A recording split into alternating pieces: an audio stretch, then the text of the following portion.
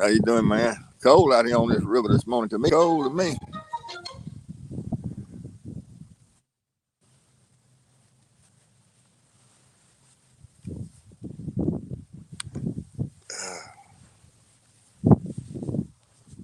Had one bite on skipjack head just a few minutes ago, but he never did come back. I don't know what's up with that.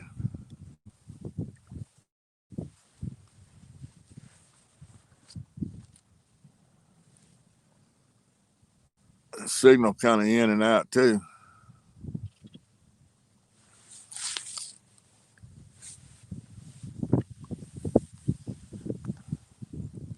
Hey, Shandy, thank you for sharing out the link.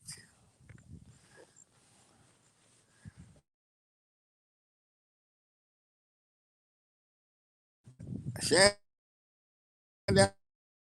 I want to know what's up with Nick. He must be taking the holidays or something. The smoking tuna last night, but he wasn't with it.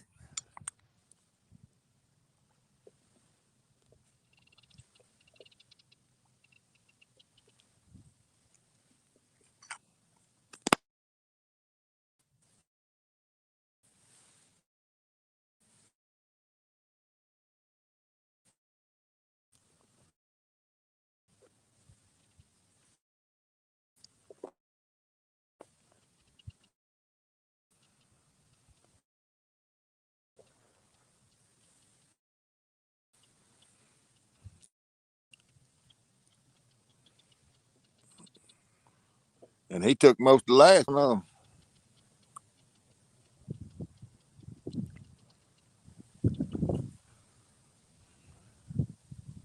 That was a hey Shandy. That was a super group. Okay, I got you last night. Man, they were good. And I really don't know what kind of music they were playing, but it was good music. But you probably would have known what it was. I started to come over there and send you a message because you would have loved it. And I don't even know the name of the group, but it was two guitars and a drum, and the drummer sang. And they got, and the people were wild. They were out in the streets dancing to their music. They were really, really, really good.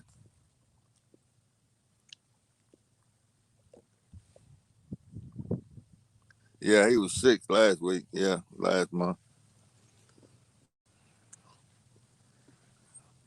I kept him on. I must have listened to him for a couple of hours, but I never could catch the name of the group.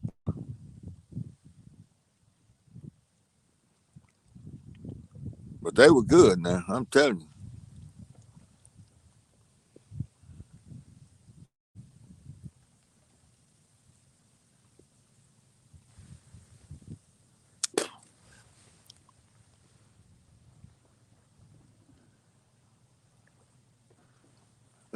No, Turner Harrison wasn't at Willie T's last night. Jack Wolf was. Uh, oh, what's his name was there? John Lemire was there first, and then Jack Wolf was there last. I didn't watch any of it, but I did stumble up on those guys at Hog's Breath, and I'm telling you, they were good. Hey, 3B,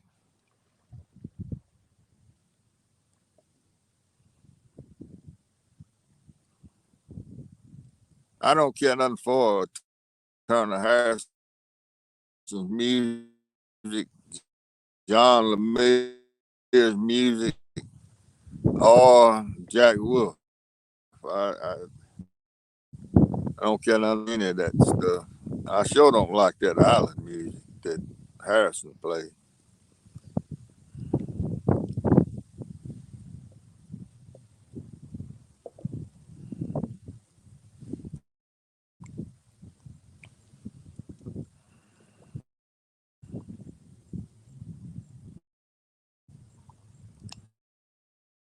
I don't know if I need to reel that orange pole in or not. I had a good bite on it. and that's a skipjack head.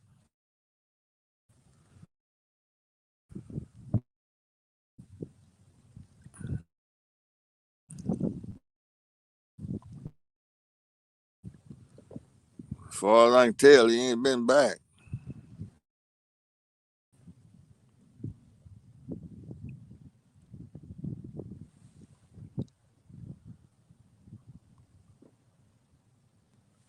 Yeah, I saw it.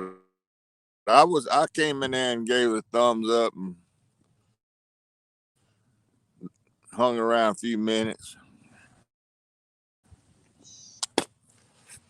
I just didn't say anything.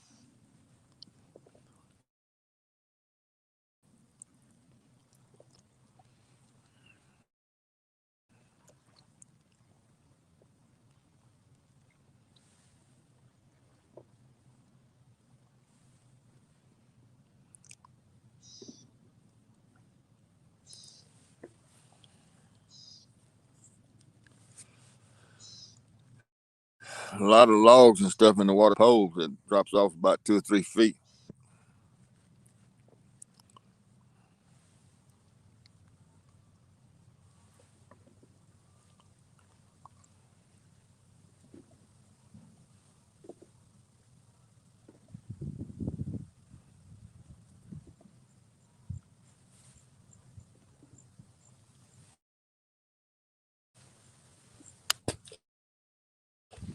Was a pretty day today down here.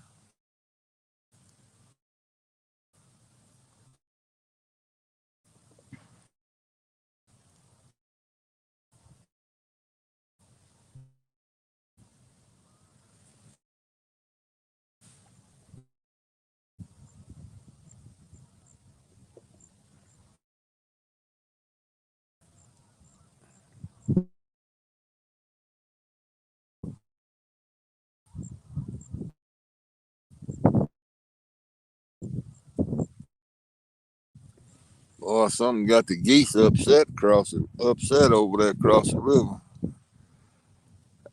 Hey, Carolina catfish hunter.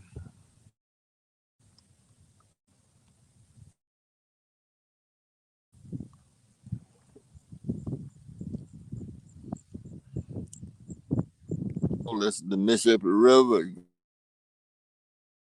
Greenville, Mississippi.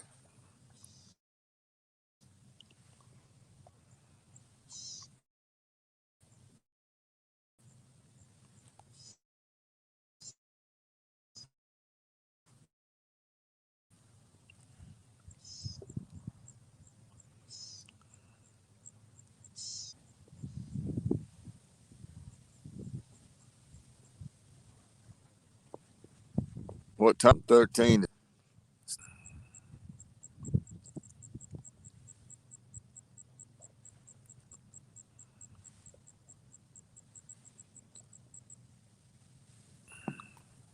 Welcome in, Charles Bonner. Glad to have you here.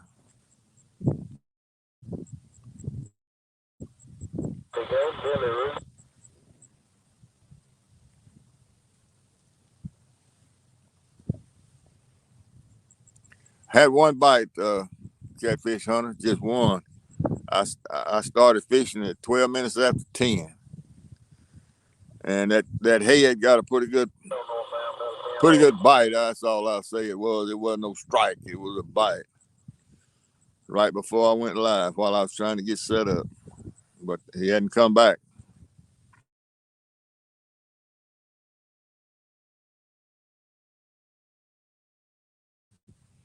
For,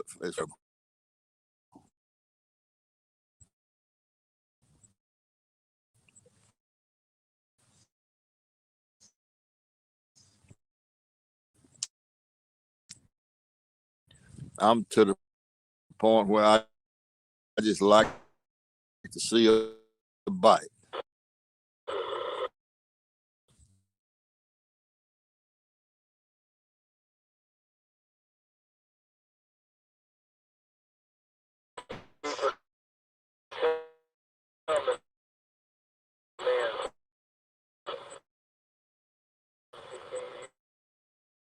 Yeah, I'm bank fishing right here in Greenville, Mississippi. Mississippi River. It's together.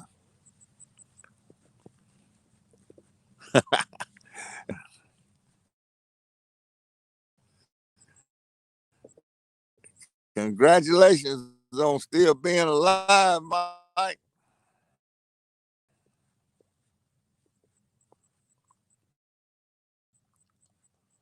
Four loco man.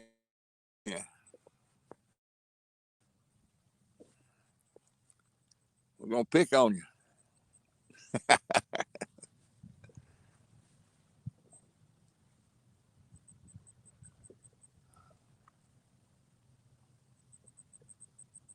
I hope so. A big hog. Lord, I hate to have to reel in already.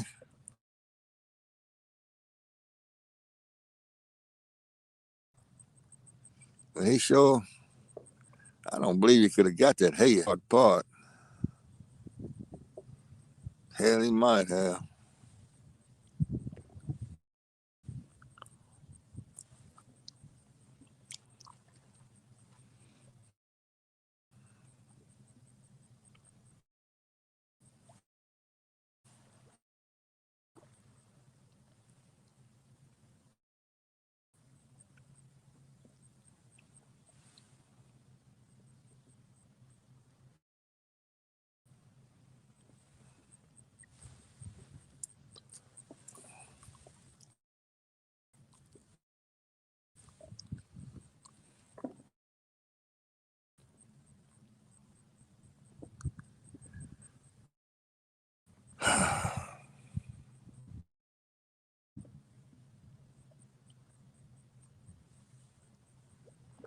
Oh, it does, catfish hunter. It has tremendous big fish. This bank fishing is new to me. I just started it here a few months ago. I've always boat fished out here. Caught some monsters through the years, but this bank fishing kind of tough. It's just like never fishing before when you bank fish compared to boat fish.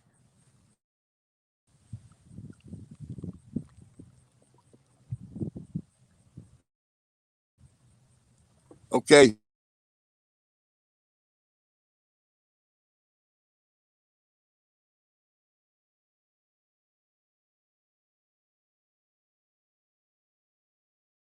Shandy.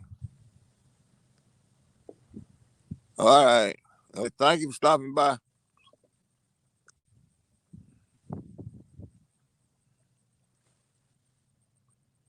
It Skull Rush must have had a bite about 12:20. I mean 10:20, 10:30, and that he hadn't come back.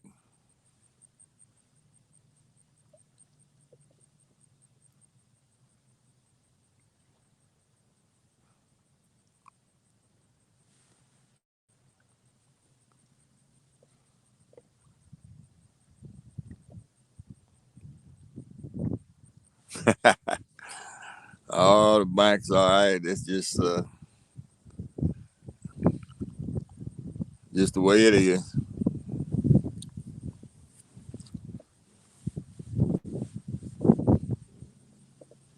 Is uh is catfish regulator still alive? I should have tried to get up on his screen. What I should have done.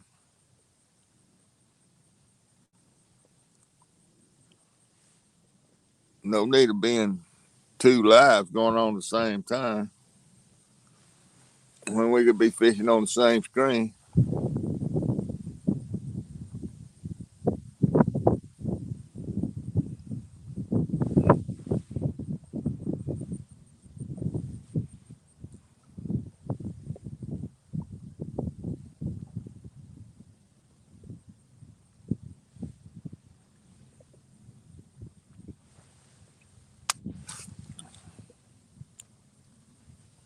One of them big old helium balloons floating around out there. Looks like.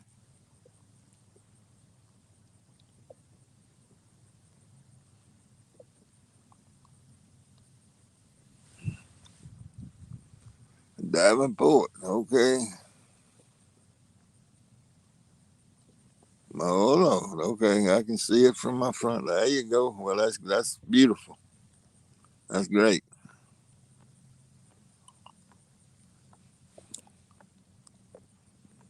That's one state I've never been to is Iowa. Never made it that far north. Been all across Missouri and Kansas, and never made it to Iowa. Illinois,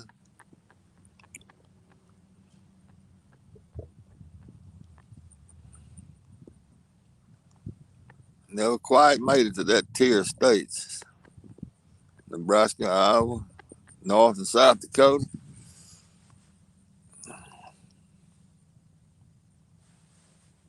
Jim, getting back underway northbound here just below Greenville Boat Store. Crimson Jim. Just fix the key up whenever you came on. Yeah, come on with her. Whenever it looks good, go for it. Oh, Jersey River, I missed that. I missed your post. So you appreciate your patience and God bless It you. skipped by me too quick. But hello, Jersey River, right?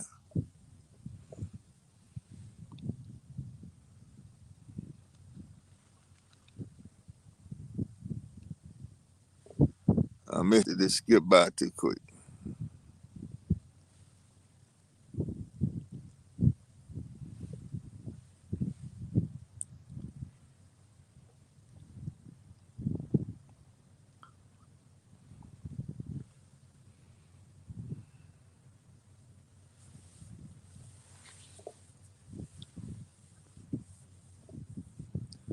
I wonder if I scroll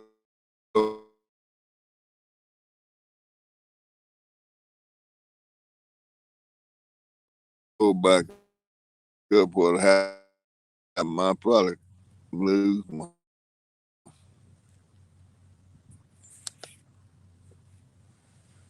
I'm out on the Susquehanna doing nothing. Oh, okay. Yeah, I'm doing the same thing on the Mississippi River. Now, Jersey River Rat, you hadn't changed your name. This is not Jersey. It's a different person.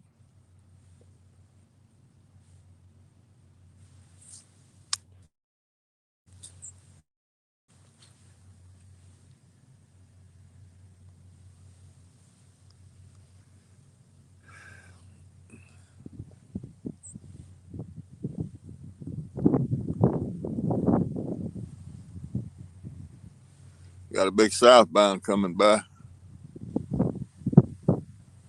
I hear him bellowing, and I see two northbound. Yes, I'm Jersey. Okay, all right, man. You changed your name then. Good. My slime cat Rod was supposed to be here today.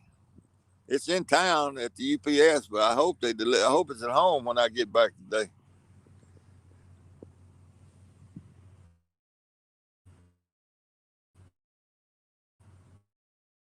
Boy, howdy.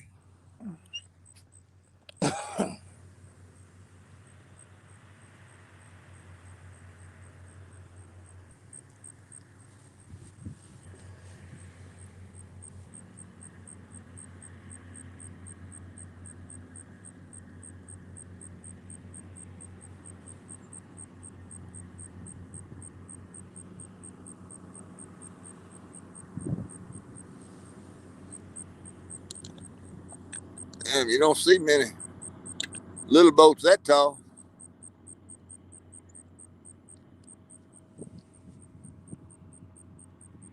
No, I hadn't gotten it yet, Jersey. Hey, Blaine. Hey, y'all watching? All right.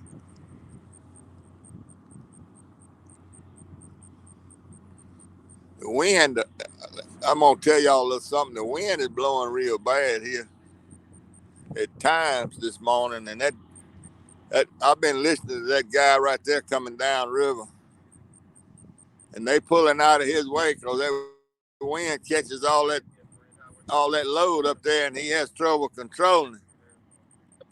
Yeah, that'd be fine. They've been getting out of his way.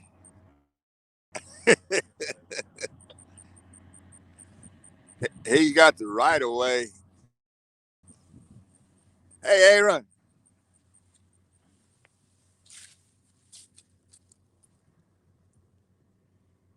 Hey, Aaron. Slow getting her way northbound. They're about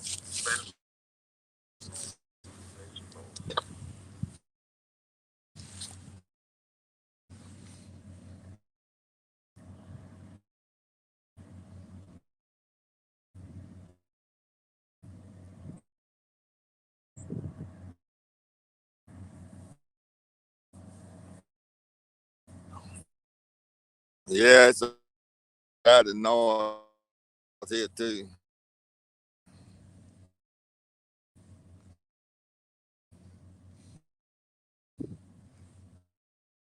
Did he see me, Blaine?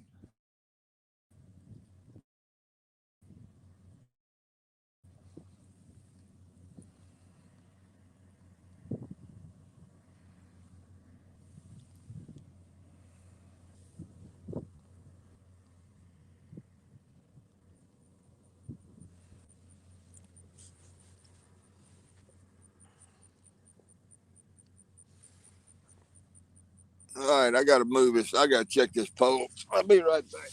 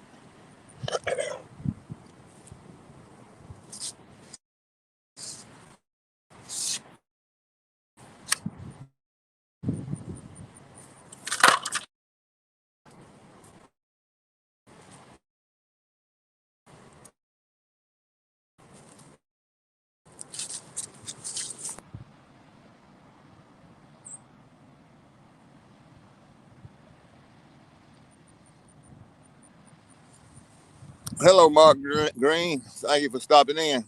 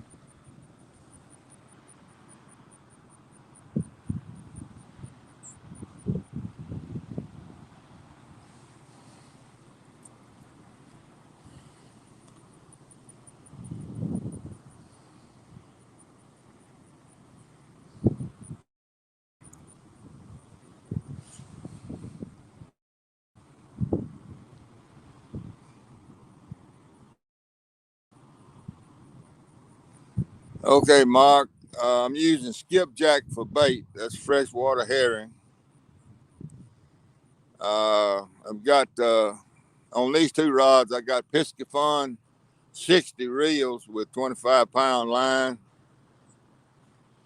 That's the old DOR rod on the left. That old tall rod.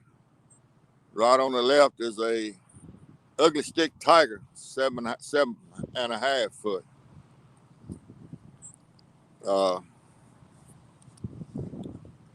I just started this bank fishing here about 4 or 5 months ago. I've always fished out of a boat, and I just bought these Piscifun. I always use those old Penn 309 reels made in Pennsylvania, the old ones. I got a stack of them that I on other poles, but this bank fishing, they don't cast far enough, and I've got a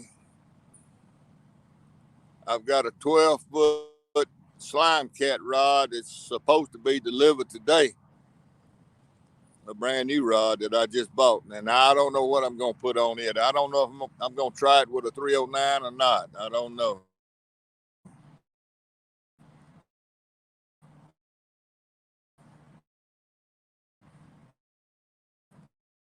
Well, I know I'm gonna start out with a 309 uh, on it, but I'll probably end up having to buy a new reel for it. Something that'll.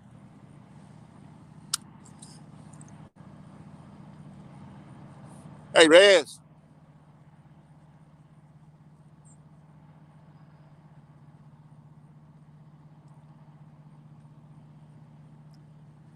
this old boy here is right up here with me.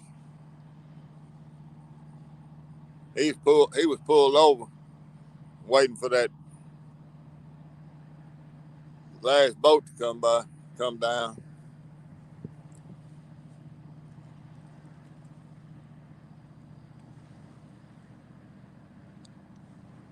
That's one of the bigger boats on the river right there. That's 10,500 horsepower.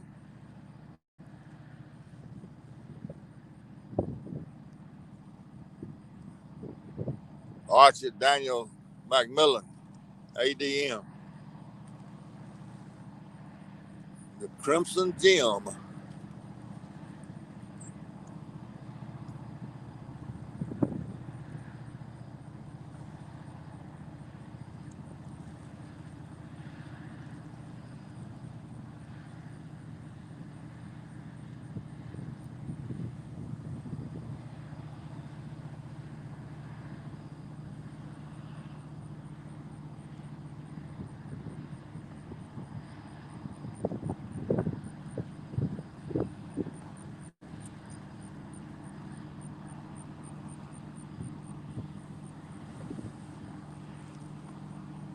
Striper, sea trout. There you go. Yeah,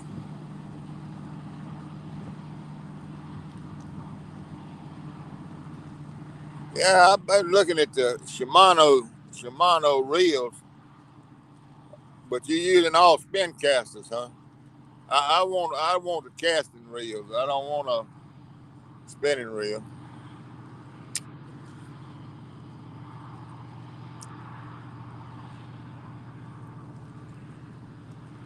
But Shimano makes and Daiwa both make pretty good casting reels, I think.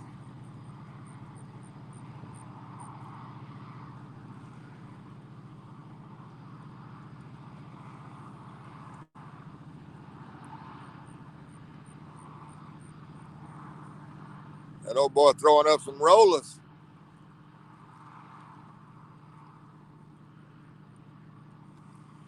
Turn around, let's see if y'all can see him out there.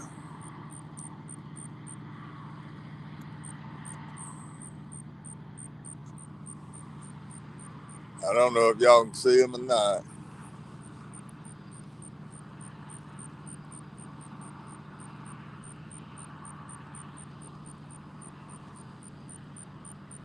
That'll make a pleasure boat to take notice.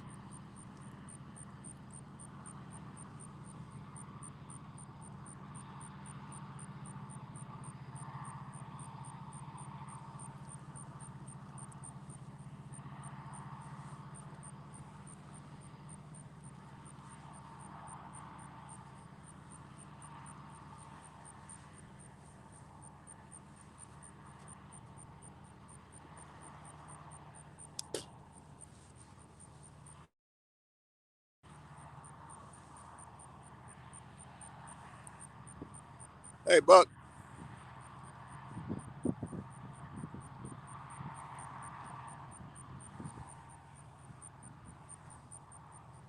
I gotta, I gotta find my Sprite. I got one here somewhere.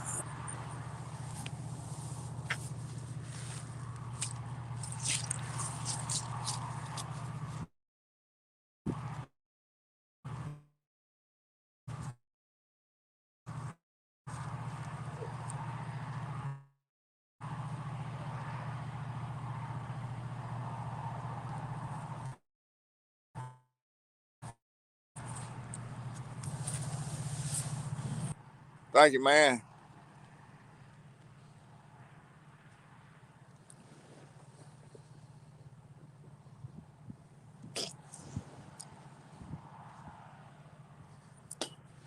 Appreciate all y'all stopping by.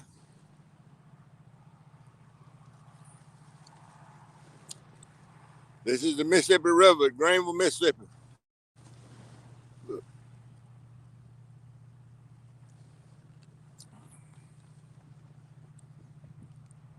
Ireland, okay.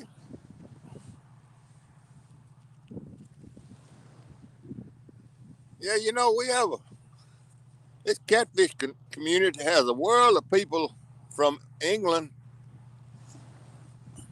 Even got some from the Philippines and all that follow this stuff.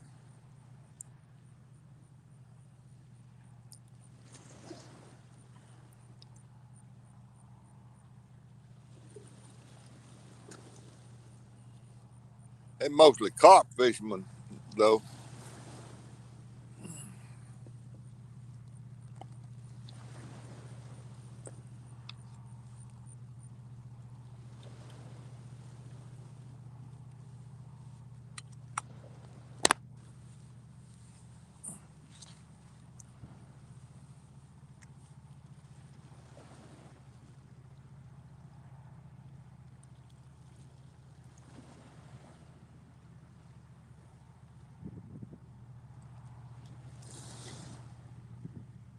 Oh, what?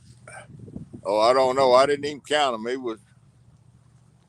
Here's one right here coming up. That's 1, 2, 3. That's 5 wide and 6 long. He's pushing 30 barges. I didn't even count that last boat that came by here. I didn't. I didn't even pay much attention. But this one coming up, he's gonna be on the other side of the river. But this one coming up got 30 barges. They all empty.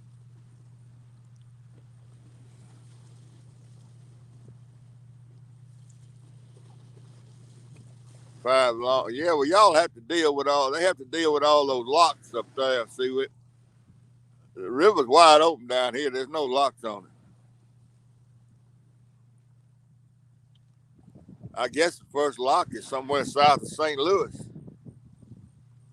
And of course, Ohio got a bunch of locks on it, and the Tennessee. But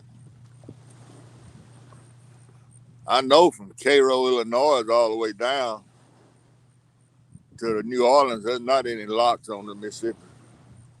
It's wide open.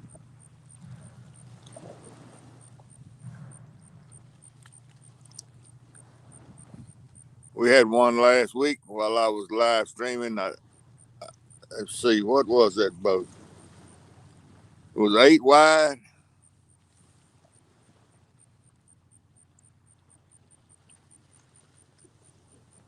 8 wide. I remember it was 8 wide. I don't know. That thing, it had a load though.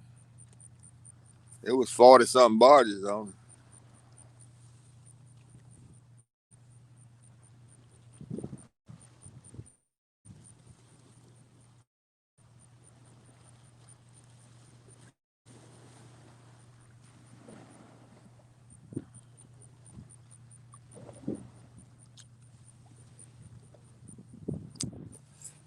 Well, that towboat stirred up some of these logs. I guess I'm fixing to have to dodge lines, dodge logs. They got me.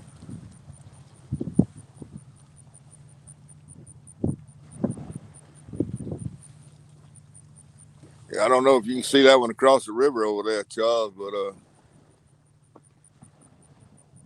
he's 5 wide, 6 long.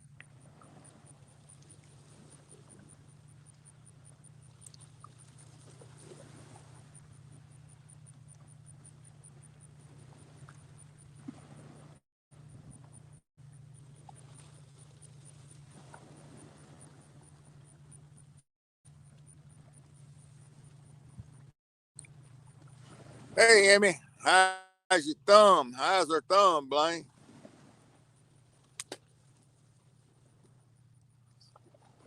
Riding a horse bareback. She got to have more sense than that.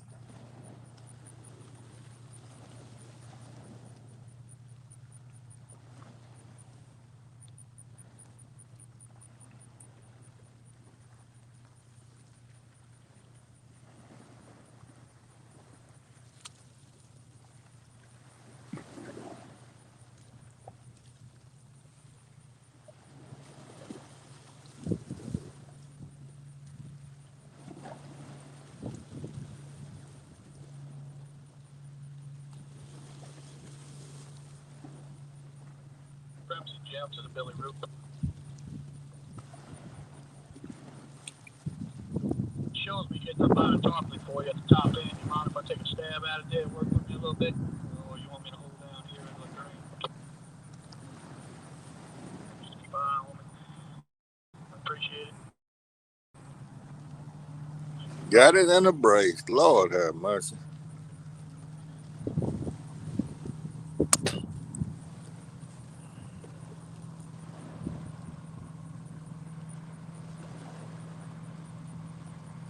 All right, there we go. Crew change.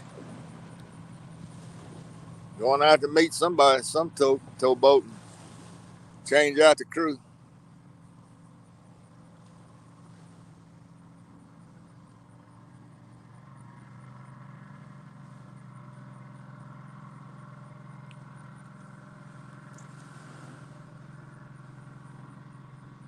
All right, thank you, Rez. I sure hope so. Thank you for stopping by, man.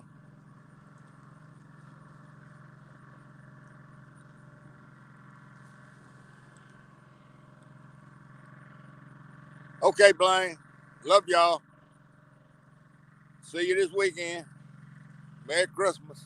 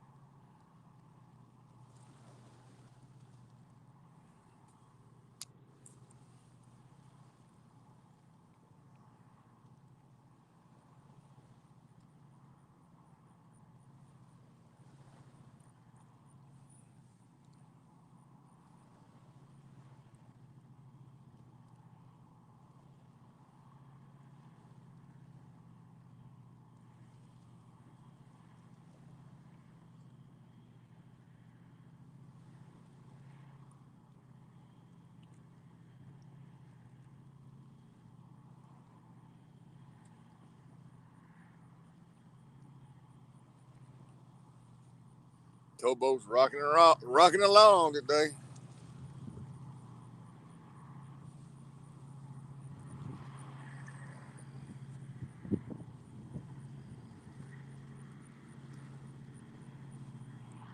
I don't know. I'll turn it back around a little bit there. There we go.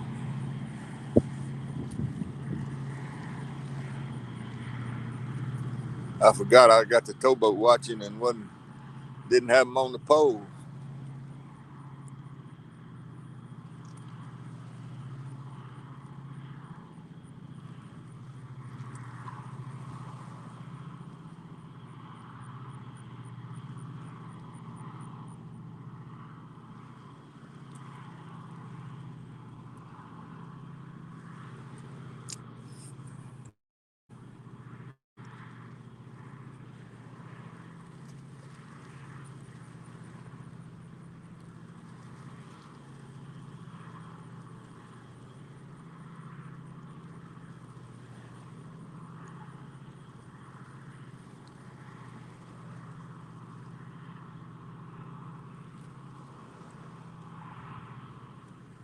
Well, I sure would like to catch a good fish.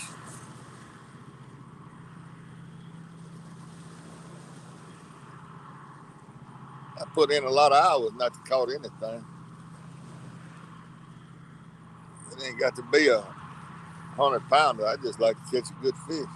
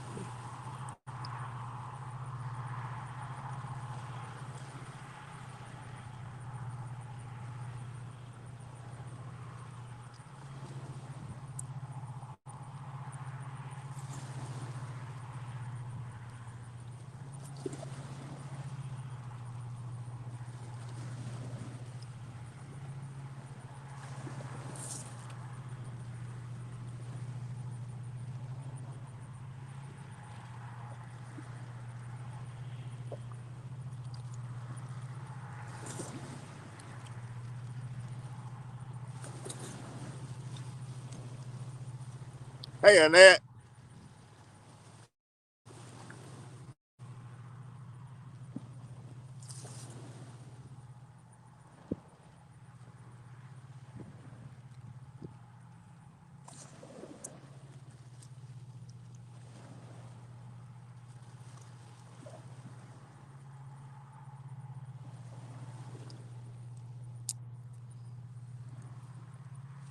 Ho ho, pretty day, pretty day. Temperature just right.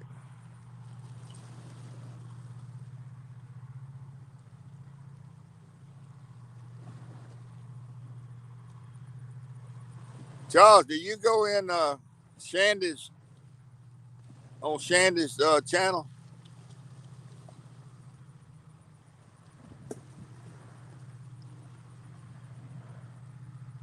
I think I saw you talking to her. I can't remember.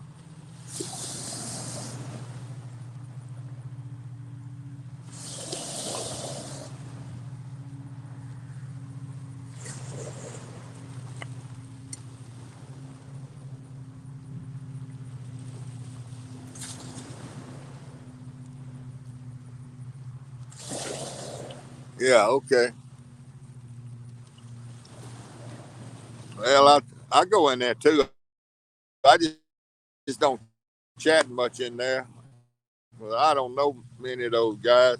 I just know Shandy from watching a band, not a band, but a musician down in Key West. at Willie T's bar. Yeah, we both like. That's where I got to talking to her.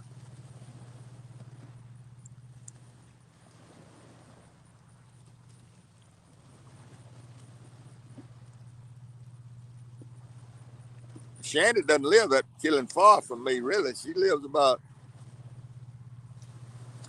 I'm married about 5 hours. She lives about an, she lives about an hour and a half from my son and daughter-in-law. I've been through her hometown. I've been through her town a bunch of times, going different places up there and to Branson and over to Eureka Springs, Arkansas, and different places. I know where she lives. I mean, I know what town she lives in. She lives in a pretty area in the Ozarks.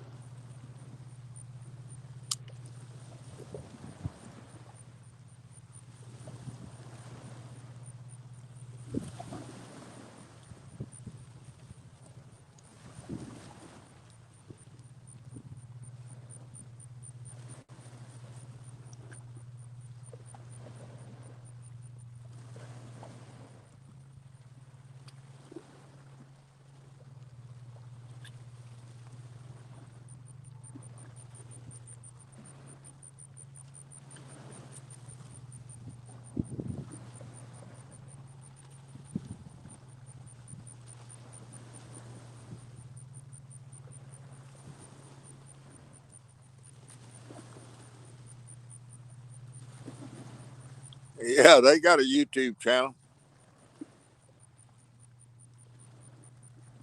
but we like Nick Brownell. He plays on Sunday nights, late Sunday nights, but he's on vacation right now. And then on Tuesday nights, late Tuesday nights, he plays at the Smoking Tuna down there in Key West with his whole band, and we really like him. His language gets pretty rough sometimes, but he sure can play some good music. He can beat a guitar to death.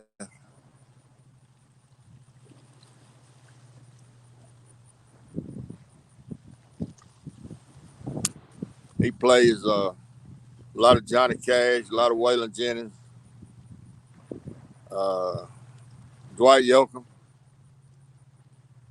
He plays some Stevie Ray,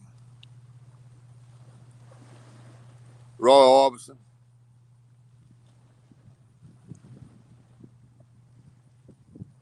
and there's a bunch of more, but I can't think of them.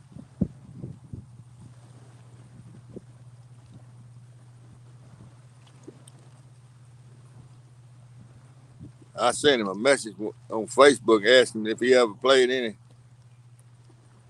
I think it's George. I think the guy's name is George Thurgood. Bad to the Bone and I Drink Alone. I love those two songs.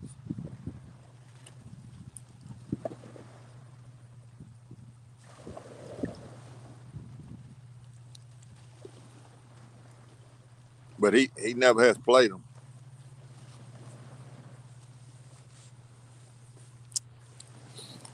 And the first or second night I watched him, he he was by himself at Willie T's, and he played "Boom Boom Boom Boom" is an old blues song by John Lee Hooker back in the 40s and 50s, and he played it his version of it. And man, it was good. And he's never done it again. Doggone it.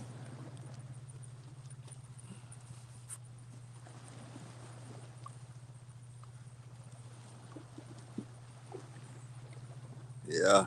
Well, you'd enjoy his music. Now, like I said, he uses some foul language sometimes, but and he plays a couple of songs that I just have to. turn the volume off when he plays it because it's so vulgar.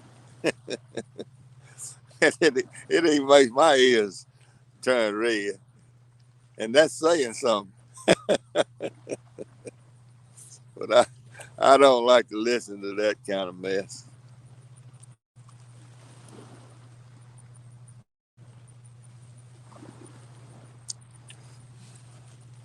But I just believe that song "I Drink Alone" and "Bad to the Bone." I just really believe he could burn those two songs up because he got the voice for it, and I mean, he just was. I can't believe he doesn't do them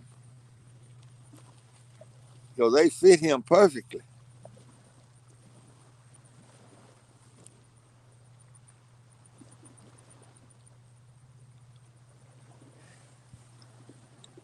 Thurgood was in Dallas last weekend. My brother-in-law lives right outside of Dallas, and he and his wife went to the concert, and I told him, I said, man, I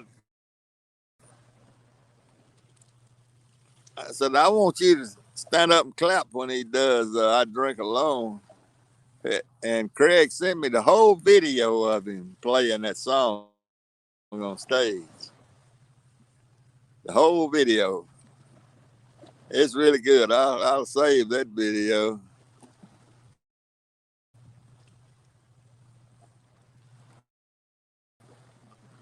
I don't know.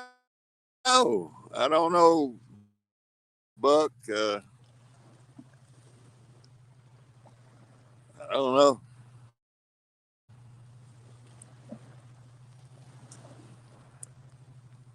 But he's a really great musician now, I'm telling you. He spent 13 years, he lived in Nashville for 13 years. And he, I don't know, he left and went to Key West. I don't blame him. I mean, that's a pretty good spot for a honky tonk musician. And he can work the man. He's about the hottest thing on the down there, really.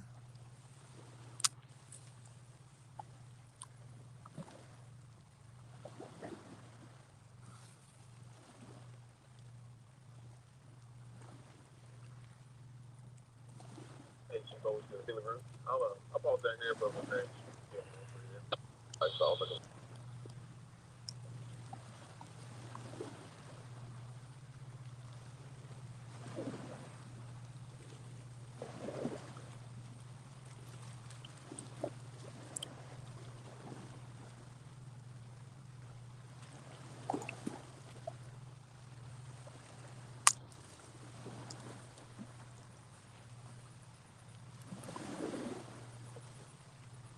Charles Viner, if you go to World Cams, well, the way I do it, I type in on Google Hog's Breath Saloon. All right, and they're on what they call World Cams, and you click on Hog's Breath Saloon at World Cams, and it'll show a bunch of other live feeds down there in Key West that are on World Cam, and you can all of them come up then. That's that's one way you can get to all those places down there. Hey, Laughing Cat, Thomas.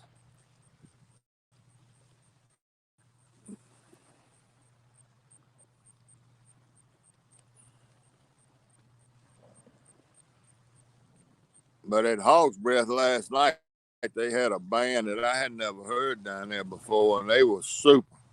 I left them on all night while I was in the other watching the Catfish show. Uh, they were a drummer and two guitar players. And they didn't have all of those sound effects. They didn't have all those machines running. They were strictly two guitar players and a drummer. And the drummer did the singing. And they were super, super good.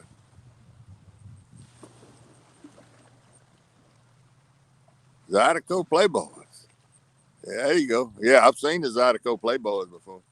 I've never seen them in person. I've seen them play.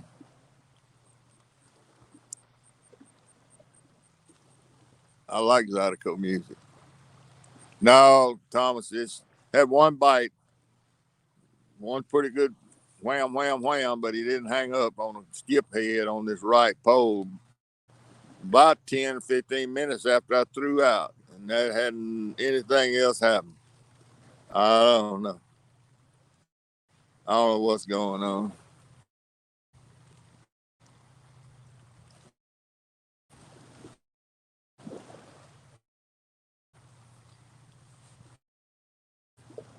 Yeah, I love Stevie Ray Vaughan.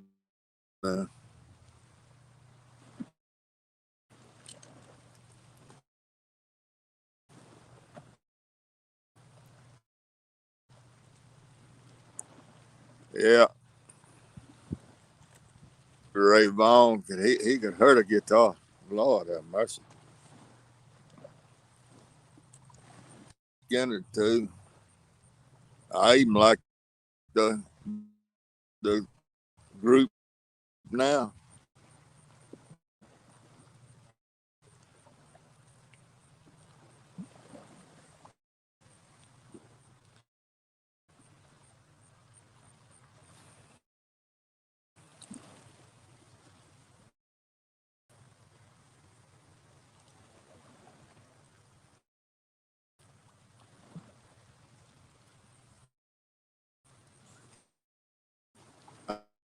I tell you, Buck, if you like Stevie Ray Vaughan, you be crazy about Nick Brownell.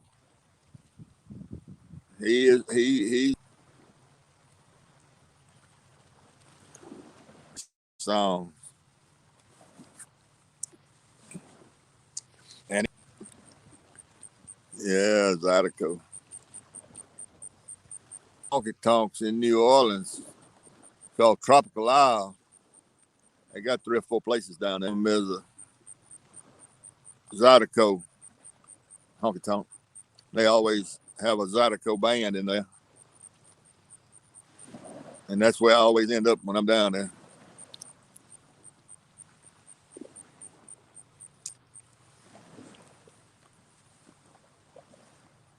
That old boy last night, that group I was telling y'all about, he had the I don't know what they call that thing, but he had that washboard on his chest like they do in the Zydeco music. He could tear it up. He did a couple of songs with it.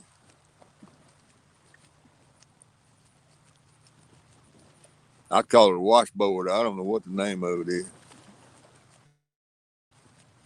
Hey, Fishing Freedom. Thank you for stopping in. Yeah. No, had one good bite as soon as I threw out, and that's been it. On a skipjack head. I don't know. I guess I scared him off or something. Hey, Randy. All right, you at work then, I guess. That old 4-letter dirty word.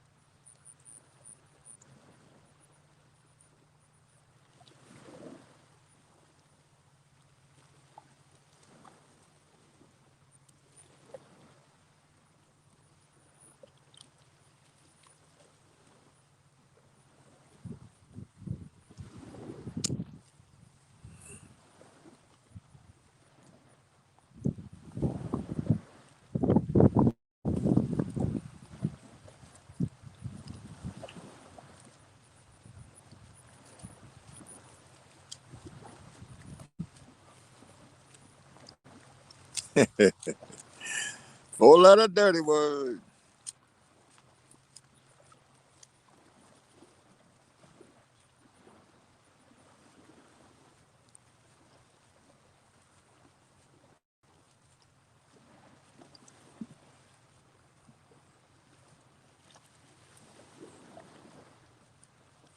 There you go, fishing freedom. Well,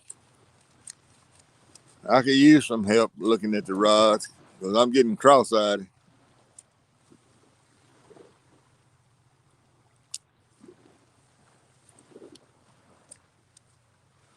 And the way that fish bit, as soon as I threw out, I thought maybe I was gonna catch something, but I don't know. I guess it just irritated him and he slapped it 3 or 4 times.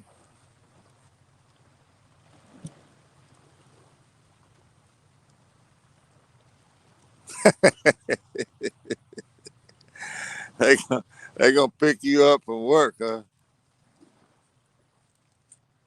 Oh Lord. Oh no, Randy.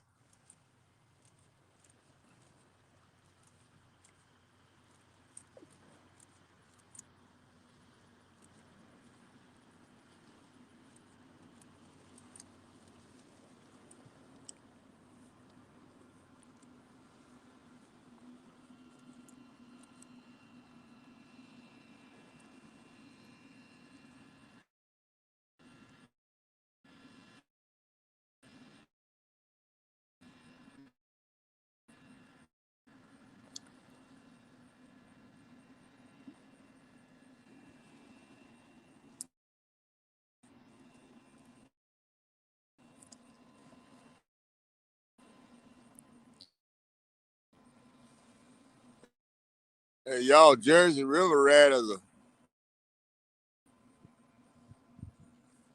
fella I met last week that put out his first video the other day, catfishing video. He's a nice guy. Y'all need to check him out.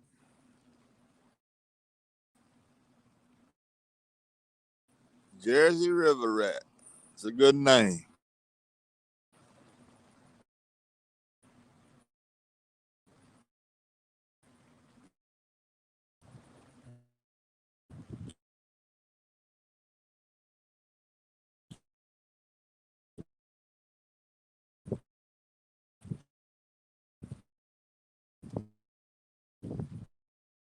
Y'all need to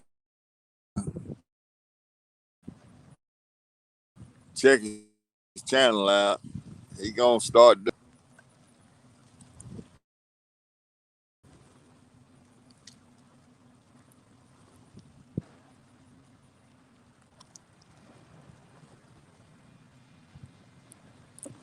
Yeah, he actually caught a fish. Work on a farm. I loved it. And then when I decided I was too old for that, I started coaching. To be was a coach, and I played college ball all the way through, and so it wasn't like work. I loved teaching school, government, and that kind of stuff. I loved it. It wasn't like work to me either. My whole working career, it wasn't like work. Right up to the day I quit. Quit because I was tired of working.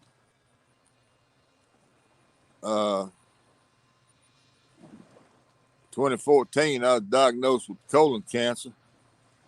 And when they said that cancer word, it scared me so bad. it scared me so bad. I said, I'm not going back to work. I'm going to start doing what I want to do because I thought I was fitting to die. But, uh, but I don't regret quitting. I really don't because I've got two good hobbies and I don't lay around. Now, I do take my time off and lay around, but I'm pretty active. Pretty active to be 74 years old, I guess.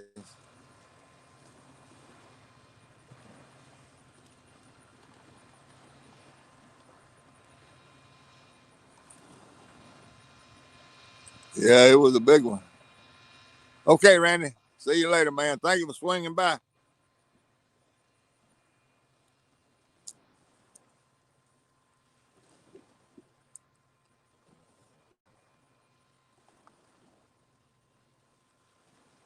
Yeah, Jersey, we got a good look at that one last week. If you talking about the towboat.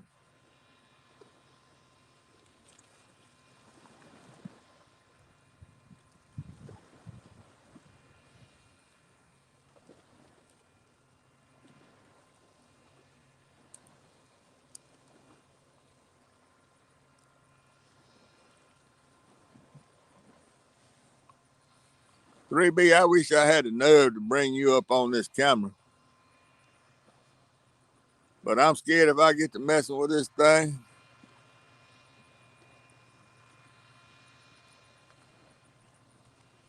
I will screw it up royally.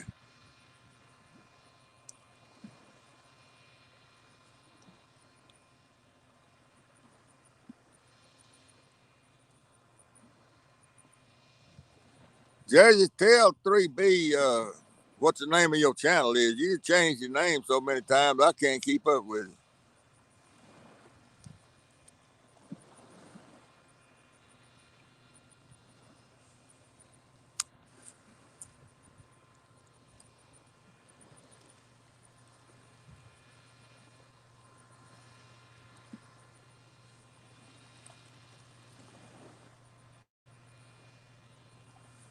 Three B started out as Jersey Catter, Catter. Now I don't know. I don't know what he got his channel listed as. I was watching the video and just subscribed from the video, so I really don't. I didn't look to see what the name of it was. He sent me a link to the video, email, I think, I believe it was. And I just clicked on the video, and while I was there, I just subscribed. So, okay, Charles, have a good one, man. Thank you for stopping by.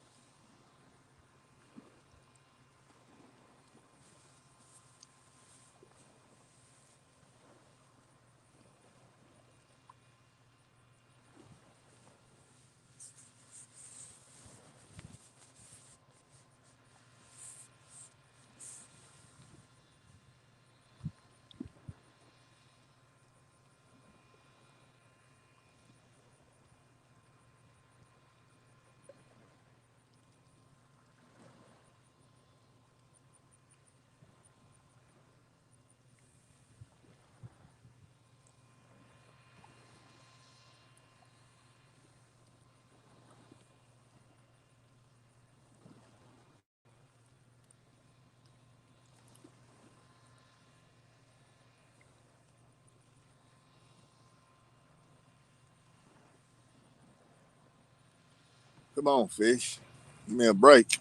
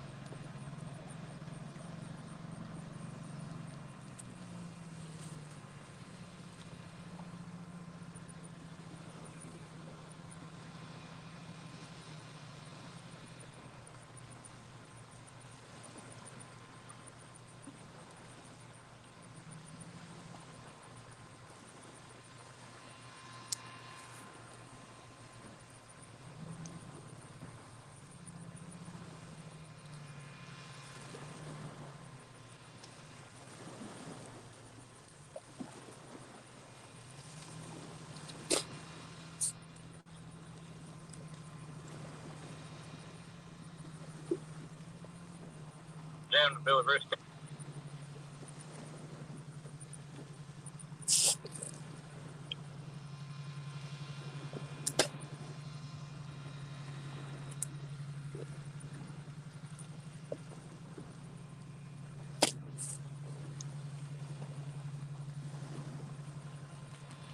Ah,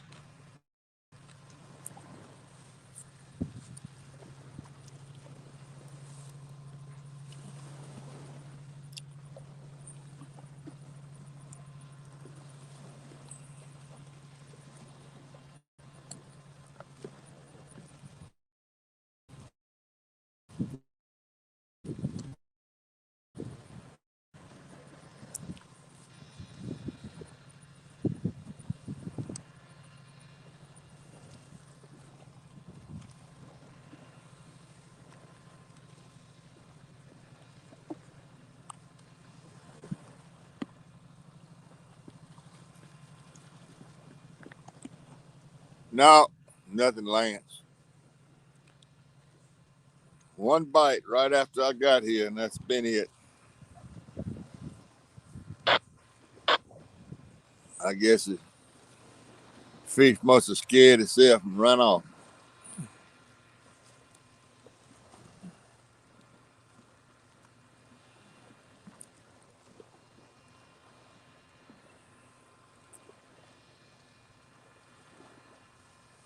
Wait a minute, getting a bite on that little short pole.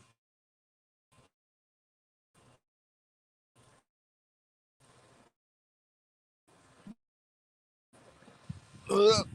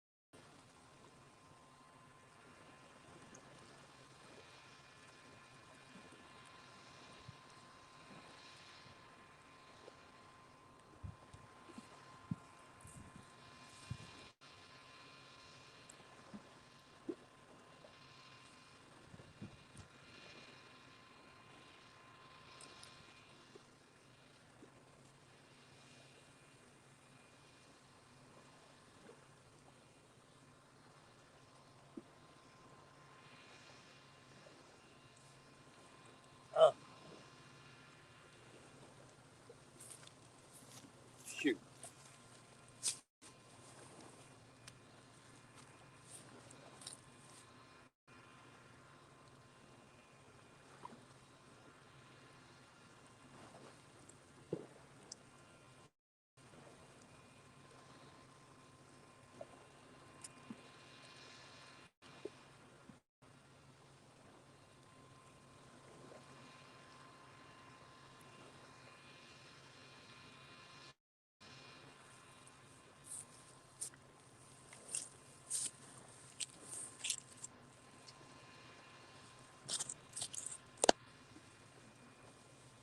Well, I may have jumped the gun on it.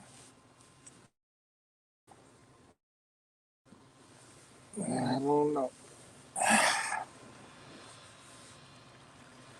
May have jumped the gun, but I reeled down on him. I thought I felt it. I guess I didn't.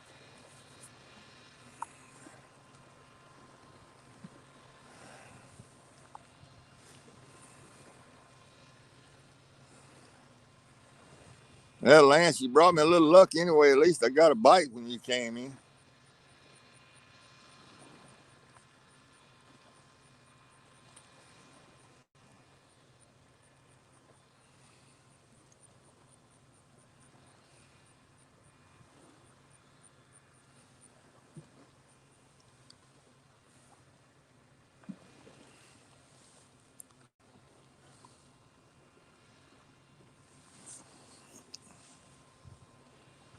See some kind of small boat coming up the river. I can't tell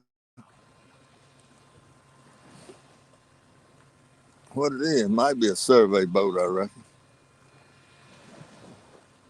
Hey, Kelly.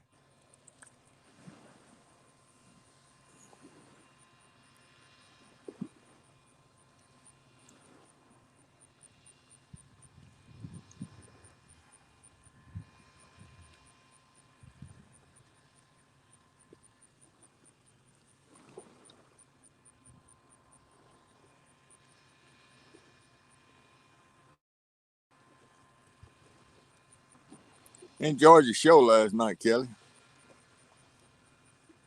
I watched quite a bit of it.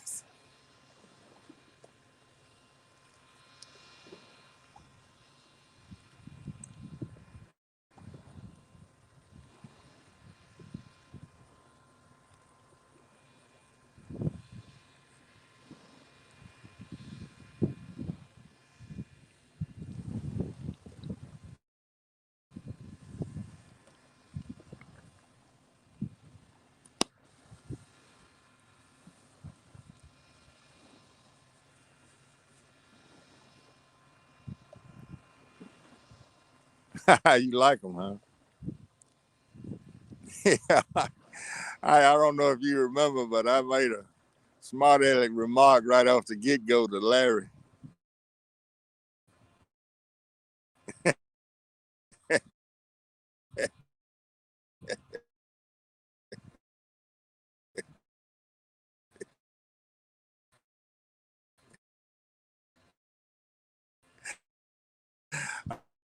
I was watching him when he threw that.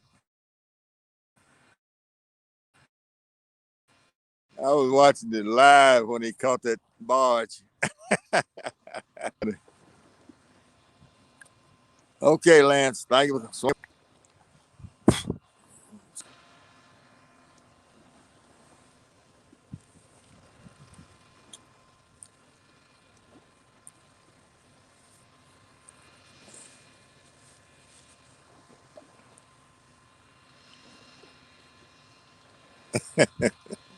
Yeah, Larry got a kick out of it. He laughed, so he took it the right way. I wasn't picking on him. I was just playing with him.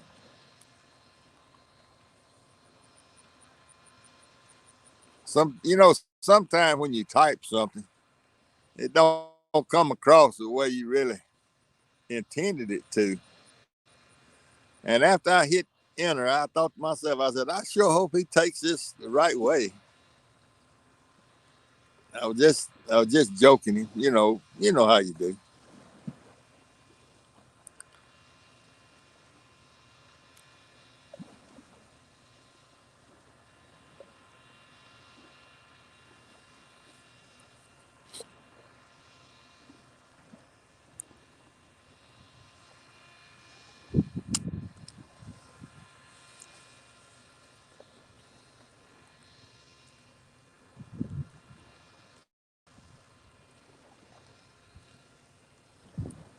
I watched him and his family down on the coast uh, surf fishing one day. I watched them quite a while, catching some kind of little old bitty fish out there in the ocean or the Gulf or wherever they were. I wasn't watching for the fishing. I was watching to see if I was going to see a chartreuse bikini. All I ever saw was Cody and Larry.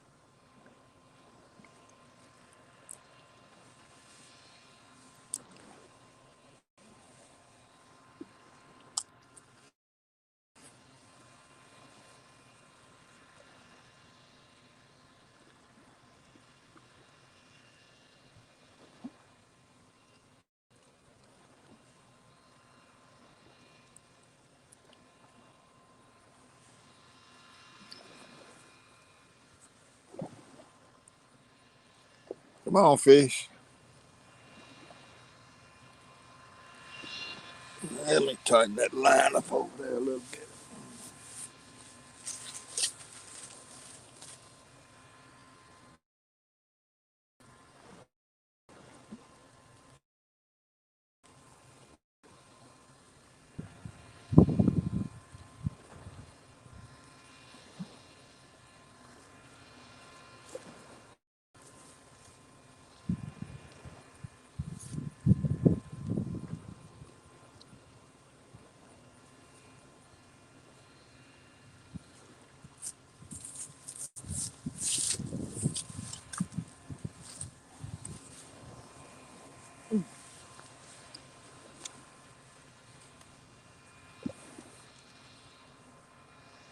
Hey, Josie, what's up, man? How's the COVID doing? You still free? I know your whole family got it. Lord have mercy.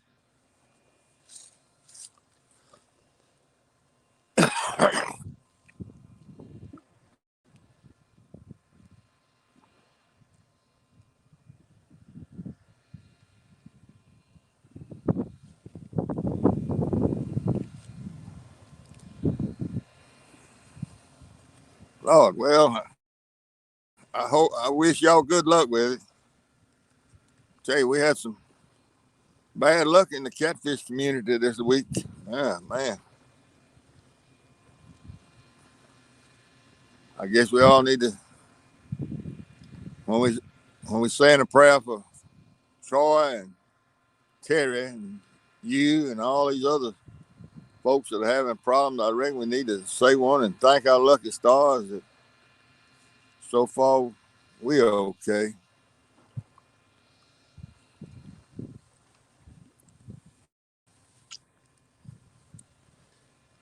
Well, are any of your family members really, really sick, or are they doing pretty good with it?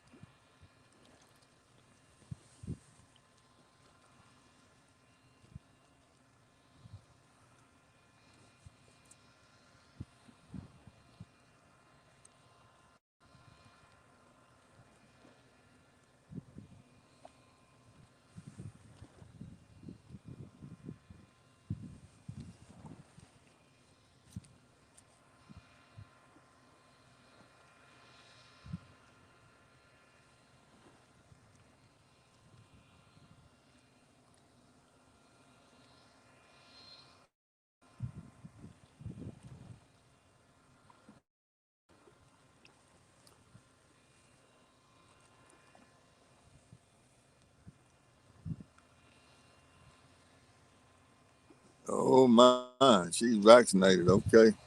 Well, I don't want to start no conversation on here, but my wife's vaccinated, but I'm not. So I don't plan to be unless they tell me they're gonna cut off my check or something. I may have to go then.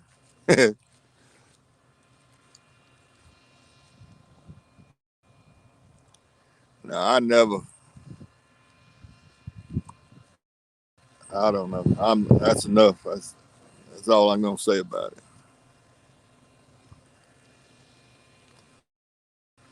I don't know what kind of boat this is coming up the river. A little old bitty boat. I don't know if it's a pleasure boat or not. You're not vaccinated. You're living in a house full of COVID, and you still negative. Huh. Huh. Huh.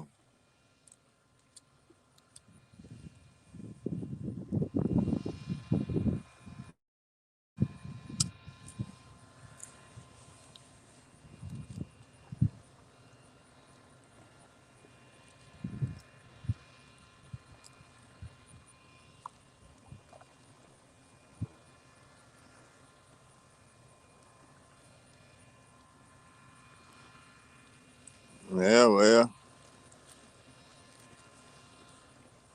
get in a trunk and check yourself in as luggage.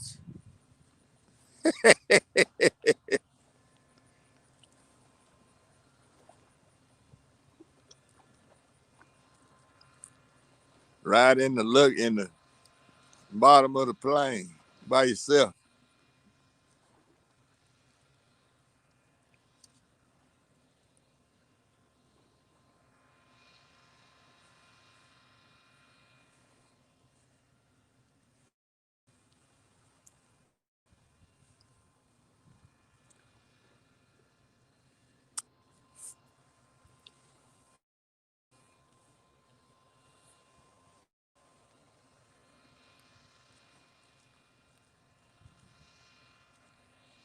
Yeah, slide that trunk into the check-in counter, set it up on the scales,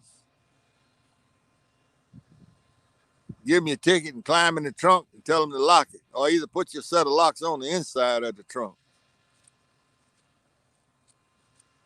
Now I don't know where they are. I hadn't done any good in a month. I have had two pretty decent tugs this morning though, bites. That's better than I normally get. Is I usually just get taps. I don't know where the fish are. I don't know.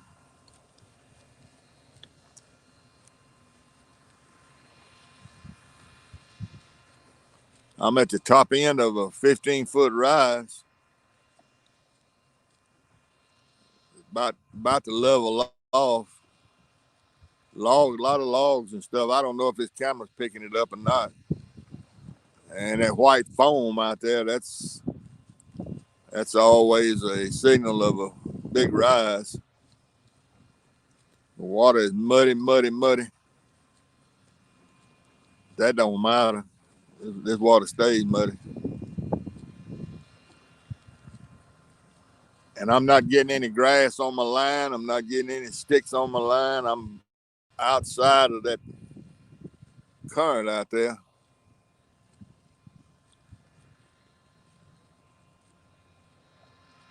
Yeah, I don't know, Troy. I mean, Josie, I just can't go fishing without skipjacks. I may be hard headed. Now I went last week and I had out chicken, skipjack, and beef. As a pull down tug on that long pole, a bite, but he didn't do anything. That's what I get. Is that right there? And that's on a skipjack head.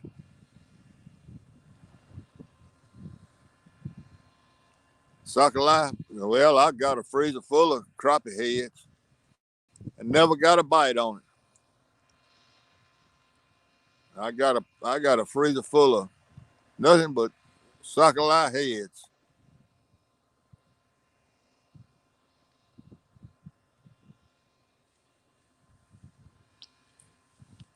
Never, and I've used them about 10 or 12 hours. Never got so much as a tap. I got some largemouth bass heads off of 5 and 6 pound bass that I took a pair of limb cutters and froze them and cut them in half while they were frozen. They so big. 10 or 12 hours on them, nothing.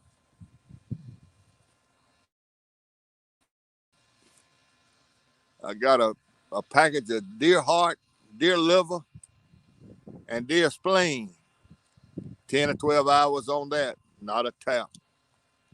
Only thing I can get a bite on is skipjack.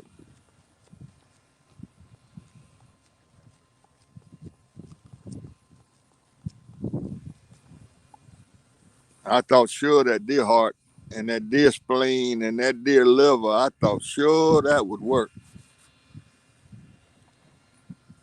It didn't.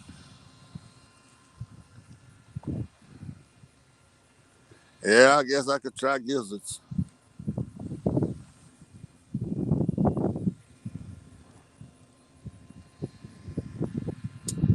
I swear this boat coming here looks like some kind of homemade houseboat or something. I don't know what this thing is. It ain't moving very fast, whatever it is. They burning a world of gas.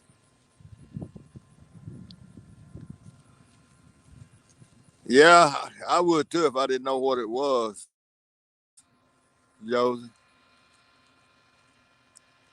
I love venison, but I don't know about all them that other stuff.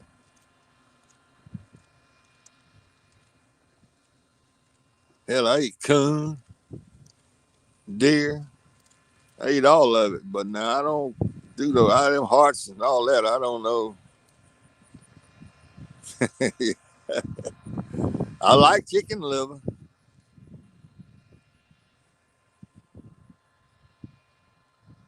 I don't know what we got coming here, but I believe this is somebody's homemade rig. I can't tell what it is. I think they're gonna come by here. Whatever it is, I've never seen it before.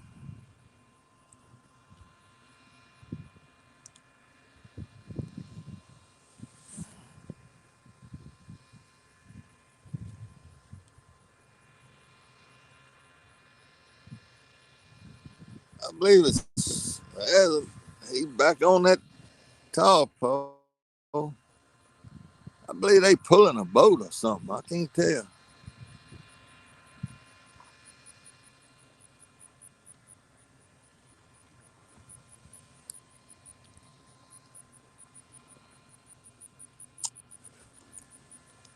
They's got a bunch of little fish out there tapping, I guess.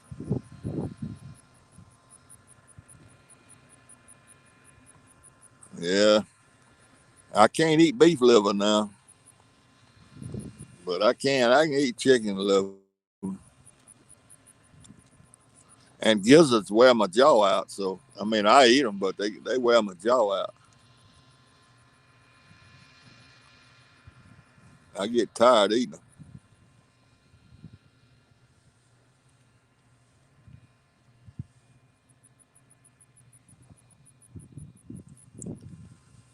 I can't imagine this is.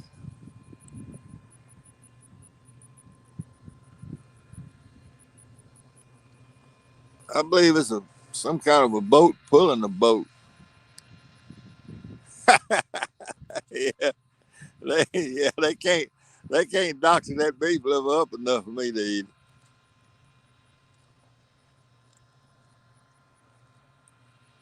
It sound living onion sound and gravy sound good, but it tastes like Jelly root to the Lorex.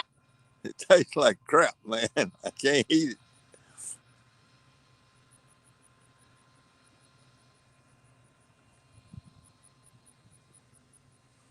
it. I'm with you on that now. Yeah, somebody's had boat trouble, and somebody's pulling them in. Roger.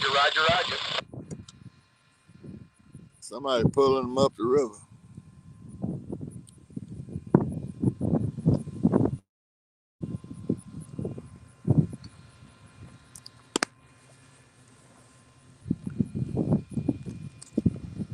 Yeah, that's a bad feeling, but at least he's getting some help.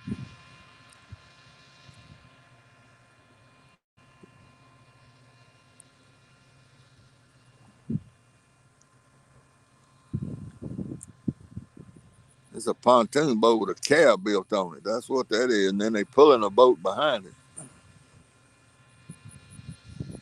Oh, they burning some gas.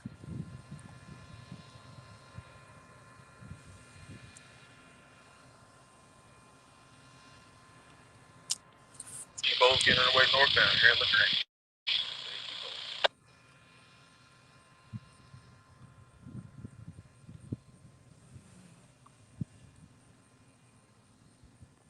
They must have been down there on an island hunting or something. I don't know what this is.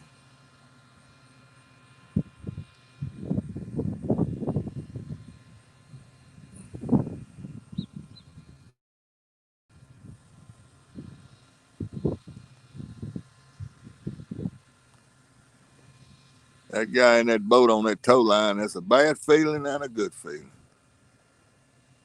The bad feeling is you know you're going to have to spend some money to get your boat running. The good feeling is you know you're not going to have to spend the night out here on this river because somebody's helping.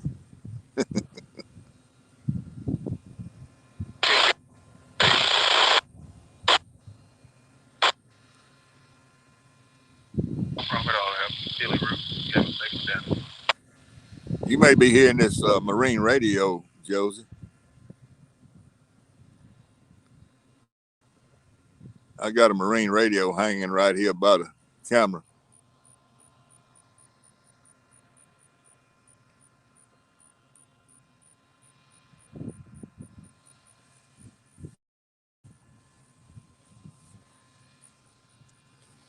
Some of those towboat captains are talking.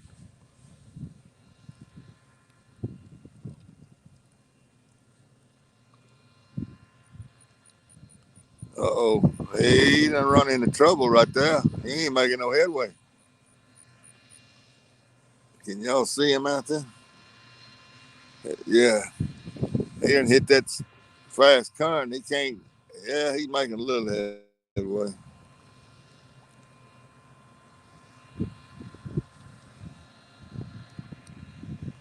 Yeah, that's a. I hang this marine radio here, so sometimes you can hear them pretty clear. I hear people on the in the chat room say they could hear what was said.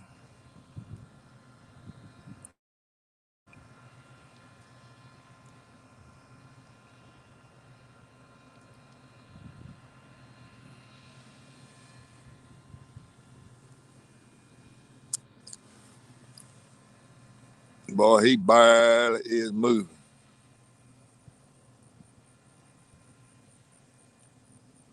He done hit this outside being current right there, and he's having heck.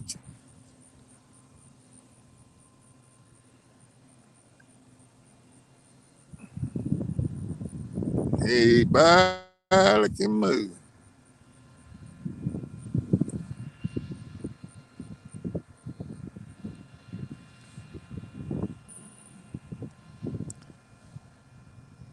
Can y'all see him out there?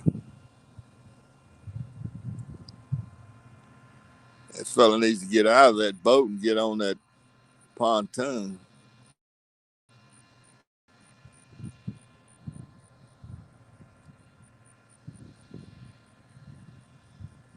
That's crazy to ride and put that extra weight on the toe. The fella's in the boat. Why don't he get up there on the front of that pontoon?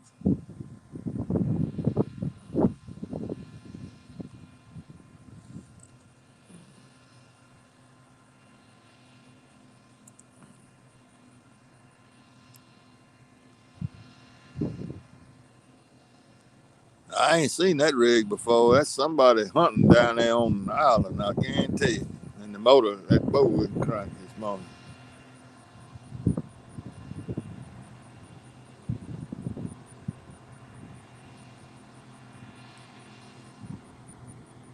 Hook fin. There you go.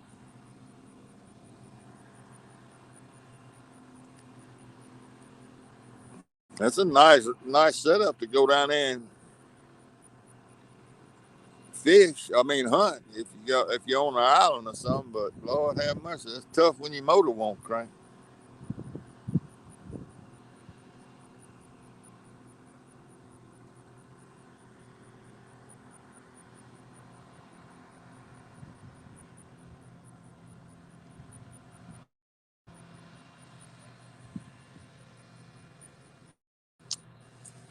That's the reason you ought to always go upstream from the boat ramp on this Mississippi River. I learned that lesson about 45 years ago.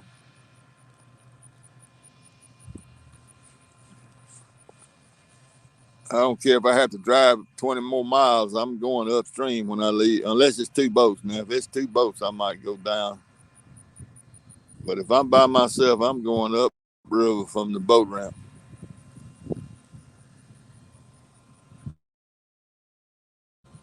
And you know you can always get back home.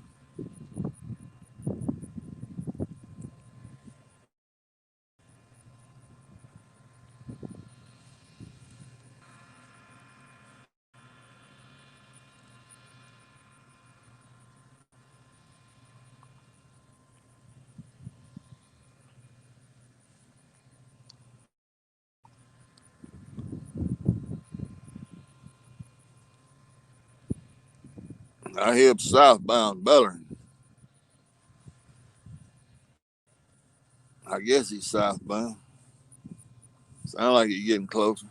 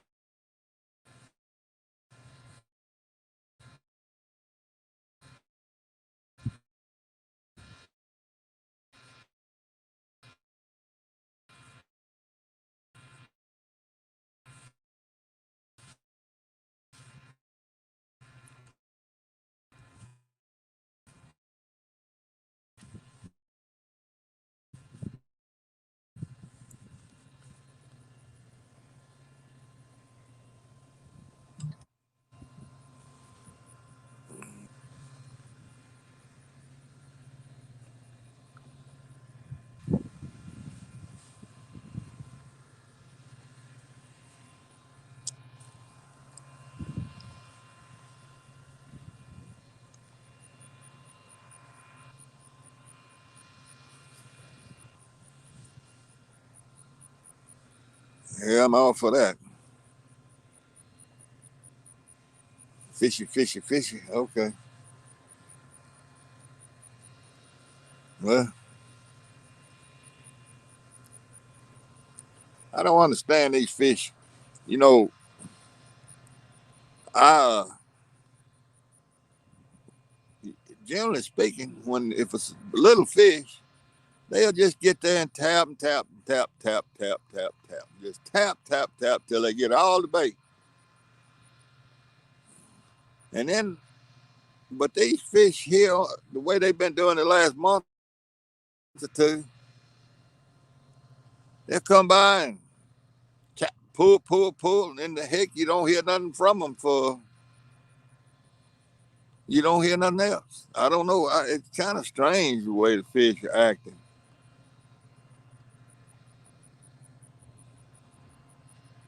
Yeah. Well,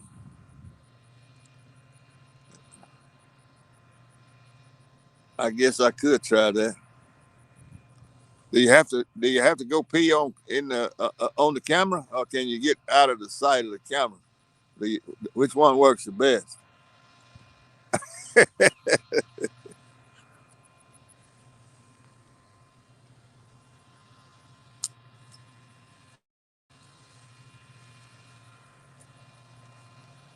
No, it acts like the fish are not even hungry. They just eating the little fish. They come by and hit it, and be 2 hours before they hit it again. That's weird to me.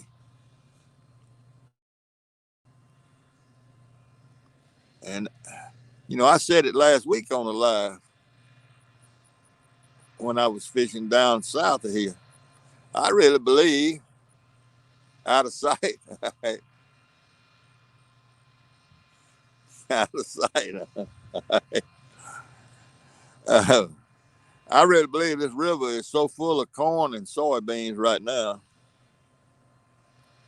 from them loading all these barges up and down the river, emptying these barges, shipping all that stuff to New Orleans. I just really believe the fish, even the little fish, is just full of corn and soybeans,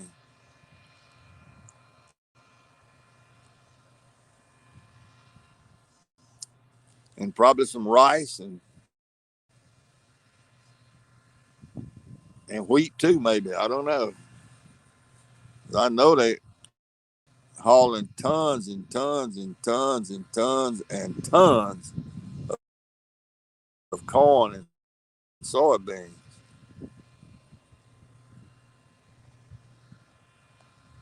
Lee Evans was going to the bathroom and got a big bite.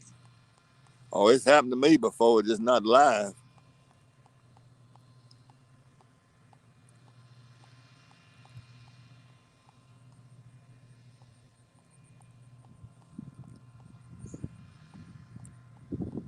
But, these pond raised fish here in Mississippi, we got thousands of acres of pond raised catfish, and the base for all their food that they feed those fish every day is grain.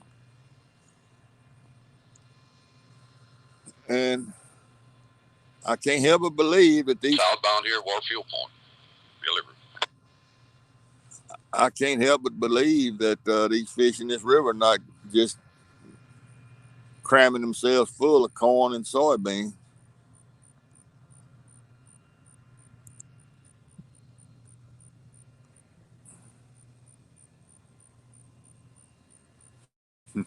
Yeah, it happens a lot.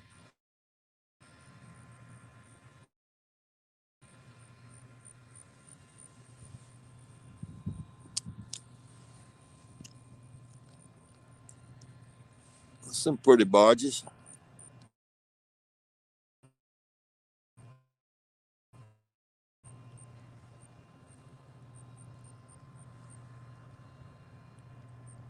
It's Enterprise Towboat Company.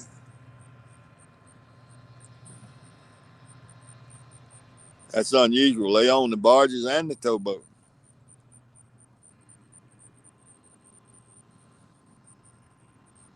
Oh, I have before, really.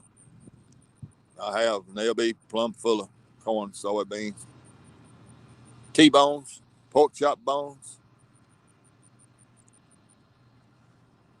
These towboats are a little bit better than they used to be. Used to be they change the oil out there. They stop and change the oil and throw all the filters and stuff in the river. And I think they're better about that now. And there used to be garbage bags floating down the river, just tons of garbage bags where the cooks get through cooking. You know, you got a garbage can in the kitchen. They just tie a knot in it and throw it out the door in the river. Instead of taking the stuff and throwing it out, just the scraps and not throwing anything in the river.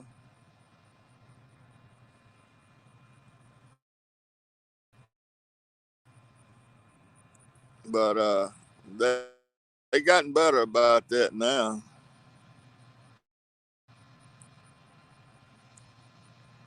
Thank goodness. But I mean, I know they eat the corn, soybeans. I've caught them before and gut hooked them and had to clean them. But I was in a boat.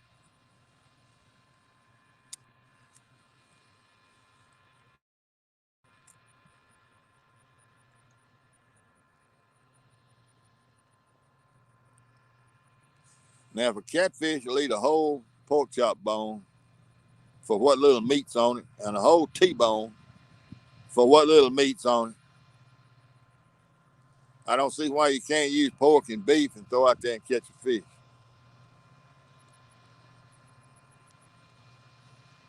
But I've used both, and I don't catch nothing.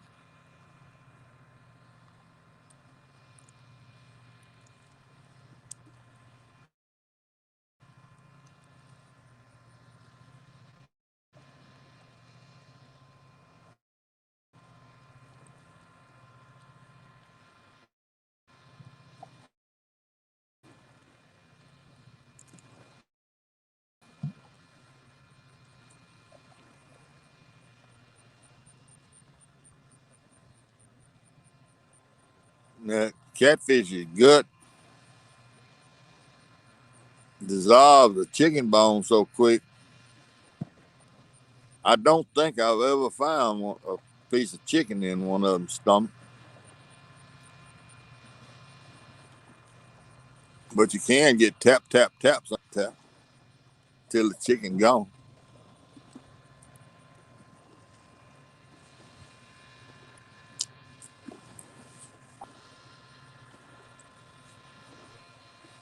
I know they're eating that corn, soybeans.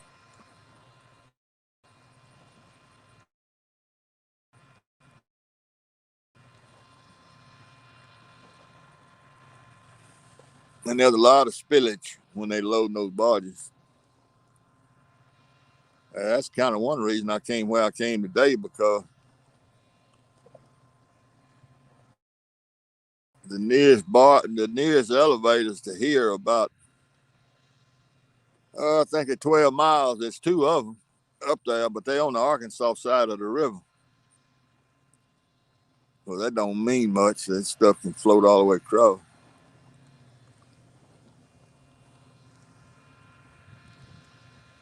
But you can get on one of these shit sandbars and you can see the grain floating along the edge of the bank and up on the sand where it's washed up.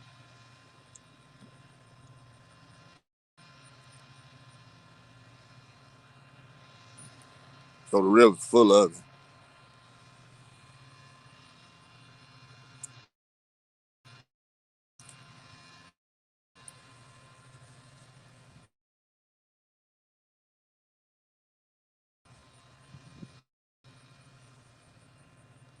If you do, put a rubber band, wrap a rubber band or some thread or something around it, help it stay on the hook, or you'll use a whole chicken in about 45 minutes.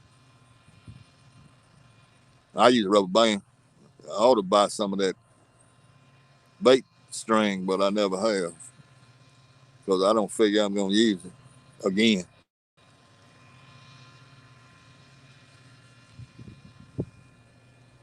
You can get bites on it. There ain't no doubt about it. They bite it.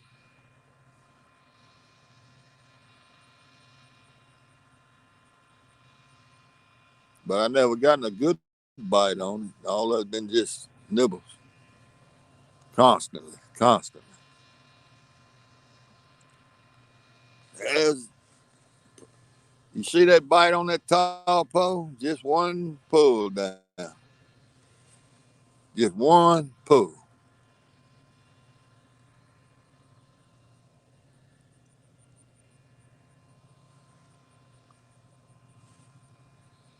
and then nothing.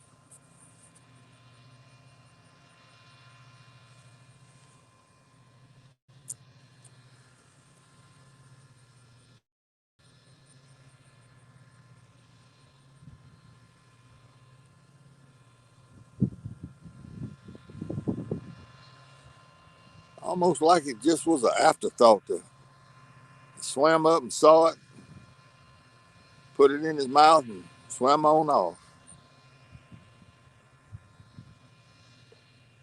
I don't understand it. The only thing I can say is they got to be full.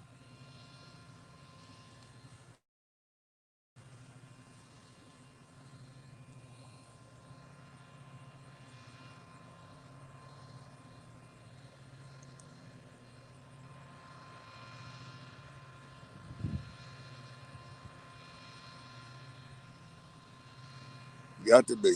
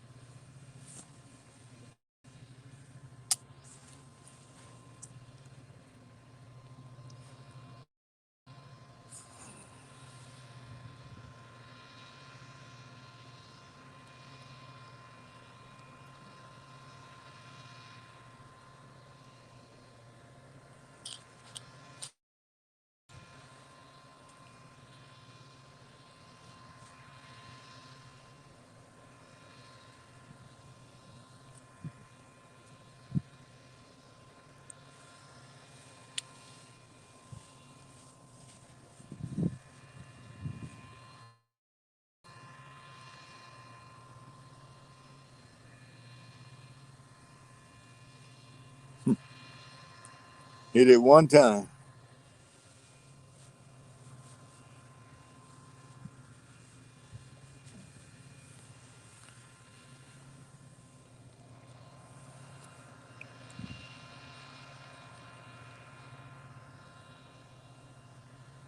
Yeah, that chicken, you got to.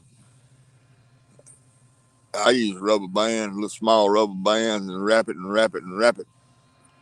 Hold it on there because it seemed to me like the little fish just wear it out.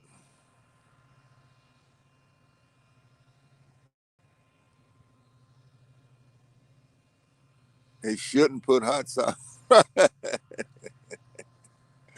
Hey, Becca. Yeah, put hot sauce on it. Shouldn't put it on there.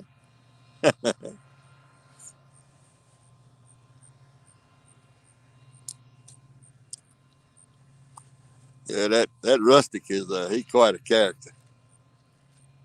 I bet he'd be fun. Uh, okay, my wife said my new rod is at home.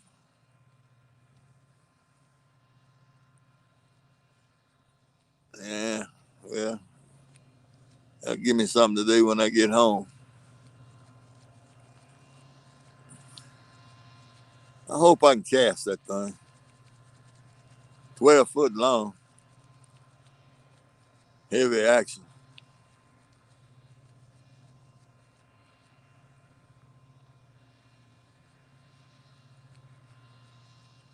Rustic is fishing, you say? Yeah. Is he and Danny Stone fishing or are he fishing by himself?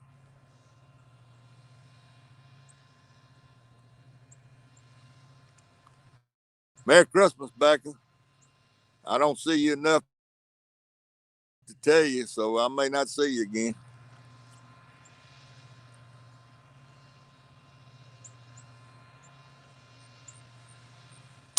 Yeah, Merry Christmas to everybody.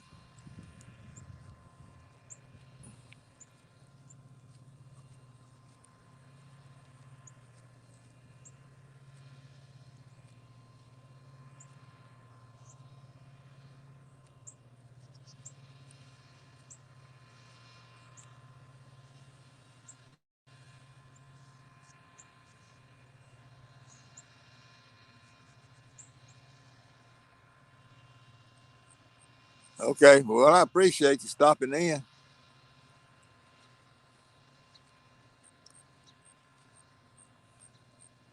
Beautiful day in Mississippi. I bet it is in Texas too.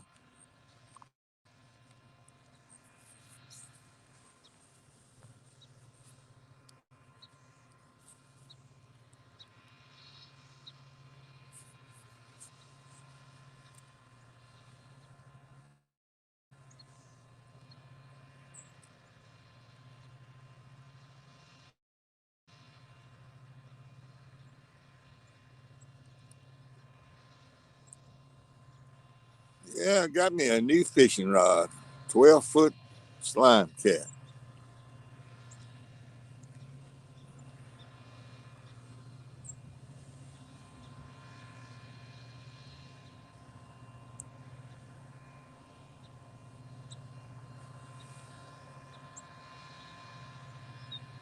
Oh, okay. Was it last night or night before? The night before last, wasn't it? No, I ain't caught anything. Had 3 or 4 little taps. That's all.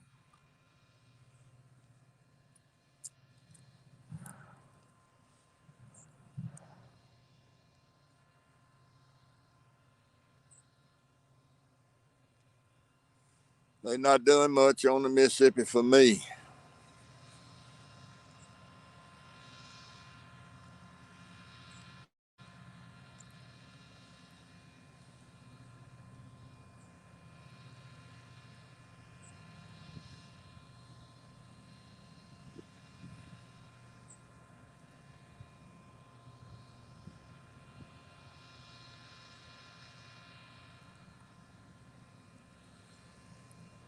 I really don't know what's up.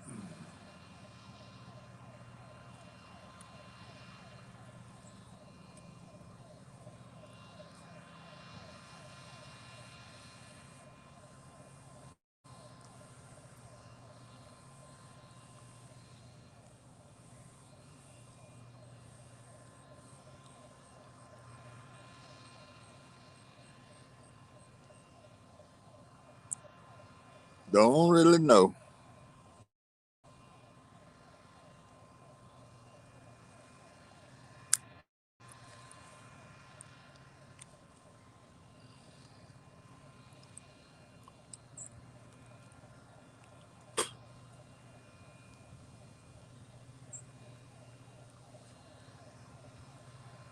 Ha!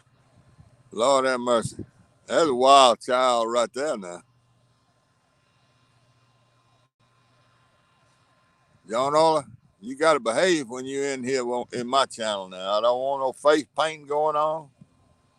I don't want no sitting in no couch fishing. You act like you got a little sense when you come in here. My some some of my some of my family comes in here, and I don't want them to know that I actually know somebody.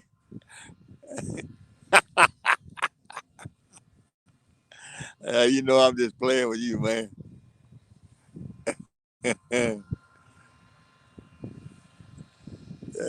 Buddy, you're a hoot now. I'll tell you. If I was Kimberly, you'd have a knot on top of your head. I'd hit you in the morning just on the counter. You needed it. Get your day started right.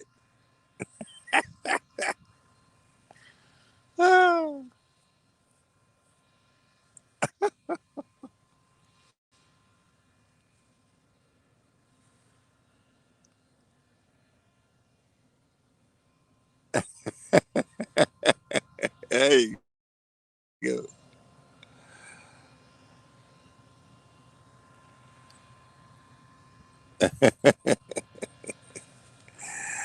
Yeah, buddy.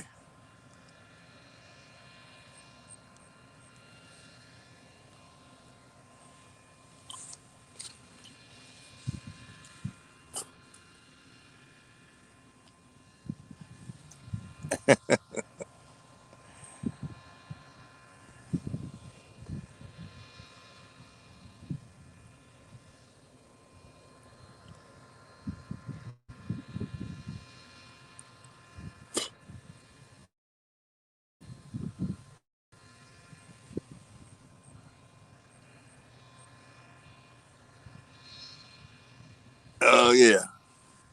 There you go. Twerking on the camera.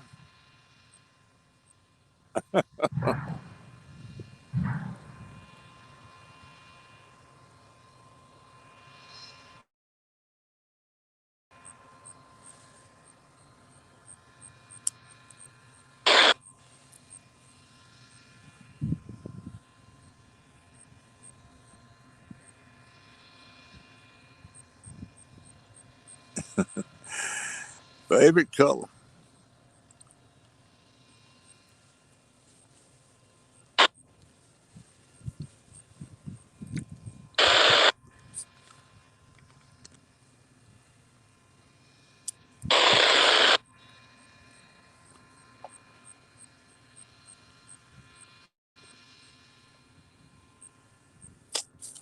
Peanut butter.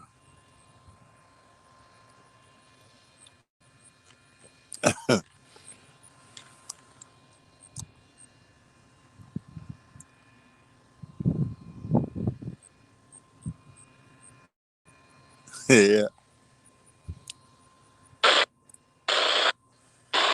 Pine Sol followed up by Lysol or whatever that was, followed up by peanut butter. Man, I knew Kimberly was pulling your leg because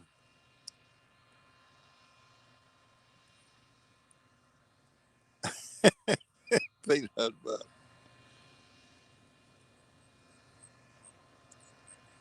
You said it felt good.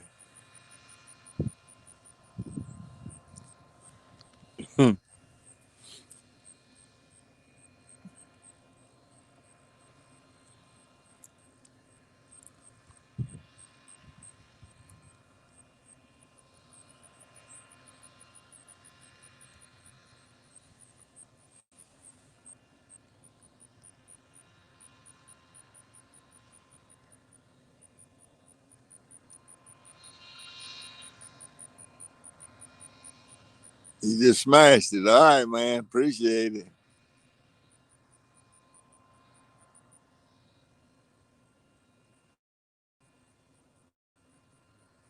it. Yeah. Peanut butter and jelly. Yeah, I knew it. I said in the chat, I said, I believe she sold you a bill of goods. It wasn't just a minute or two. She typed in, I did. And I wasn't sure she was talking to me, but then eventually she clarified and said, yeah, she just made it up. Hey, Alvin. Thank you for coming in, Alvin. I wish I could show you a fish, but so far I can't. But there's nothing unusual about that.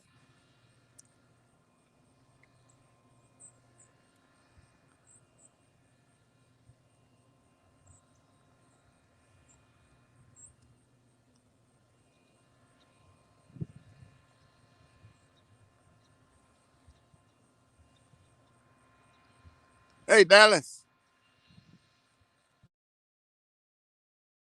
Appreciate it. I need some luck.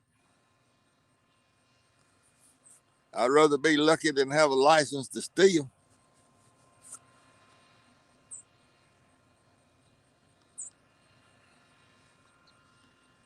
And then on the other hand, bad luck's better than no luck at all.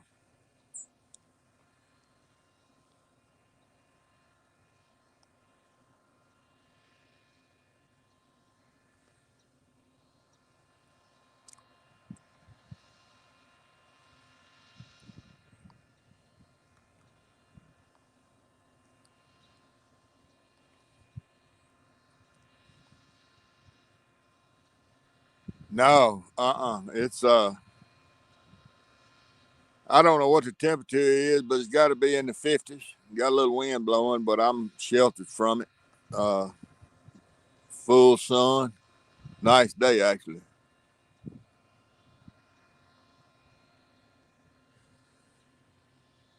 Yeah, save the rabbit's foot. Yeah, I need to do something. I sure do. I'd probably have about as much luck rabbit hunting as I do fishing, because the coyotes and the fire ants have killed all the rabbits. It's hard to find a rabbit now.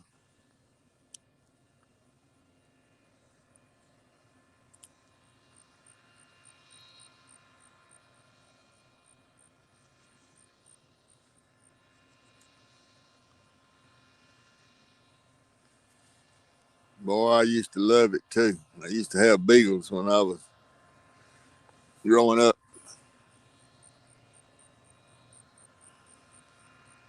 Lord, I walked a many miles behind those dogs.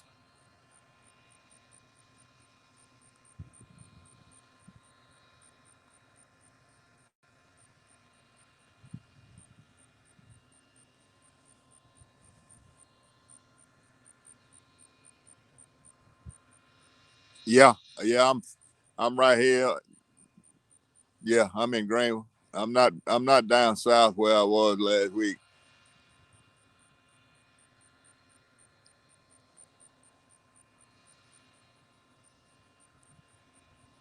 No, not very lucky for the rabbit.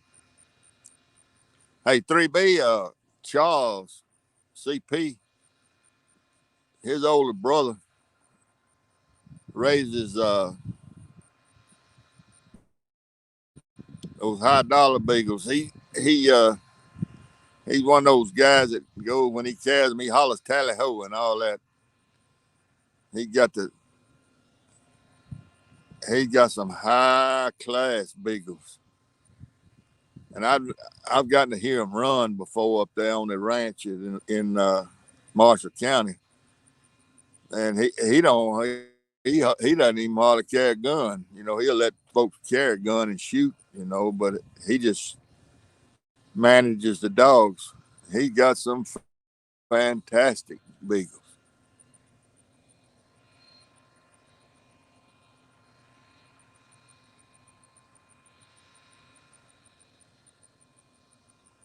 Yeah, 53. I knew it's pretty warm. No, Blaine, I hadn't. Hey, Blaine, never mind. I was gonna get you to. Hey, Jamie, I was gonna get you to call Kay, and my new fishing rod came in. She got it over there. Just got a single straight, whichever easiest for you, bro. Don't worry about it. No, I had a few bites, Blaine. That's been it.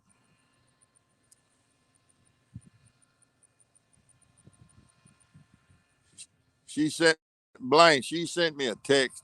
It popped up on here. I can't call her because you can't use your phone when you live streaming. And told me my new fishing pole had arrived, been delivered. You might call her and tell her I got the message, but I can't respond. If you don't mind, man.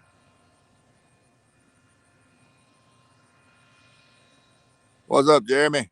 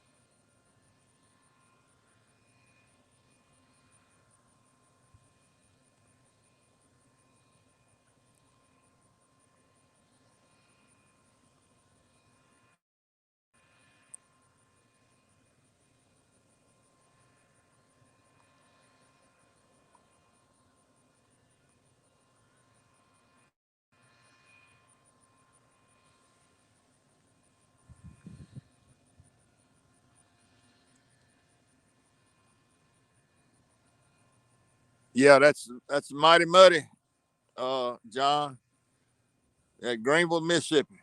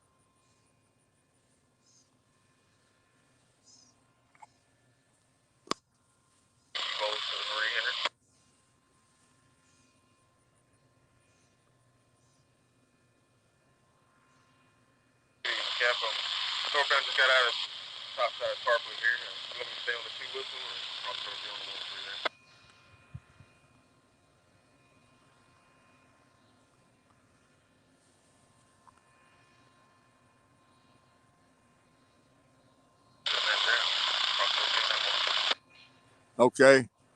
Well, the pole on the left is a ugly stick tiger. It's got a Piscifun 60 on it, 25-pound test line. The pole on the right is an old Daiwa. I think it's an 8-foot, 9-foot rod with a 60 on it, Piscifun 60, and it also has 25-pound test. And I'm running those slide rigs that Lance McCoo guy introduced everybody to, or introduced me to anyway. It's that what they use surf fishing in Hawaii, and I'm not using them in here to slide. I'm just casting them out because there's not enough current. Well, there's enough current right here, but it's running the wrong way, and it wouldn't let the bait sink down to the bottom in here. So I'm just casting them out using 10-aught Uncle Lou's circle hooks, skipjack for bait. Fishing at about, I don't know. I'm gonna guess that water out there is 30 feet deep, probably 20 to 30, at least that deep, maybe even deeper. Becca, that's my youngest son, Blaine is. That's basically my setup. I don't know if y'all can see that current that's out there, the down current that's going down, but I'm in a big back eddy here. Just the water's kind of circulating a little bit.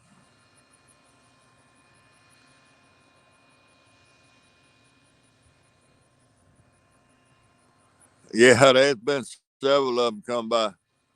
Uh, yeah, been quite a few. I don't. I hear them talking, but I don't know where they are right now. There'll be some more come by. Some days they just stick. Some days they just one right behind the other. But today they hadn't been just really thick.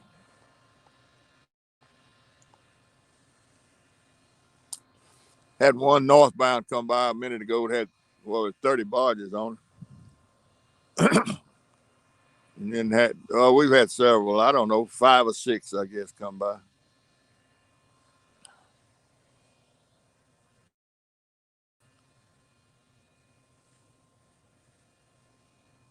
Some days they're one behind the other, and some days you don't see them but every few hours. Some days you don't see any.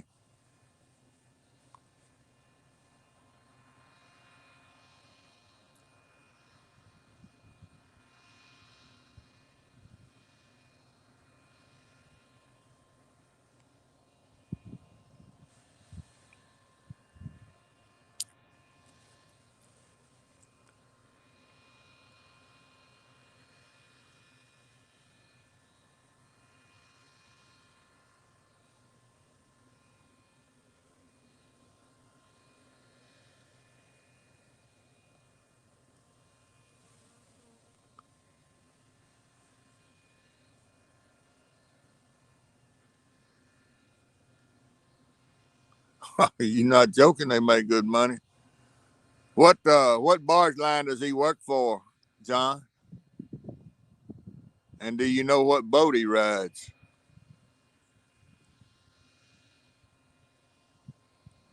And I'd also like to know what position he has, what he does on the boat.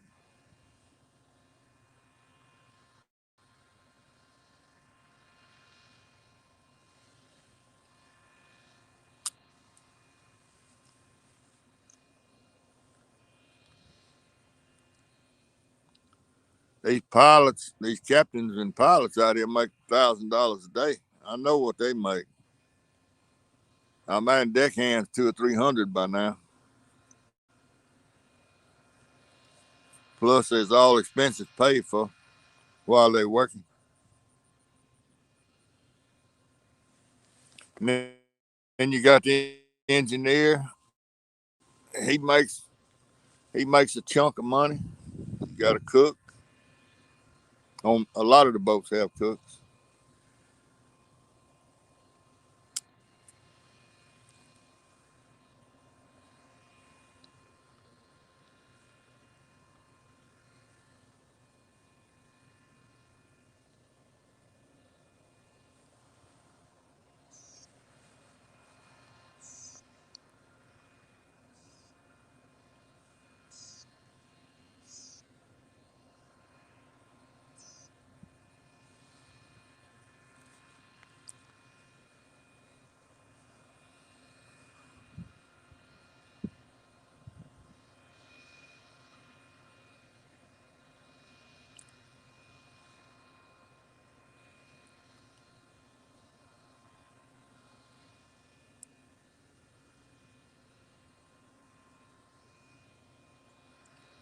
Come on, fishy, fishy, fishy.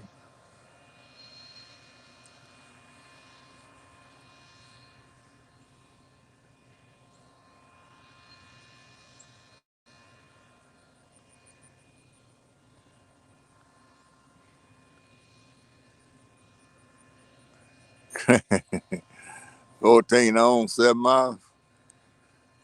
He must work on one of the smaller rivers up north, then, like the Ohio. I mean, like the Illinois or the Ohio, or one of the smaller waterways up there, because they usually, I think they own 20 something and off 15 or 16 down here.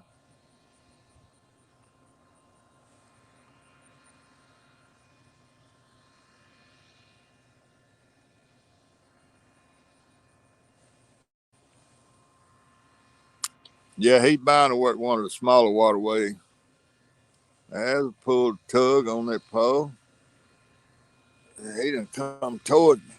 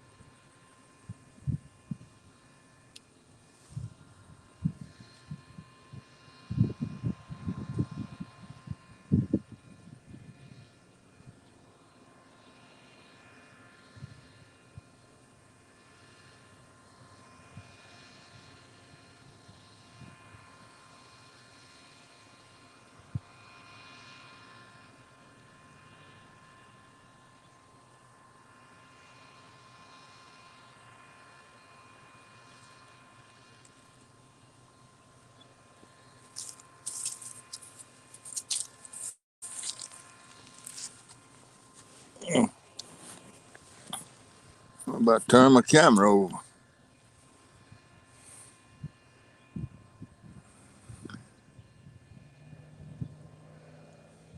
All right. See you later, John. Thank you for stopping by, man.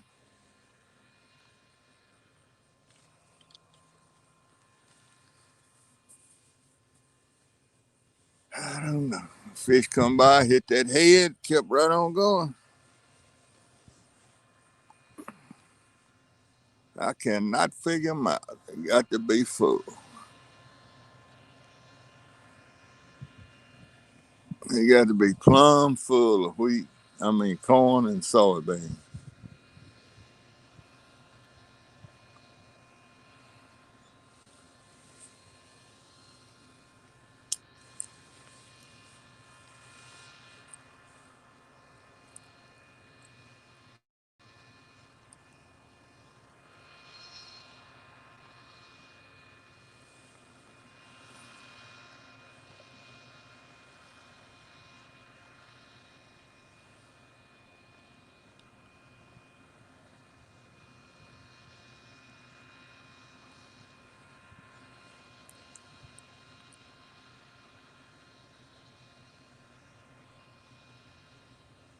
Hmm.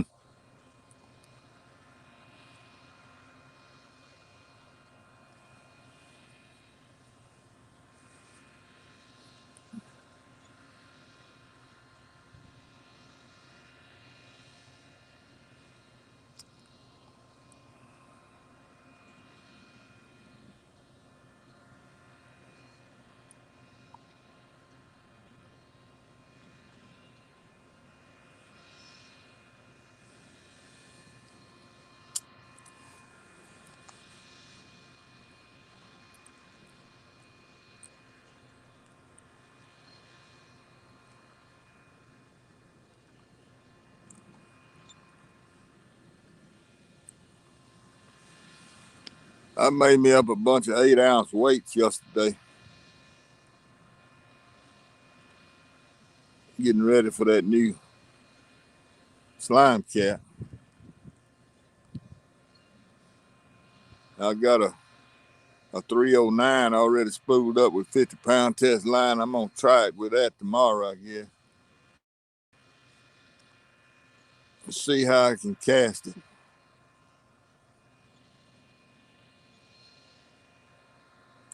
I may have to drop back to 30-pound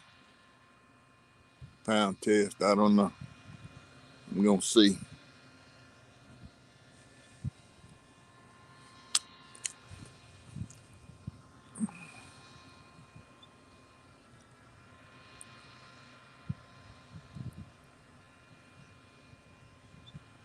I'm pretty tight, and boy, it broke my heart to hit pay when I bought that slime cat.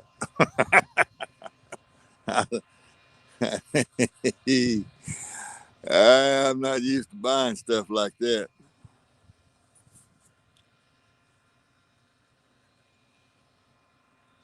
This old pole on the right, a day a while, I bought 2 of them on eBay 15, 20 years ago, 15 years ago at least.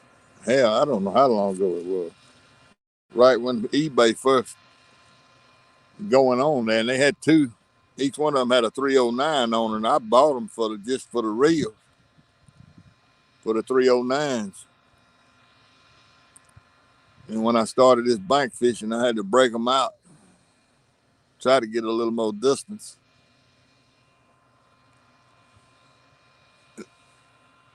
All right, Dallas. Thank you for coming by, man. But now I bought that slime cat, so we're gonna see.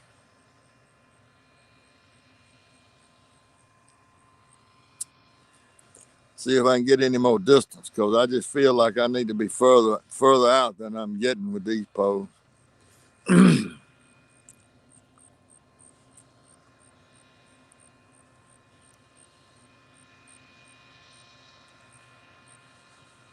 And I may not be able to do it with 50-pound test. I may have to drop back some. And then the next thing will probably be having to buy a new reel, something that'll cast.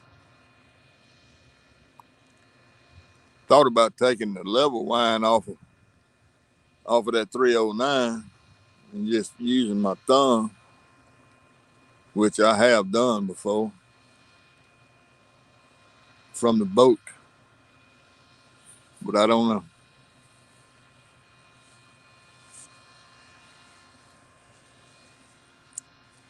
Don't know what I'm gonna do.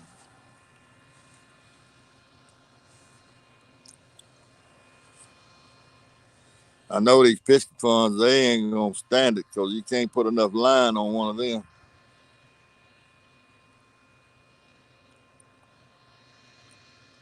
That 309 will hold 300 yards of 30 to 40 pound test line. That's enough line.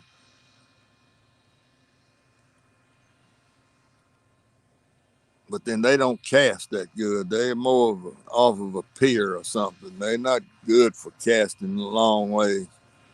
But maybe with that 12-foot pole, maybe it'll throw it. I don't know.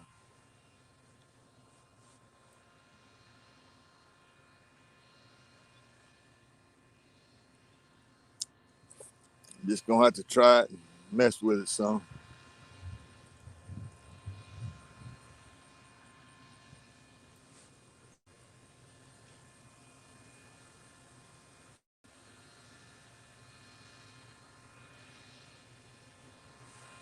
No more fish than I catch. I could use a willow pole, I reckon. I don't know why. I feel like I need to spend that money.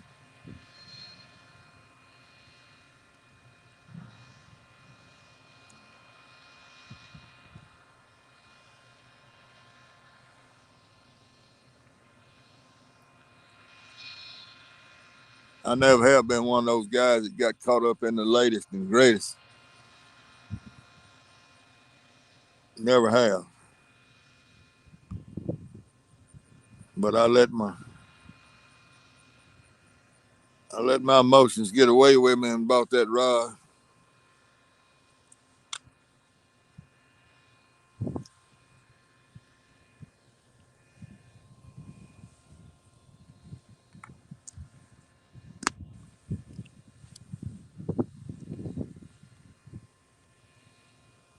All my old junk got character.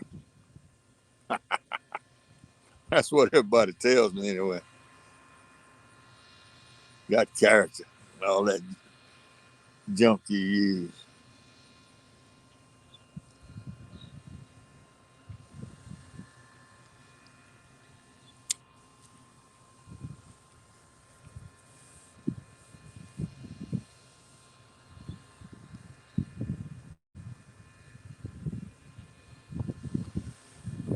I tell y'all, as pretty a day as it is, my knees and ankles are killing me.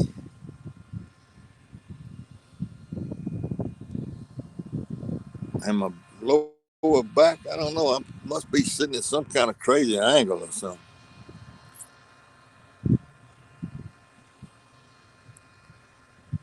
Feel like I need some WD 40.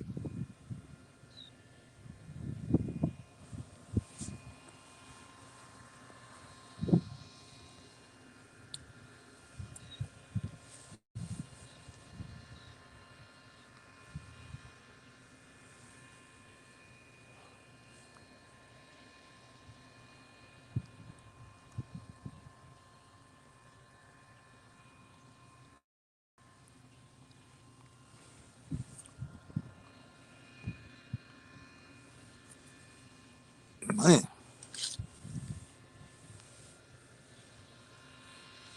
I got to do something about this chair.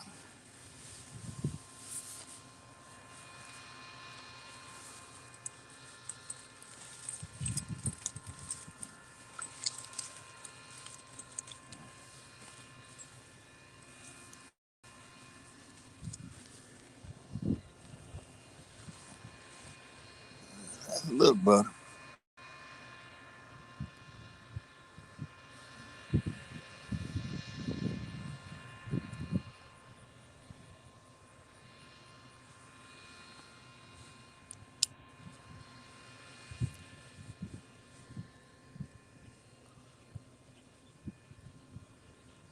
Yeah, that's what I need to do. Bury that back leg. So now,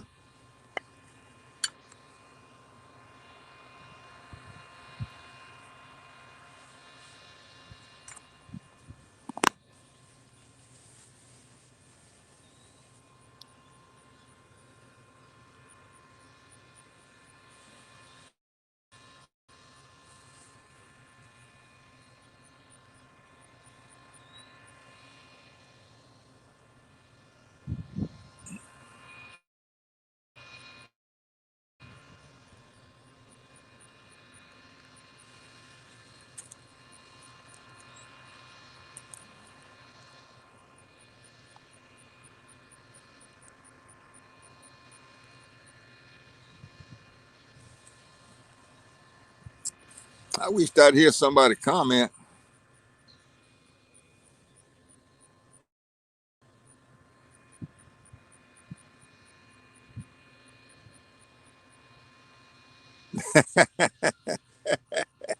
Yeah, they ordering their bait on to go to pick up. I wish somebody would comment on what they think about the river being full of corn and soybeans. I don't. Maybe that you guys never seen that before. I don't know, but maybe you think I'm lying to you. But I really, I can't narrow it down to anything else because I've spent.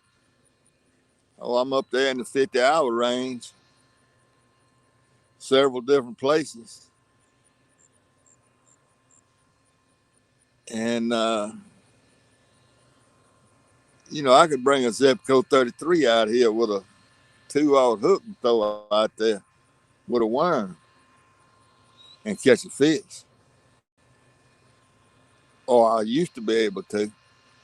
I doubt I can now because they're just not biting. They don't act like they're hungry. Is what it what I narrow it down to. They just don't act like they want anything to eat.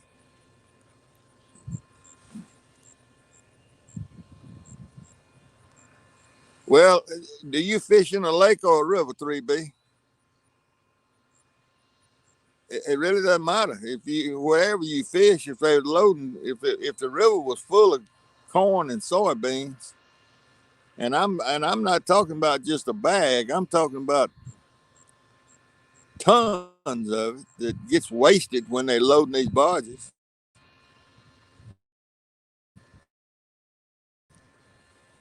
They load these barges 24 hours a day, 7 days a week, and it's a lot of spillage,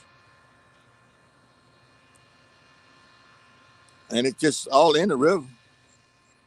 Well, it just makes sense to me that these catfish are just laying down here in these places, waiting on it to drift down there to them, and they just gobbling it up when it comes by.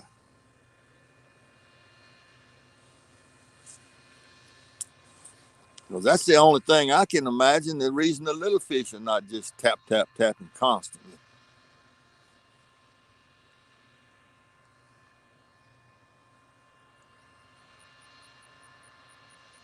It's the only thing that makes sense to me.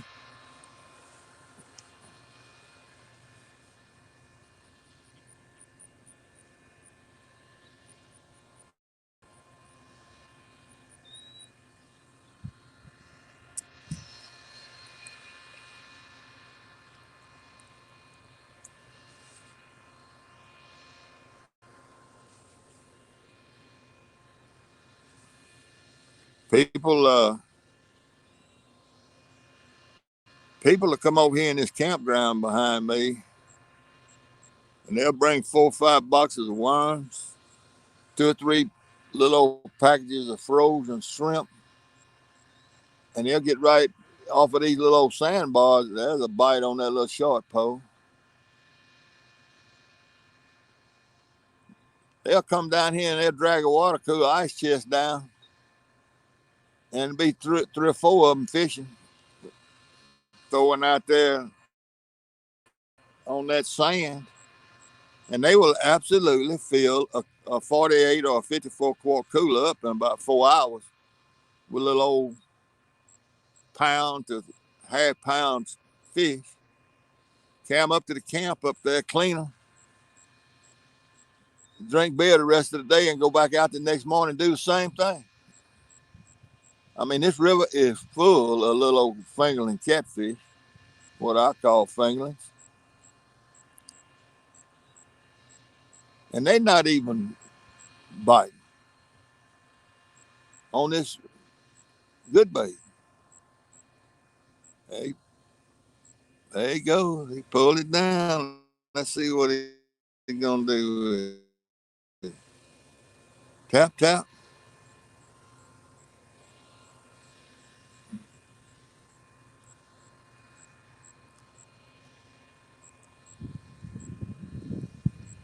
Because in the wintertime, them little old fish, they stay right where they always are.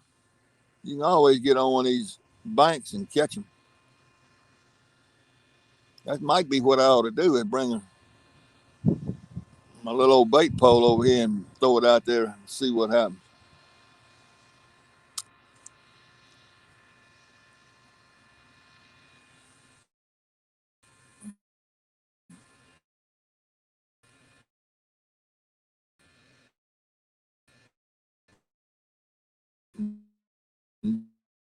Just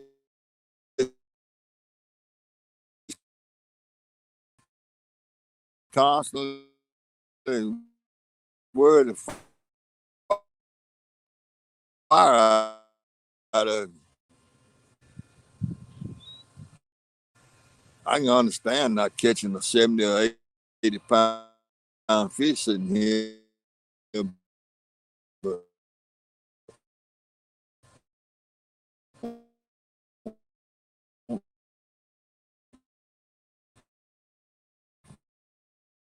I don't understand it.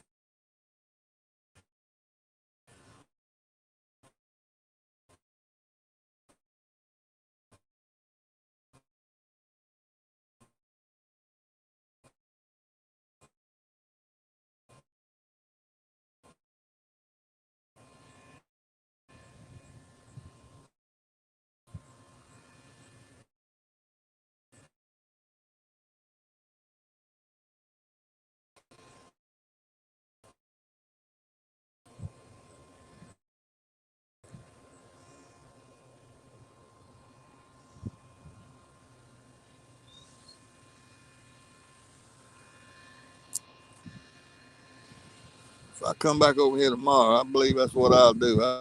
I'll bring my little old bait pole,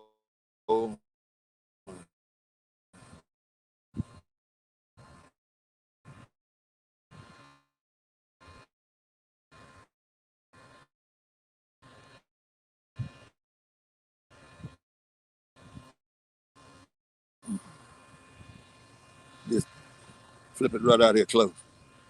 On that sand, it's sand out there. And just see if the little fish are out there biting.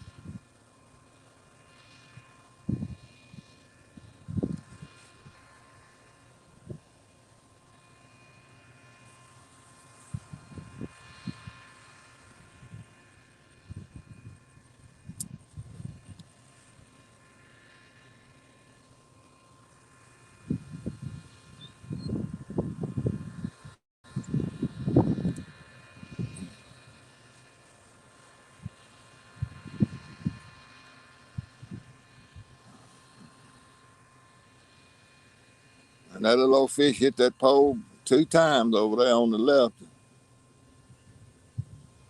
Just tap tap, and now he's gone.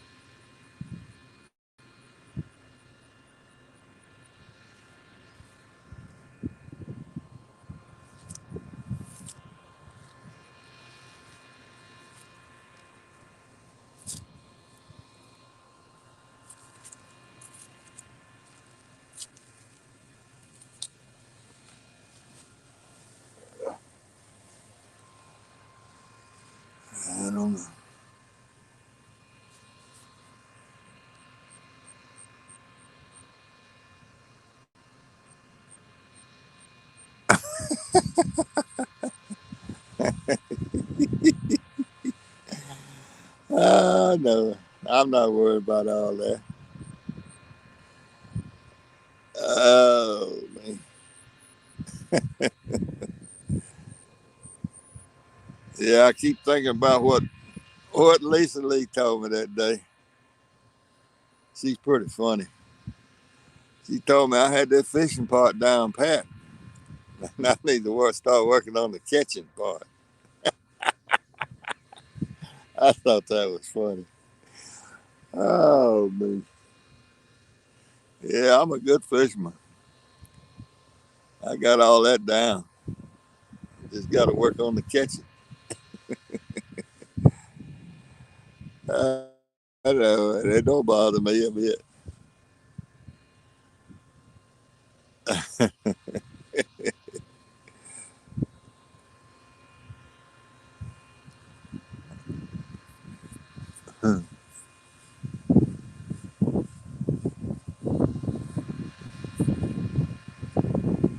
You know, heck, you ain't never seen me catch a fish. I don't guess.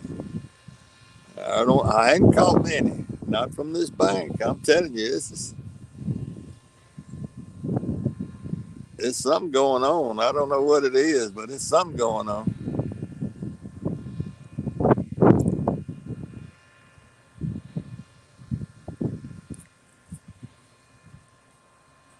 Because this spot right here, and that spot I fished all last week down south of here, that's a good spot down there. I'm telling you, that water. I mean, everything about that place said good fish. And I don't remember how many. It's up towards 20 hours of fishing down there, and very few bites, no fish.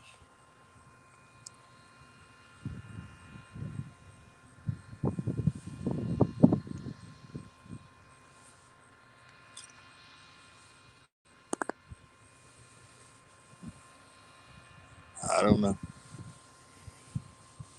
I wish I had a nickel for every time I've said I don't know what's going on. I could go buy me a catfish and go home and cook it.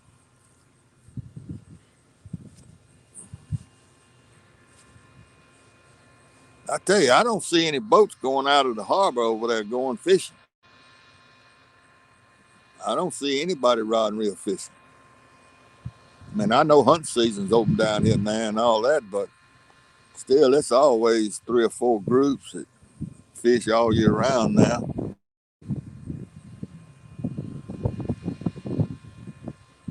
Don't see them either. Hey, Dan, I tell you, hey, Danny, I'm sitting here watching the river flow. I decided to come over and watch the towboats today. Just sitting there watching towboats.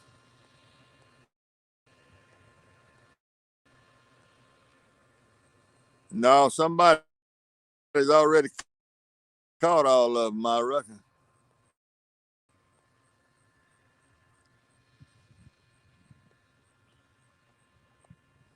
Hey, Danny, is Rusty fishing in the big river, or is he fishing a lake or something somewhere up there today? He's fishing somewhere, they told me.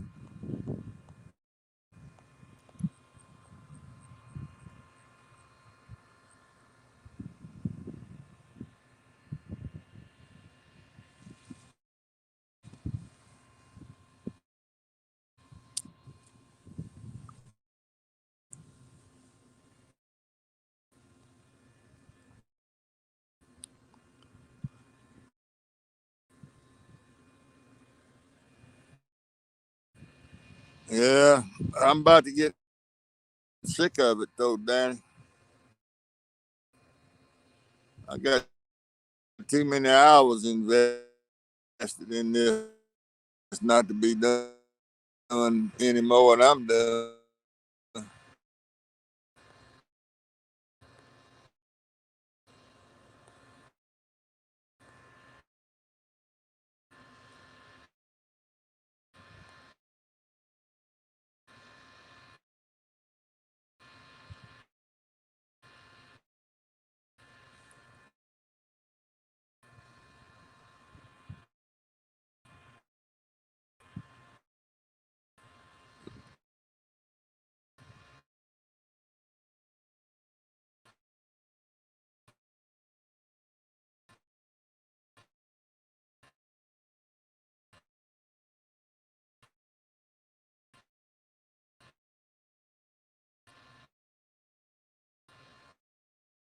Okay,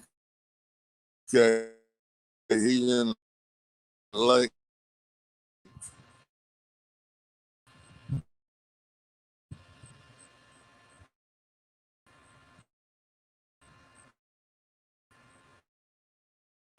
Well, Danny, you fish in Mississippi. I'm gonna ask you this, if you got time to answer it. This river is full of corn and soybeans where they loading these barges all on the lower miss. Do you think that would shut down the bank? See if I can see any corn and beans along the bank. I don't see any here, but I saw some other day down yonder, and there's elevators running full blast all up and down this river now.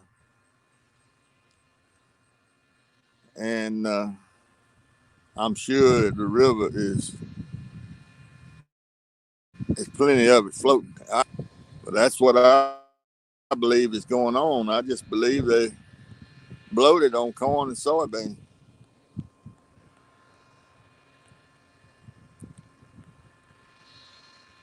Yeah, it's a lot of trash right here, but I'm in this back area from me, and it's staying out from me. I'm not getting any strength, no.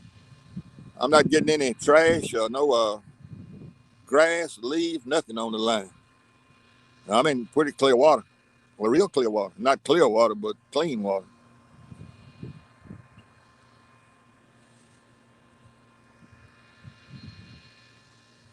But we ended up with 15-foot rise down here.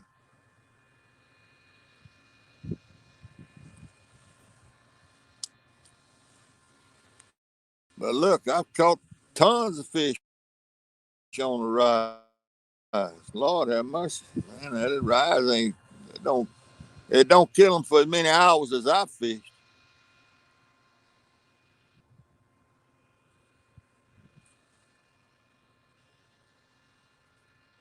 I'm supposed to just get lucky and catch one fish in 30 something hours.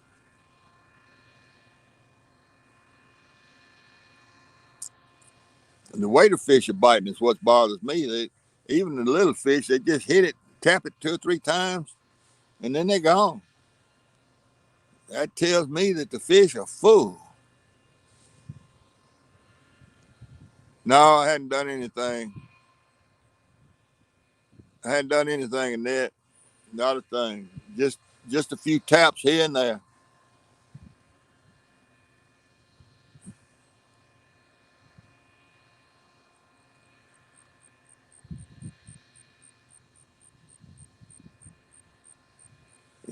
That skipjack head had been out. Let's see, been out for 3 hours, over 3 hours, and it's had maybe 4 tugs on it. Ordinarily, by now, skipjack head wouldn't be anything but splinters. The little fish would just be tearing it up, just constantly pulling on it and tugging on it. They're not even doing that. Even the babies not feeding. I just believe they full of corn and soybeans.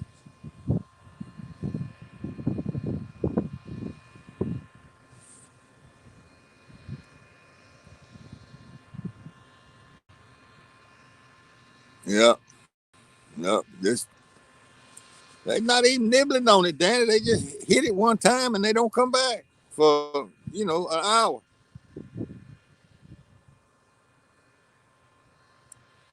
Usually the little fish just peck, peck, peck, peck, peck, just constantly peck, peck, peck. They hit it one time and you don't see them again.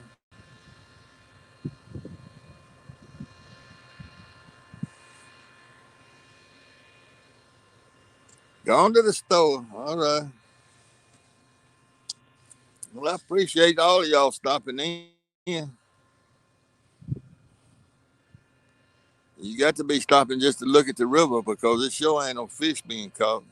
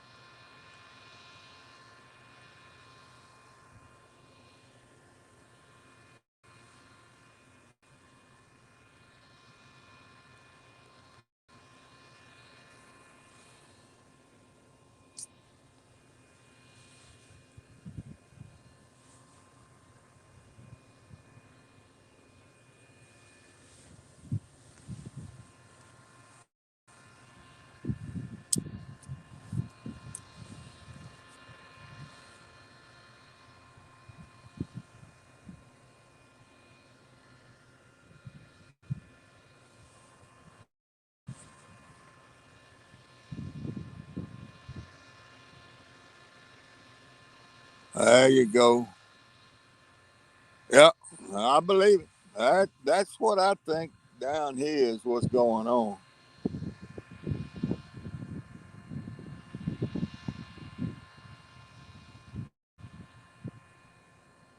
You know, if they eat that corn before it had a chance to swell, they're the one that don't float them to the top.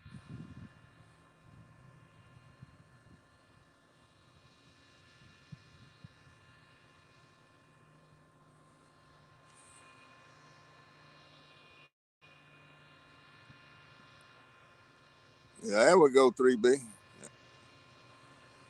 Sitting on the dock of the bay, hope my fish comes my way.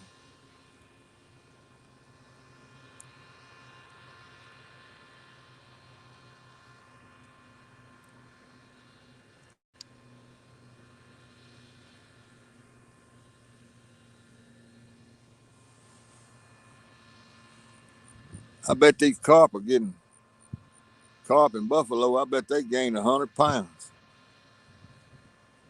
Much grain as it is out there for them right now.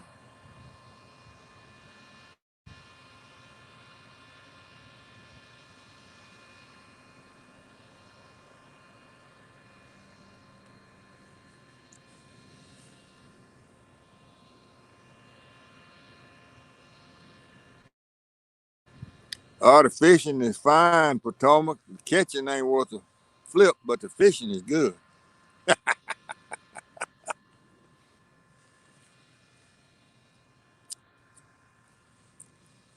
You know, when Chunky gets when he gets skunked, I don't know what made me think I was gonna run out here and catch a fish today.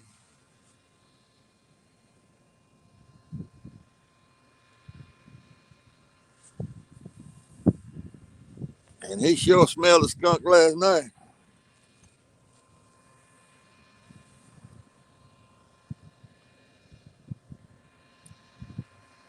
I don't know.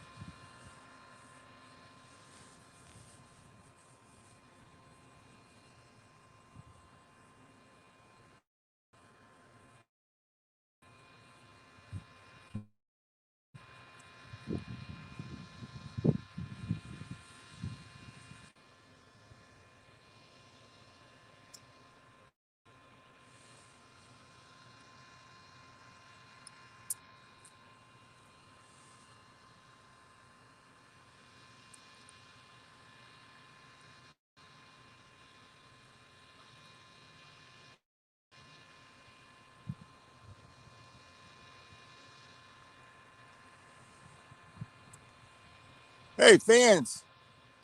Hey, yo, boy. I watched you fishing. What was it, yesterday? Yesterday or day before?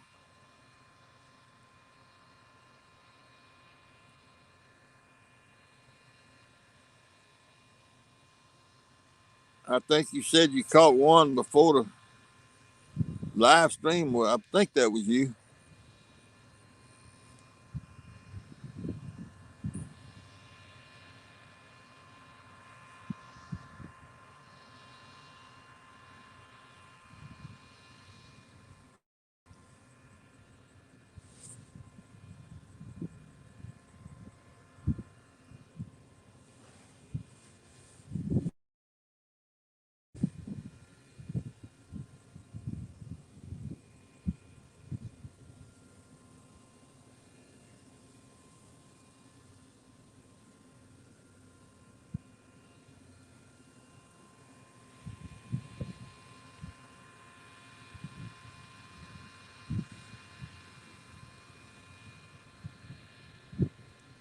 Yeah. Okay. Well, that's nothing wrong with that. At least you caught four. I'd like to catch one.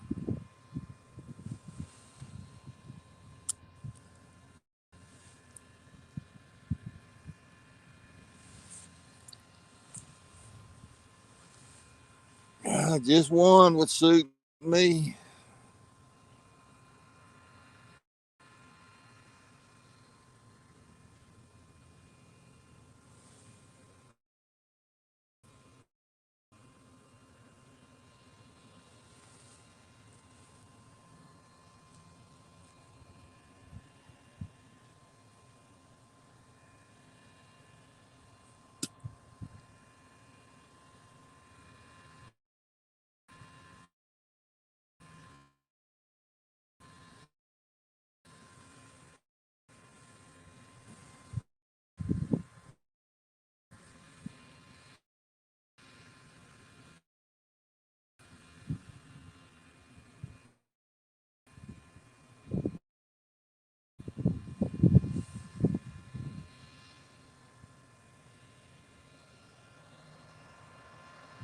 Going back to Florida. No, when December's over with, and it's about to be over with pretty quick for me because when Christmas gets here, I'm gonna be all over the place. I might get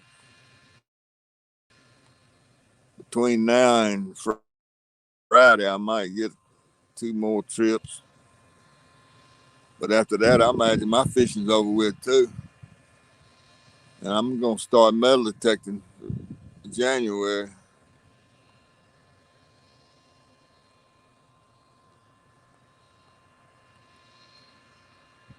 because I know I ain't sitting out here on this riverbank in January and February. The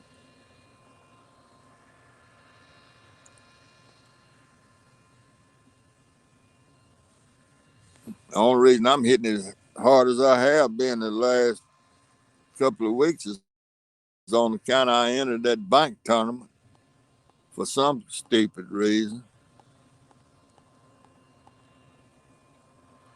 It sounded like fun.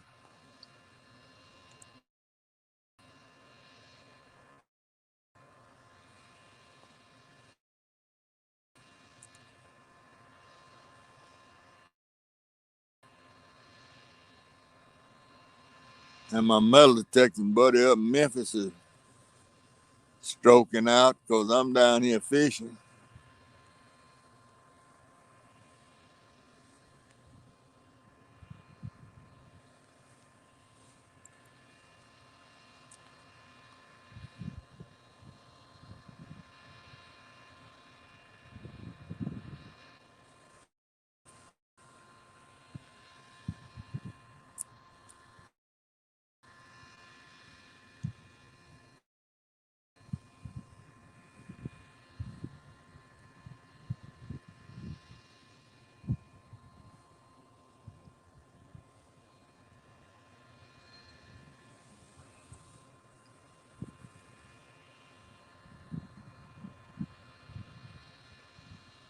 I hunt around here, friends. There's a lot of Civil War activity here in Mississippi and all across the river in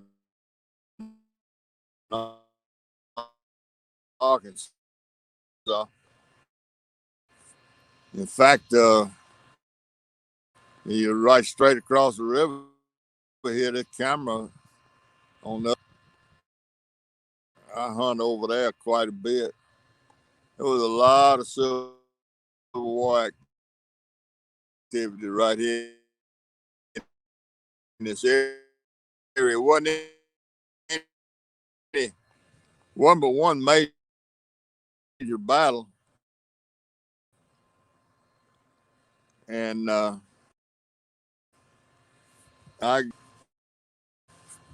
found a lot of good relics there. But I hunt. You, you look on the map at if you look on a map at McGee, Arkansas,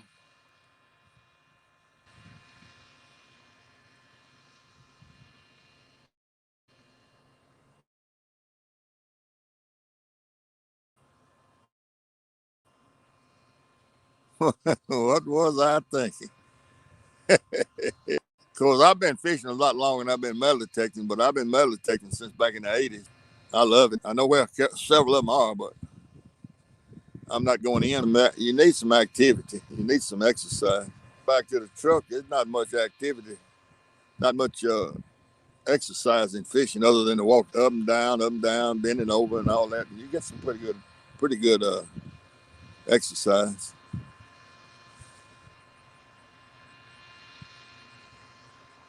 Yeah, it's probably the signal that's coming and going a little bit. 3B. I don't know. I got a rag over the screen trying to keep it shade, so I don't know when it quits or not.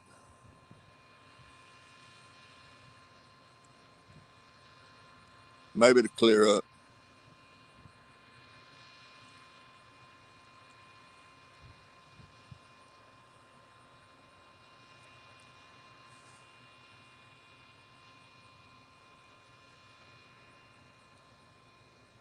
Finn, did you hear what I said about where I metal detect, or was the sound bad?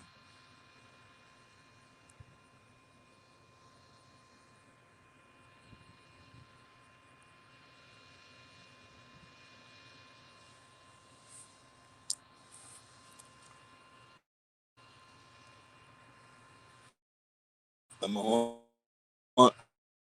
I'll uncover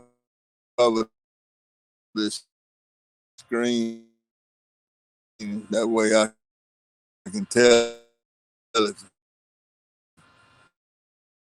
maybe I can tell if it's by Mr. T Gold Chain. No, I don't do that. Well, yeah. About 70, 80 miles north of Vicksburg, and they find stuff down there like that pretty regularly. But now the national battlefields you can't hunt on. But I'm talking about skirmish sites and things that are out here in these farmers' fields and all.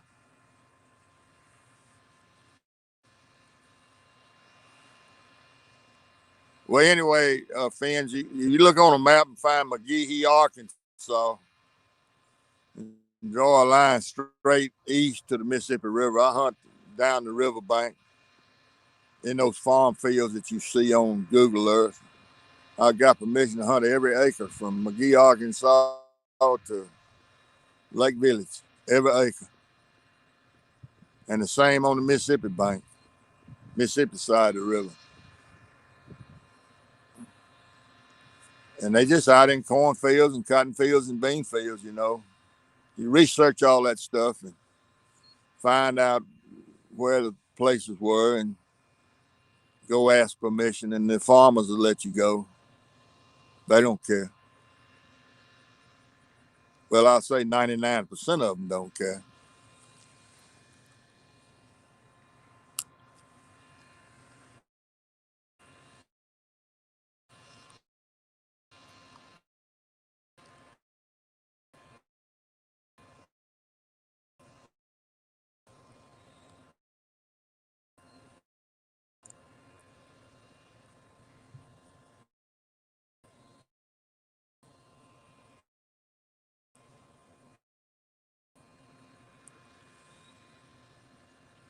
Fine.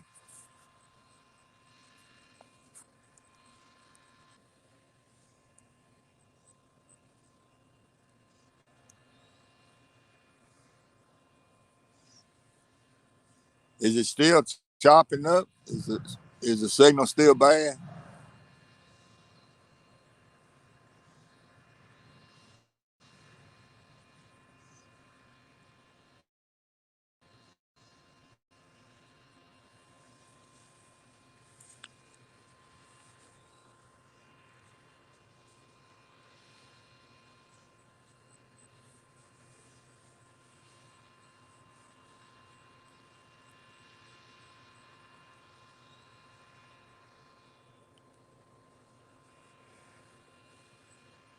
Yeah, it comes and goes. Okay.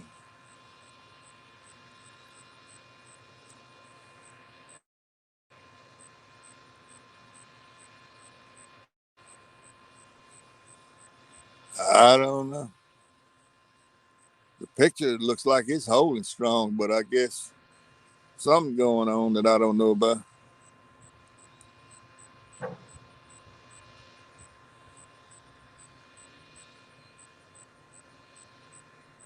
Well, I'll show y'all what I think's going on. Y'all can see that boat, back end of that boat there. I think they got Wi-Fi right there, and I think sometime it messes me up right here.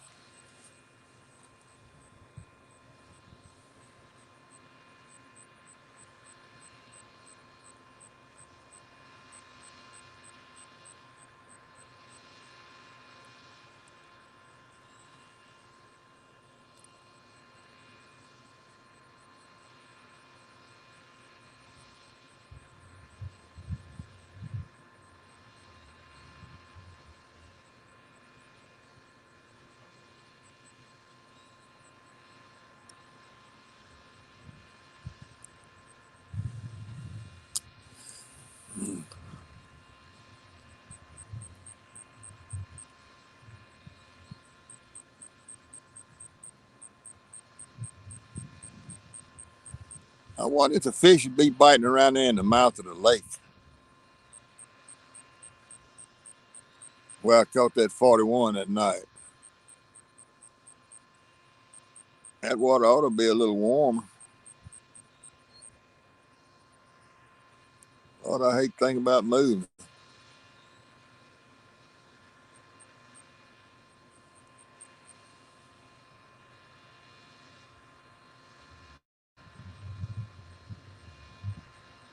Yeah, yeah,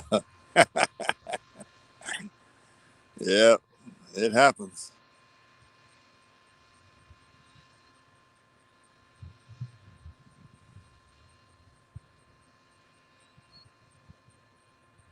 Yeah, it seemed to me like I may have made a comment, didn't I, Finn?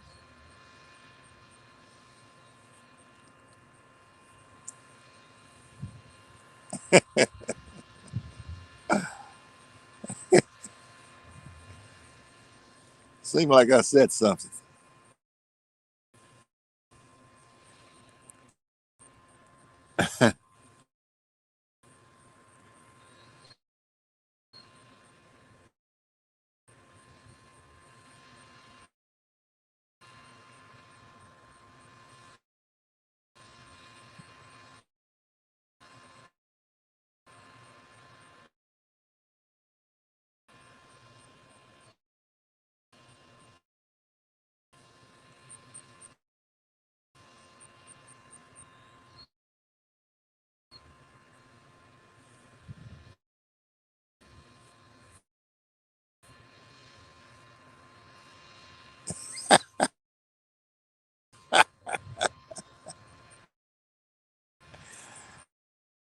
I thought I was.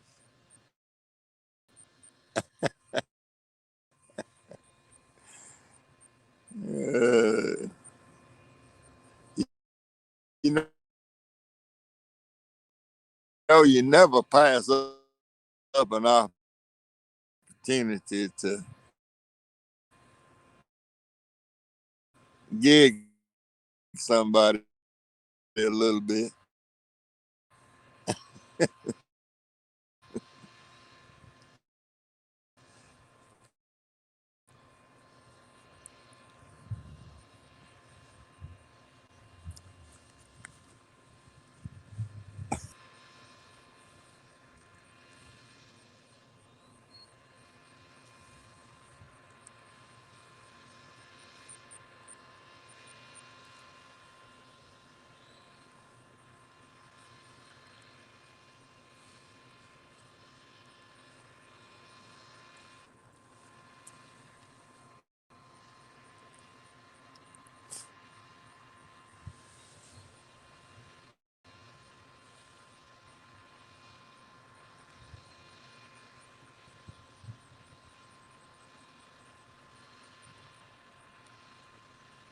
Well, I hear something rumbling off to the right. Must be a boat coming.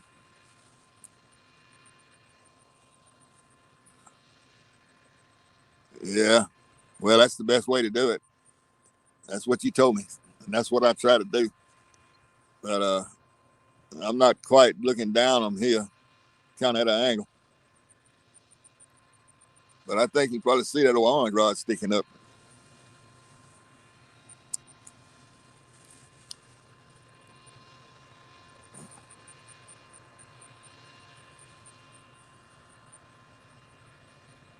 Yeah, it could have been.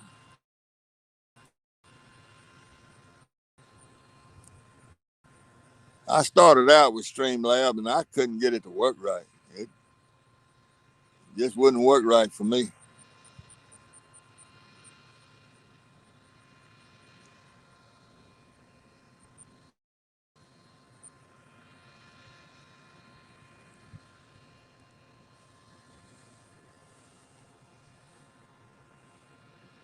Yeah, we got a southbound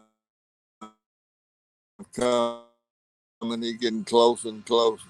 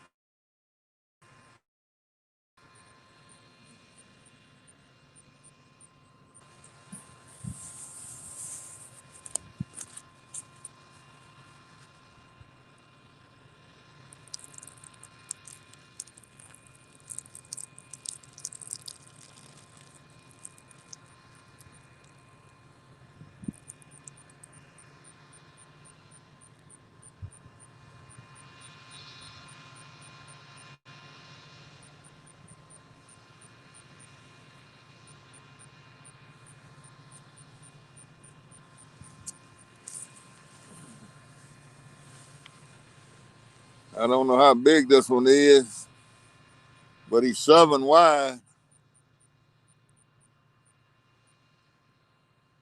all loaded.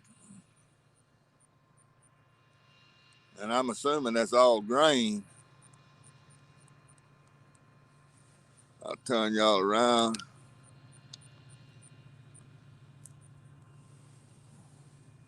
He's 7 wide.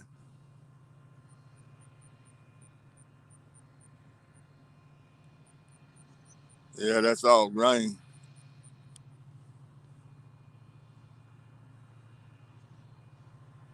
5 long. That's 35 loads of grain going to New Orleans.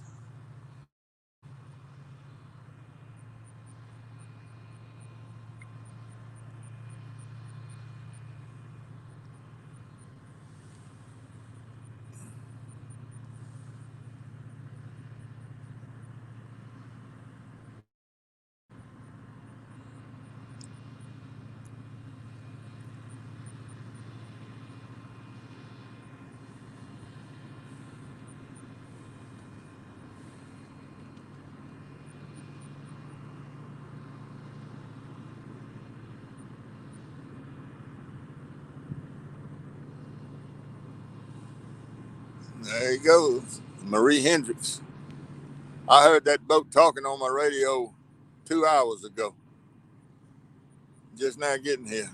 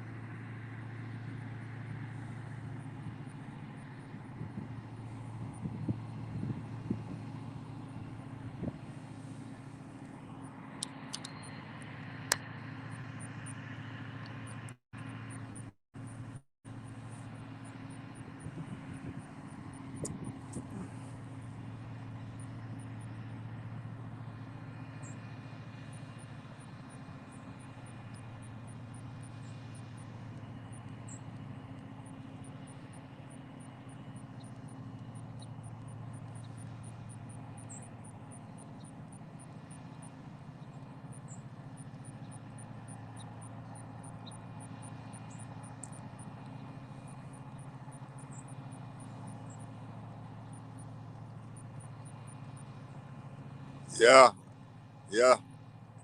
I've seen them 8 wide fins. Hey, Big Matt. Yeah, I've seen them 8 wide. I've never seen 9 wide, but I've seen 8 wide.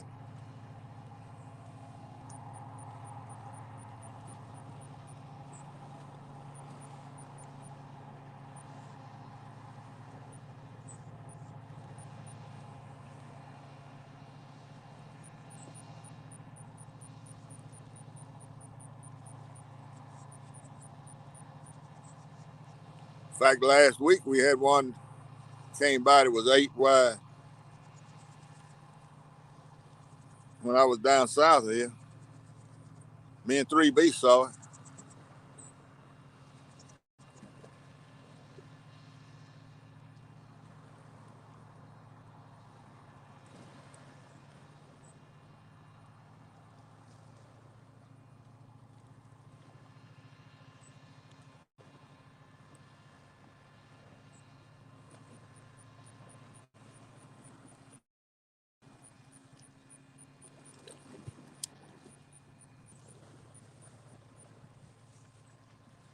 It's amazing to watch these boys handle them big loads on this river.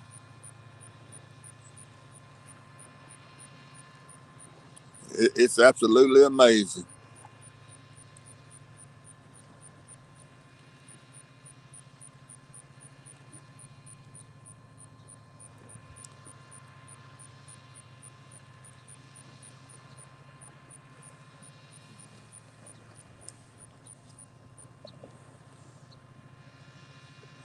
Too wide. I don't know. I don't know why they wouldn't be pushing the big loads on the intercoastal. Golly, is the intercoastal marked with buoys, fins?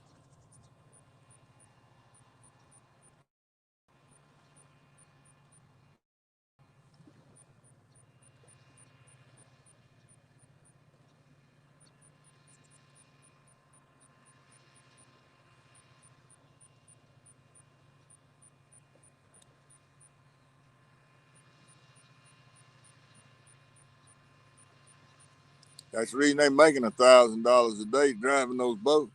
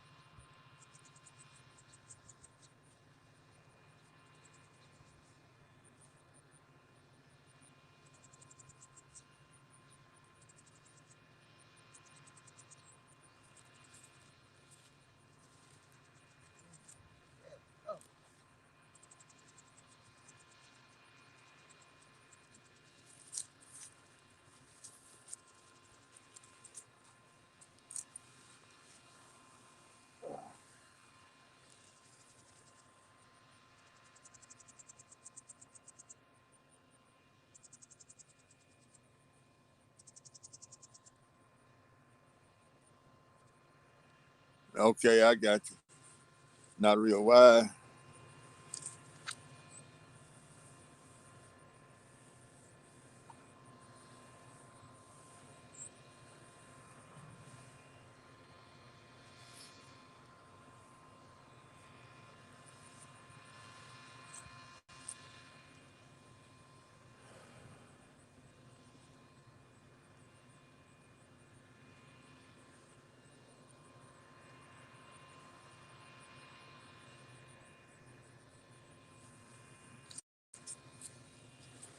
I must have missed something with all the minutes.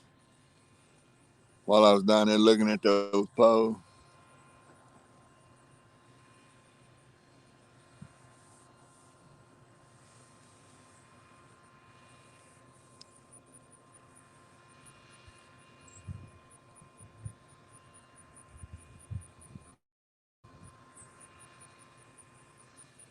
Big Matt, appreciate you stopping in, bud.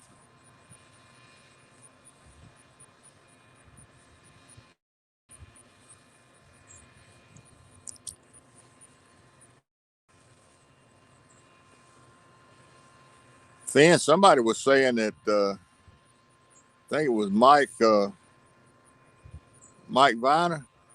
No, Mark Viner. Somebody Viner. Uh, Charles Viner was on here earlier.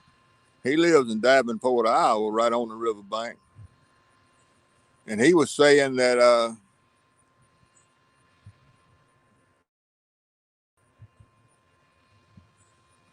2 or 3 wide, 3 or 4 wide was the biggest one he's seen that they push up there.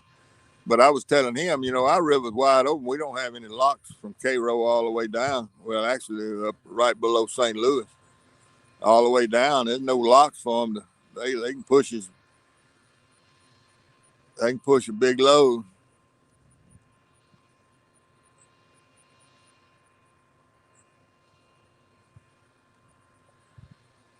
and they do push some humongous loads down this river.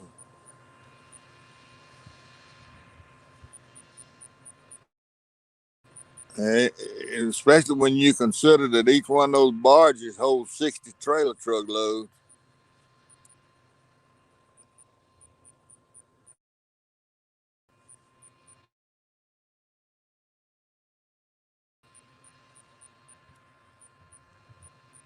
There's another one right behind him. I hear it rebelling now.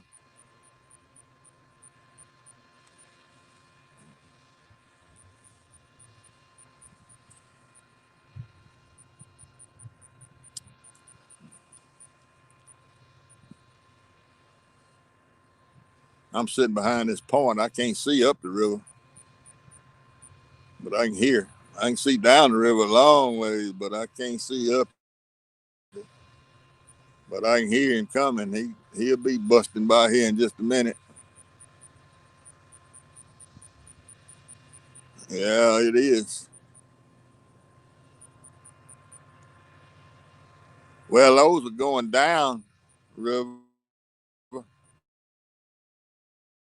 but they can do the same thing upriver. They just don't go as fast.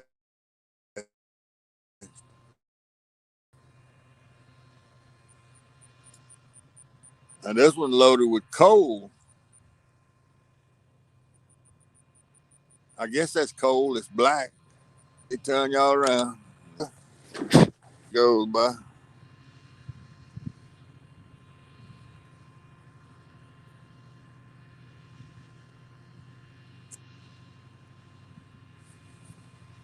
I gotta wipe all this sand. I done dropped my telephone in the sand pile here.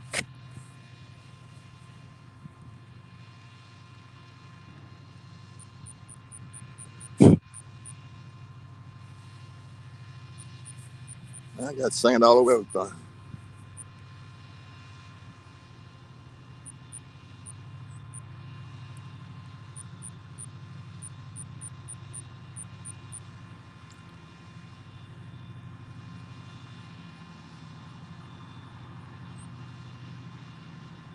And boys and girls, I've never seen that towboat company before.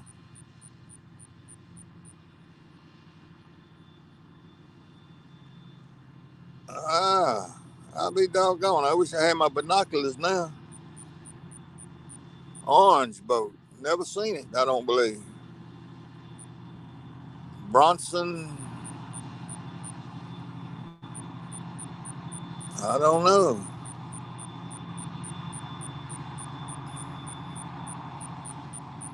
Doggone it. I wish I had my binoculars.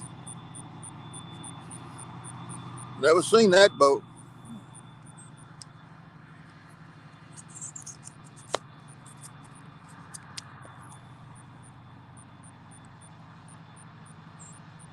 Huh.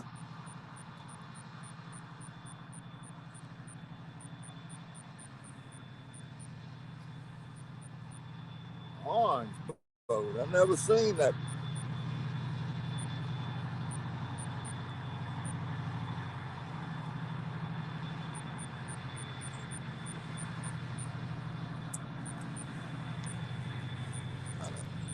I wish I'd had my glasses where I could see what that was.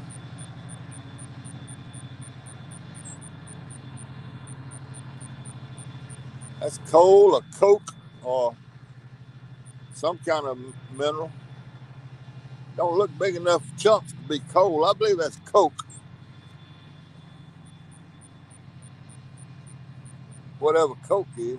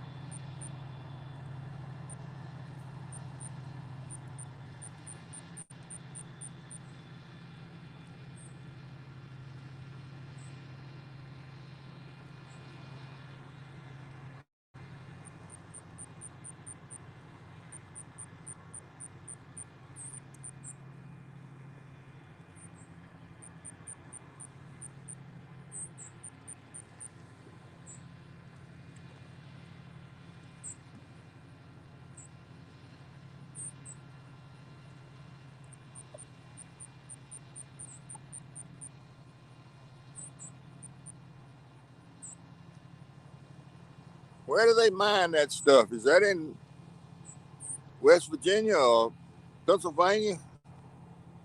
Anybody know? Isn't coke a byproduct of coal or not?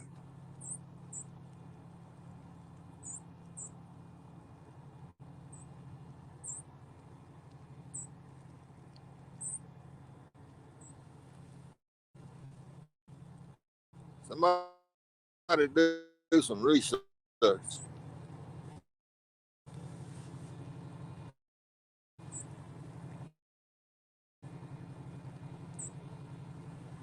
They come from Pennsylvania or maybe West Virginia, Ohio, maybe. I don't know. I don't know where that stuff comes from.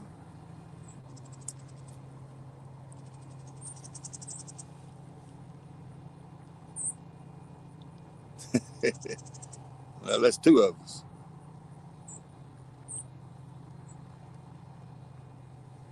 Hey, Lance, again, still nothing going on here, Lance.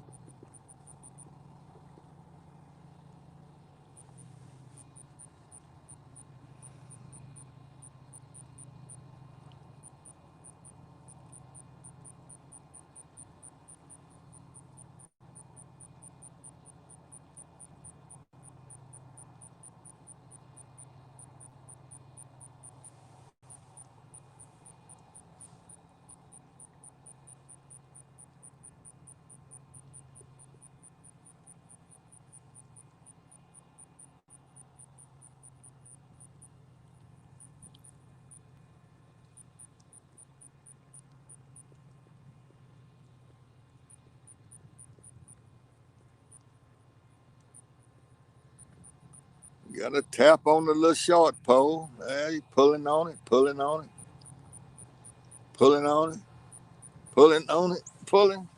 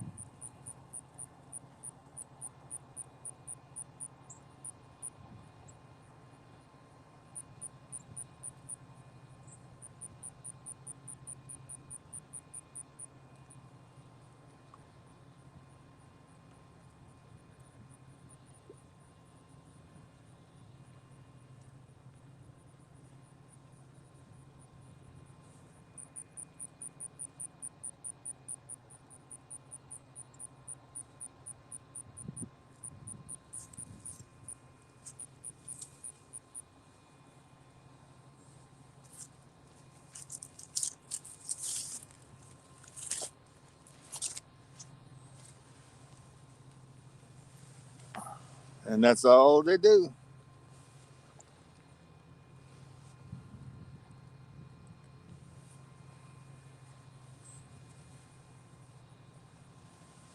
Tap, tap, and then they leave for another hour and a half.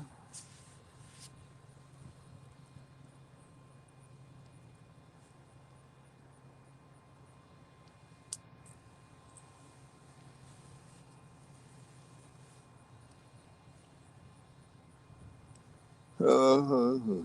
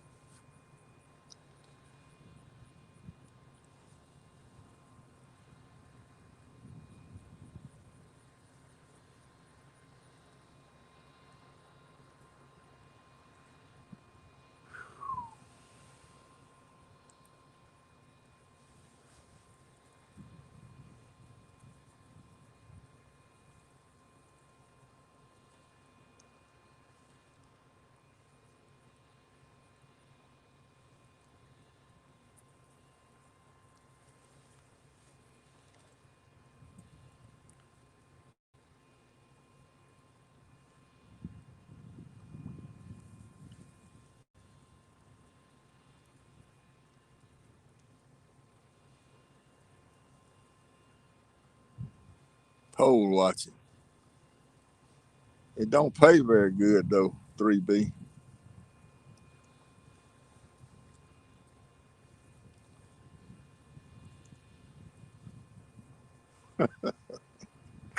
pole watching. Look, I'm almost cross-eyed out of watching pole so much.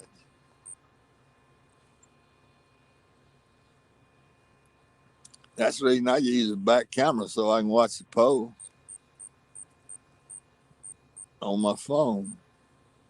I can't do it the way some of y'all do it and look into the camera and look at the poles in the camera. Man, I'd walk off in the river or lose a fishing pole. No, I wouldn't lose a fishing pole. Not not with my fishing talents.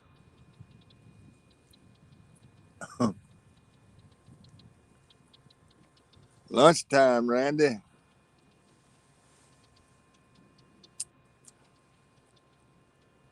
I think it was about 2:30 my time or 2:15. Am I right? Central time. Got to be about 2:15 at least 2:30. Looking at the sun.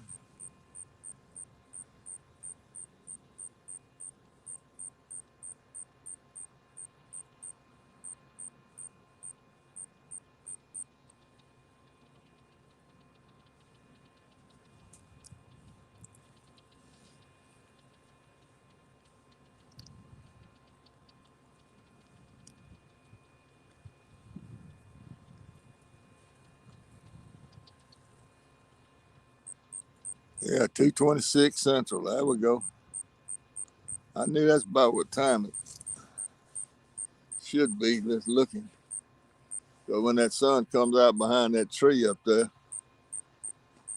usually about 2:30.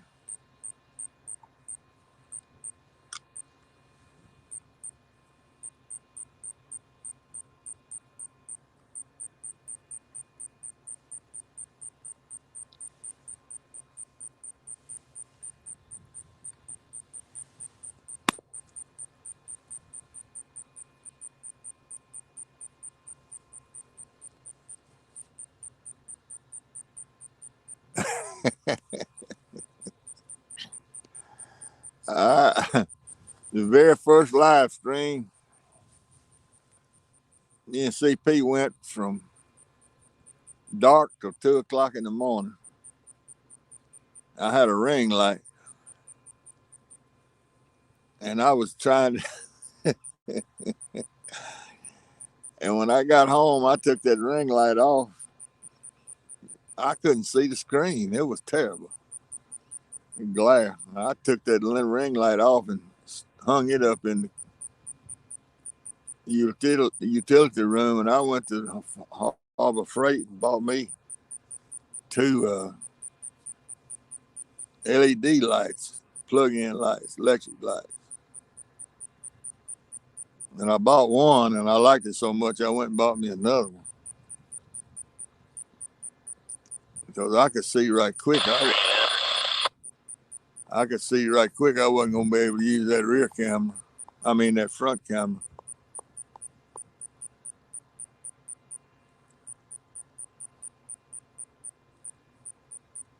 And right at the end of that live stream, I switched. I figured out how to change it to the rear camera. I figured out how to switch it to the rear camera, and I actually liked it better. So I made sure I knew how to do that part anyway.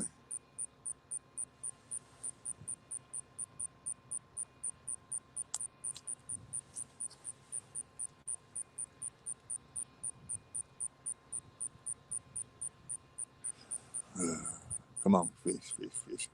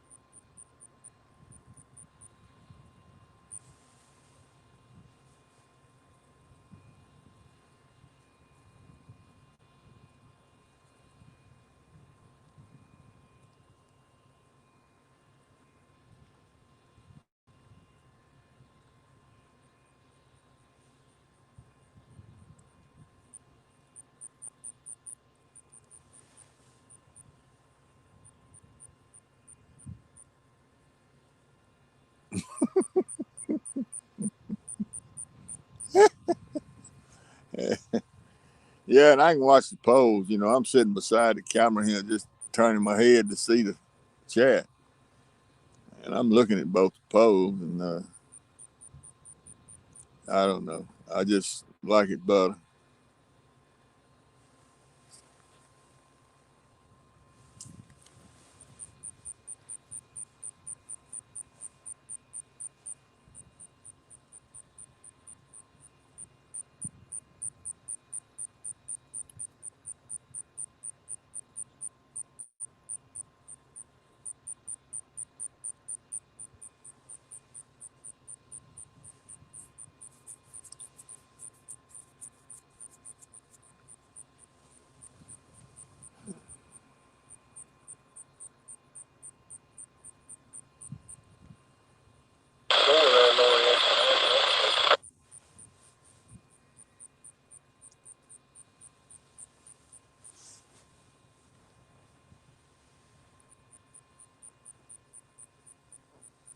Okay. Well, those are good lights. That lights up the world.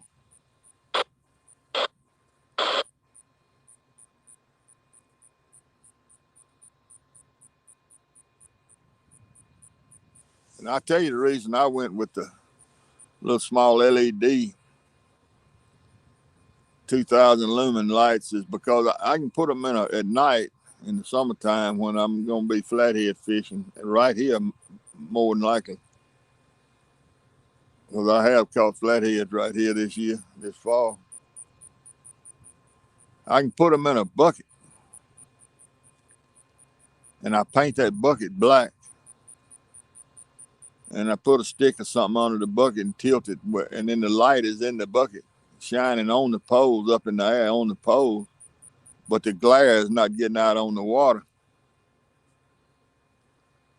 And that's one of the main reasons I did what I did, because I plan on flathead fishing this next year, and they don't like all that light and stuff shining out there on that water, so they come in real close to the bank at night. And if you got it lit up, I think it kind of bothers them.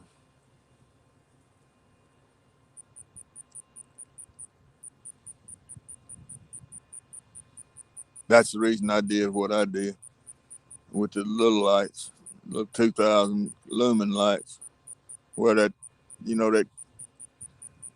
complex light puts off big, bright, shiny light. But if you fishing on the Potomac, you're not worried about flatheads anyway, hardly.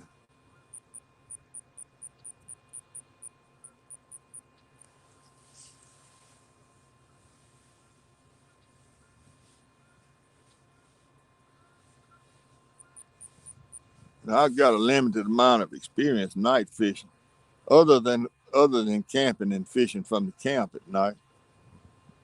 Because I just never was one that wanted to be on this river at night too much in a boat.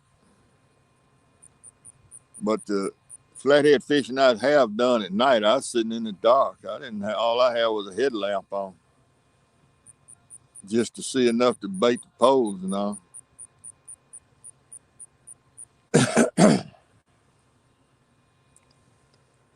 Hey, Dale, going slow. Beautiful day. Quite a few towboats, but no fish, and a few bites.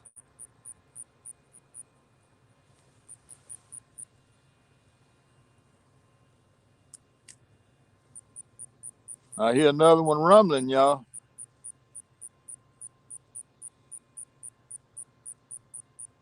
Yeah, there's another one coming down. I hear him rumbling.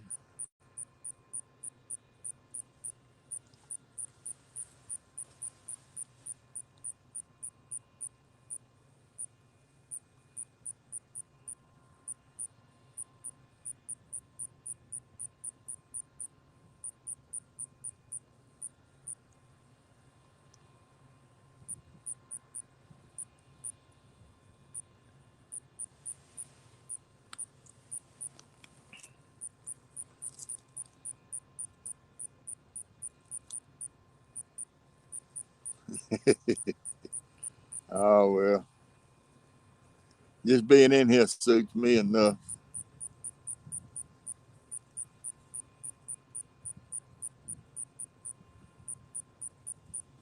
I appreciate y'all stopping by and watch the river flow by.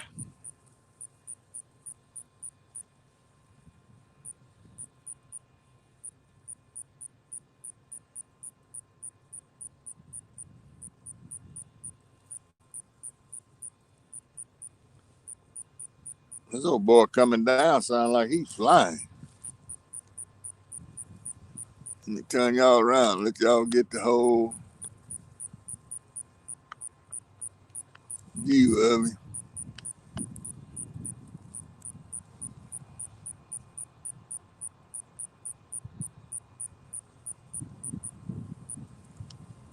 I don't know if he's in view yet. Yeah, there he comes.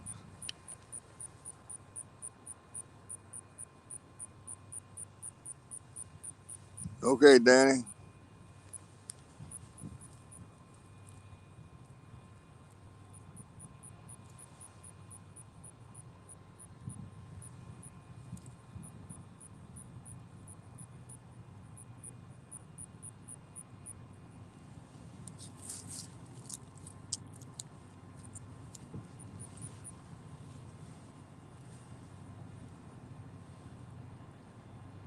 He pushing all empties. And those are chemical barges of some sort. He's 5 wide, 5 long.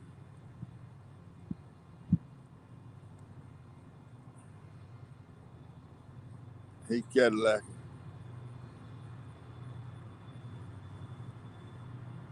That's an Ingram Towing Company. That's about the biggest one on the river. 10,500 horsepower.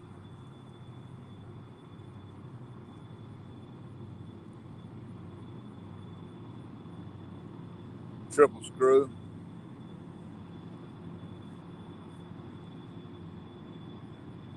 John R. Donnelly.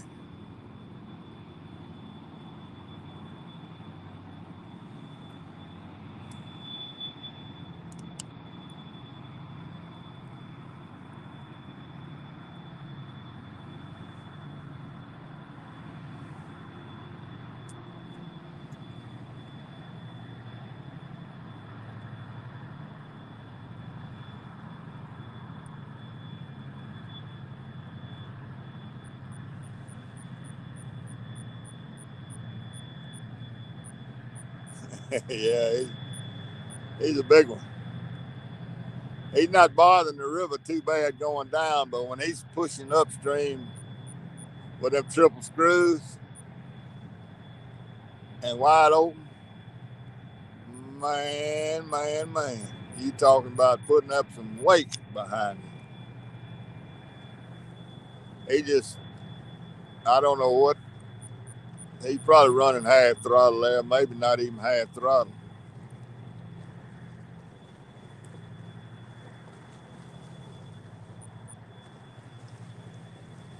He was real close to me too.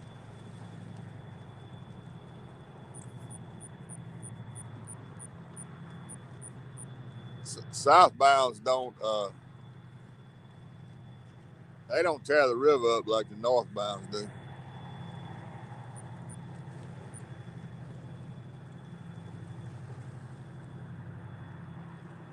Well, he got a bunch of loads in the middle. He sure does. He weighed more than 5 wide too. He was five. He must have just had some stuck out on the front that were empty. So he's 1, 2, 3, 4. He's 8 wide. Yeah, he's 8 wide back here in the back. He just had some stuck on the front.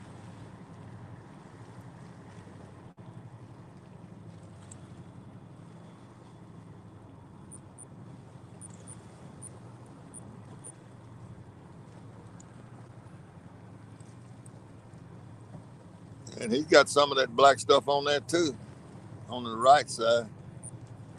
He got some of everything on there.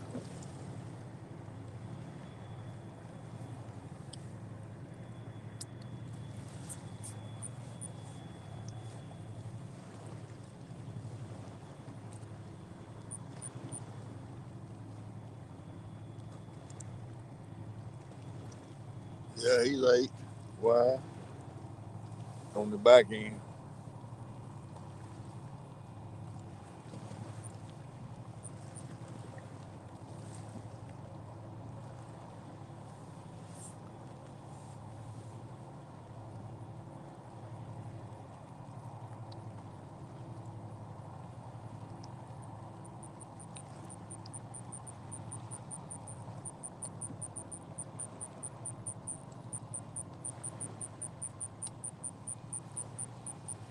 Yeah, and when Jimmy Carter was president,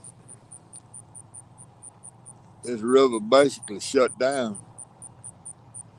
They moving a little bit of fuel up and down it, chemicals. Hardly any grain. A lot of towboat companies bellied up under his wonderful tutelage. Georgia Peanut Man.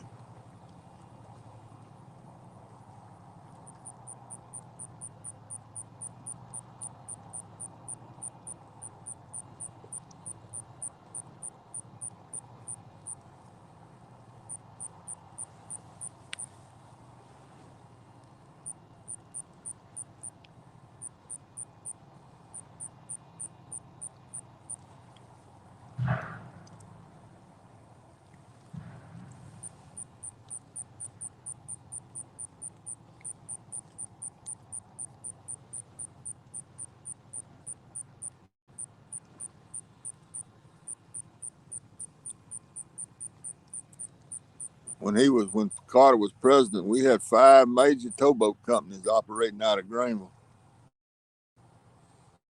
It was the heart of this town, the towboat industry. In fact, it was known as the towboat capital of the world. And they all left. A bunch of them went to Paducah, Kentucky. Some of them just sold out and dissolved. But we don't have a single company operating out of Greenville anymore. We've got a couple of companies that build towboats, but we don't have any headquarters here anymore.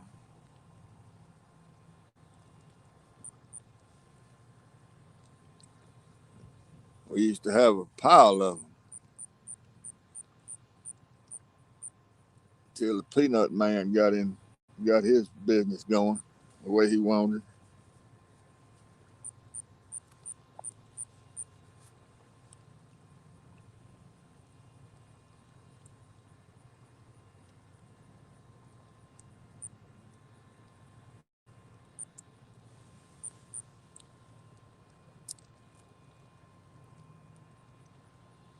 He did the same thing to the towboat industry that Kennedy, John F. Kennedy, did to the dairy industry when he made all the dairy industries change over to stainless steel.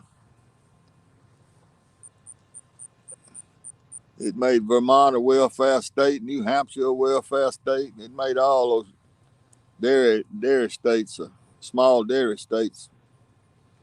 They put them all on the government take.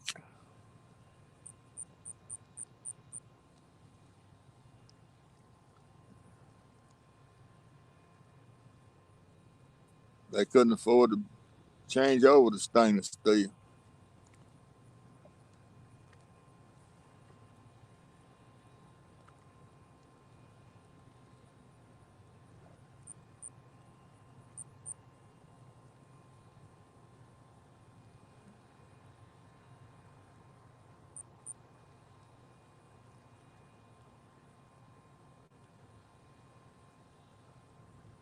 I thought that pole was getting a pull, getting a little worrisome.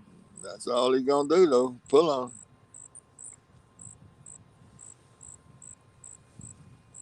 Pull on it one time and leave.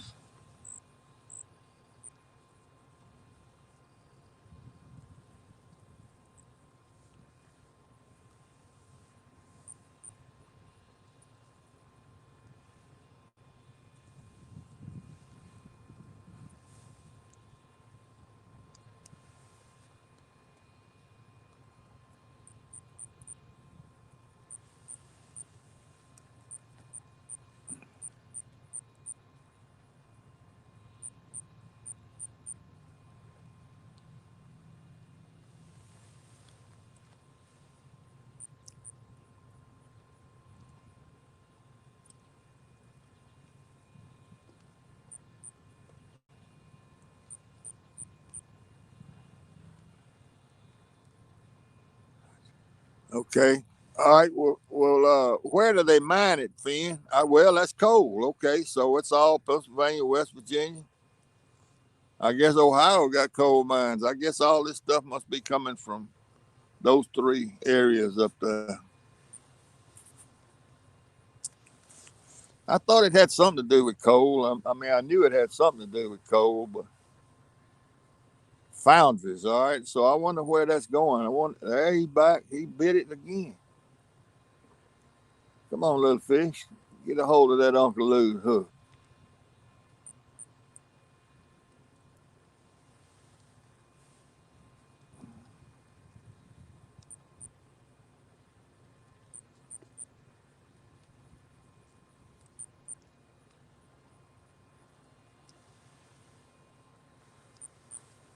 Well, thanks for putting that up there, Finn. That's good information.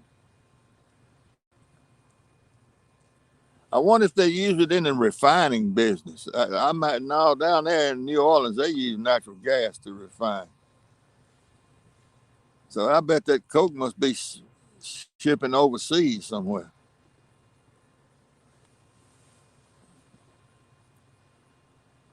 I guess it go through New Orleans and then the Panama Canal and go to Japan or somewhere like that.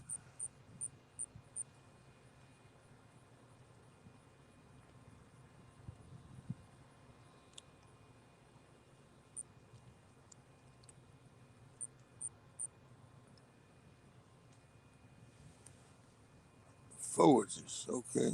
Founders. Steel mills. I don't know any steel mills south of here.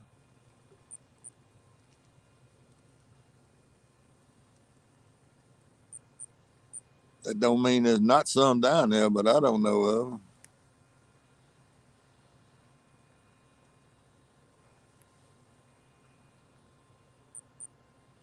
Yeah. So, do y'all know of any steel mills south in the south? I don't, unless it's some around Birmingham, but that ain't going to Birmingham. They done lost the map. Hey, Chucky, I bet that's going to Japan or somewhere.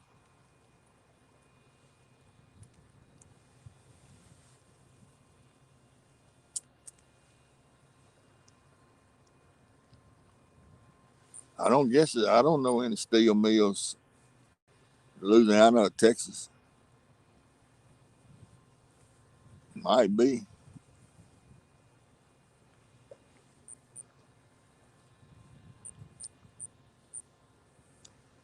Just every time I've ever seen it, I always thought it was going overseas.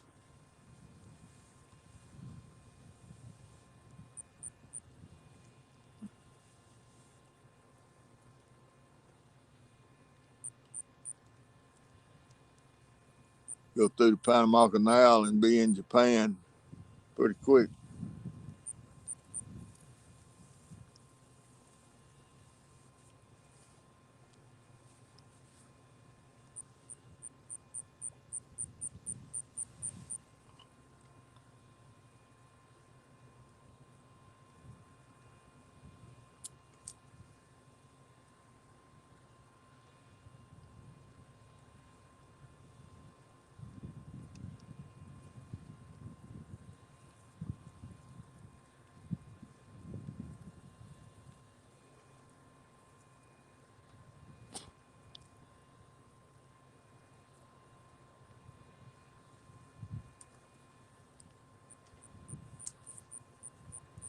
Well, that's the second load of coke we've seen come by today.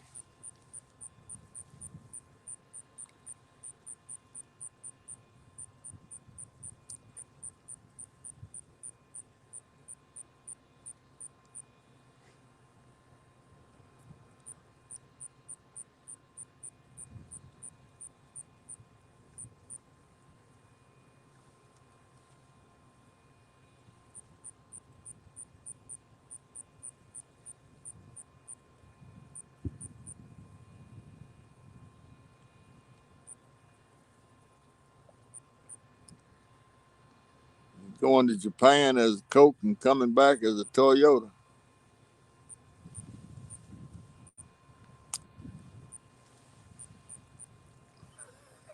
or a Honda or a Subaru.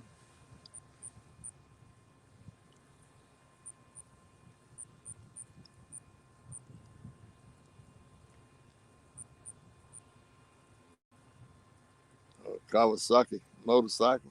Who knows?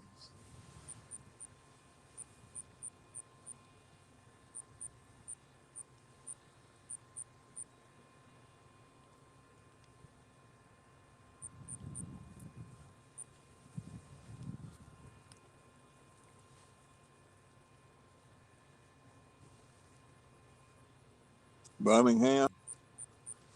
Well, yeah. I don't believe.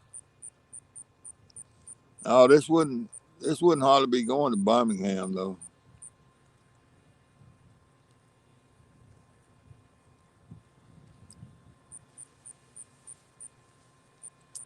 I figured if they sent it to Birmingham, it'd have to be on a truck. But heck, I don't know. or railroad.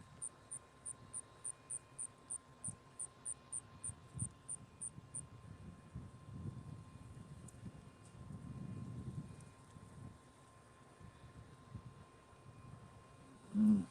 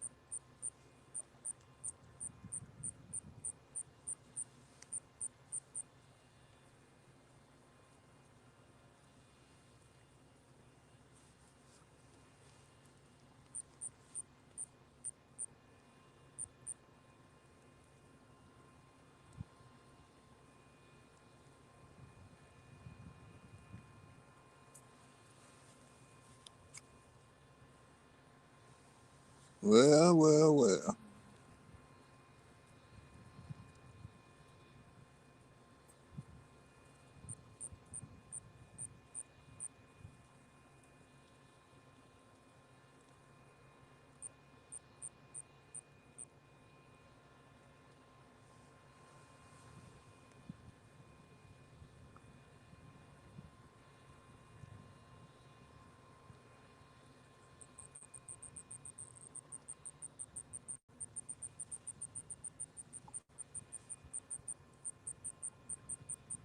Yeah, it would be by rail.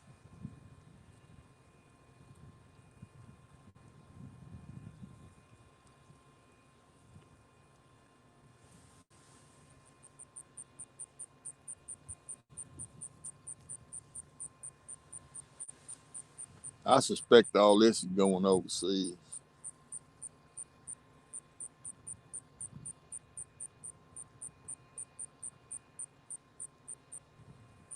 And coming down to Mississippi, more than likely, it's going to Japan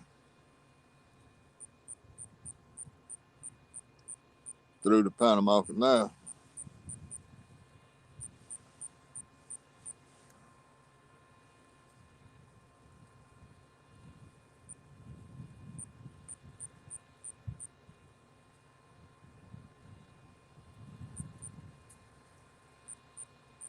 Oh yeah. Hey, Lee Evans, there you go, man. Thank you for stopping by, bud. Yeah, the governor of Mississippi owns two hot tamale stands and a Wendy's franchise. He's rolling in the dough, man.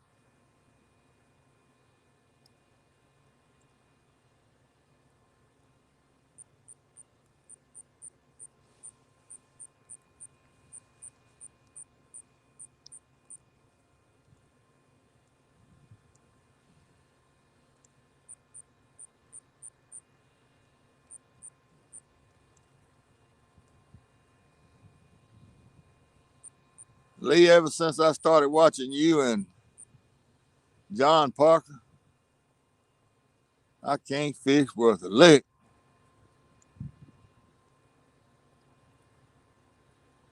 Sat up there all night and watched you freeze to death for about 3 hours.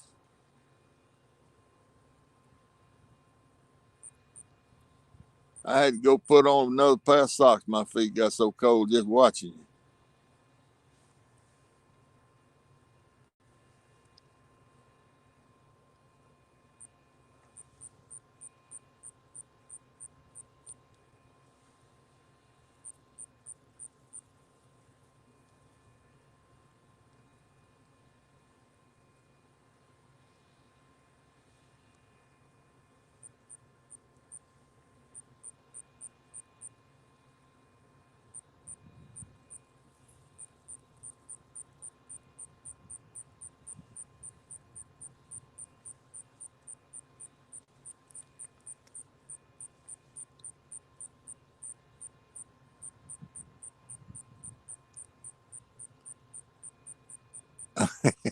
Yeah, buddy. You better have something else if it's that cold.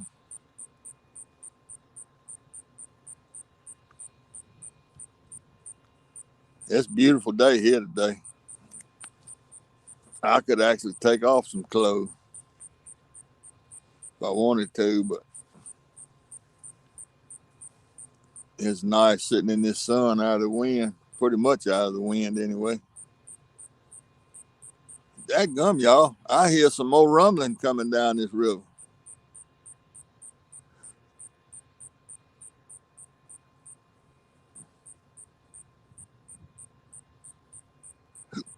Excuse me.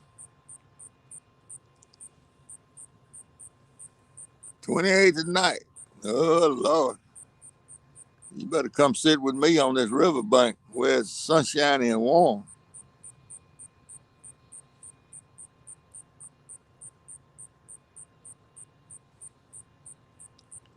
We can sit here in the sun and where it's nice and not catch fish. You ain't got to go out there and freeze to death and not catch them. Here he is. Turn y'all around.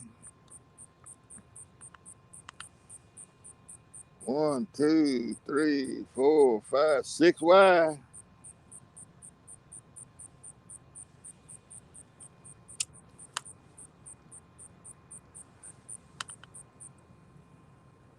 Six wide. All loaded. Those are grain barges.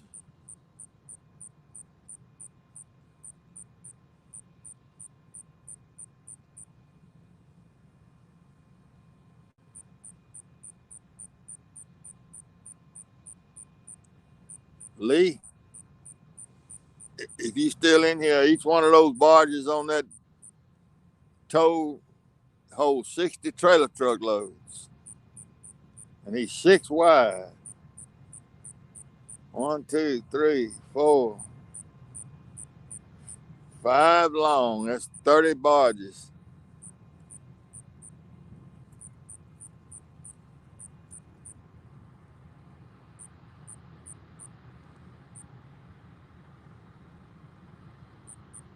You won't see that on the Ohio.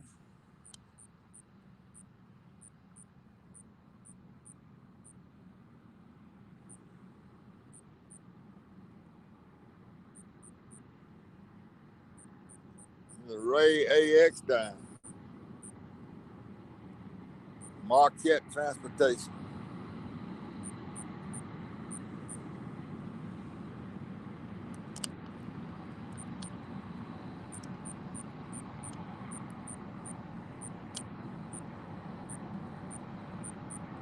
Yeah, I wish.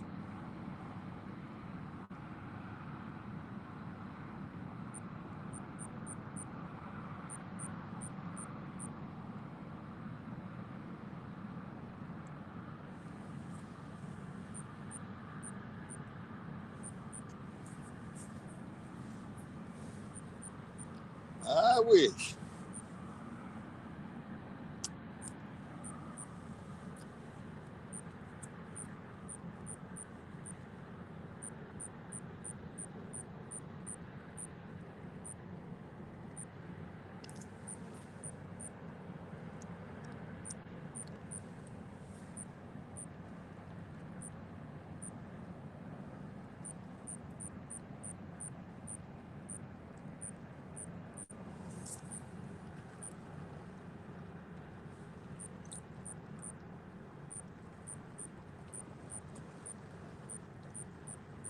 Yep, loaded with grain.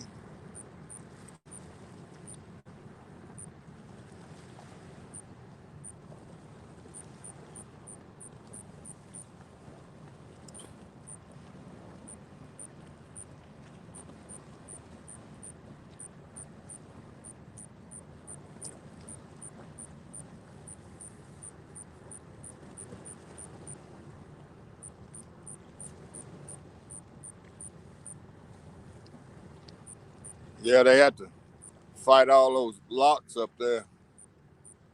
That's the reason they pushed those smaller smaller tows, cause they never would make any time if they had to break that. If they had to break that tow down right there, they tie up the lock all day long. Probably, probably 2 days.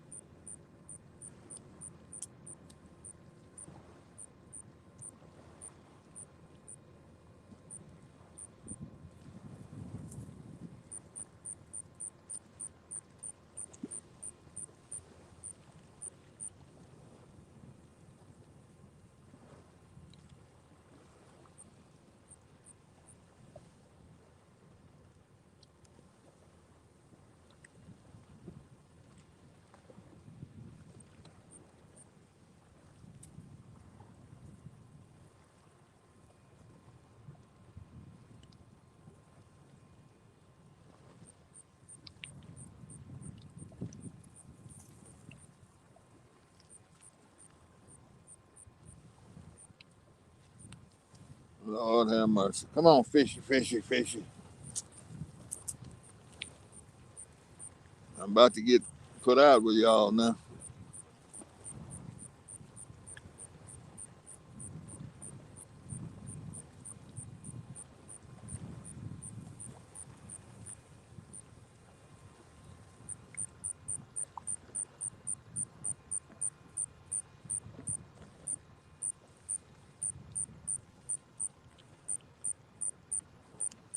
Okay, Lee. Thank you for stopping by, man. I'll see you tonight if you go out.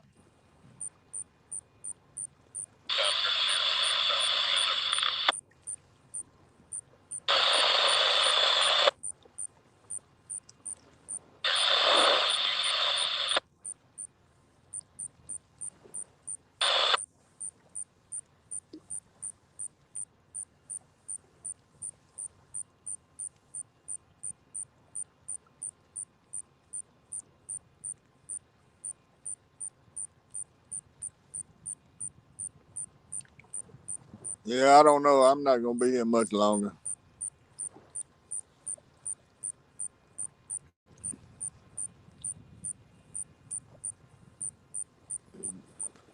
I gotta go warm my knees up, sit in some hot water for a while.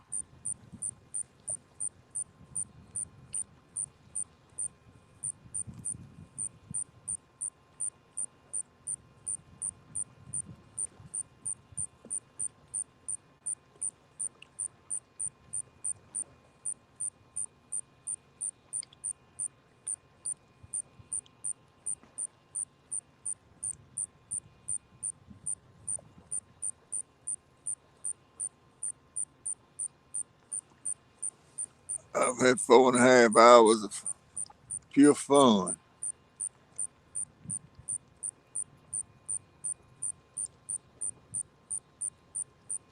Really, about 5 hours because I was here a little bit before I went live.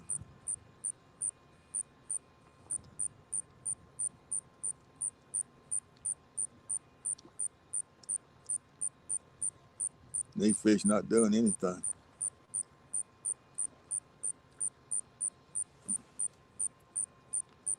Oh, there's 11 people in here. Skipjacks, Chucky. Skipjack.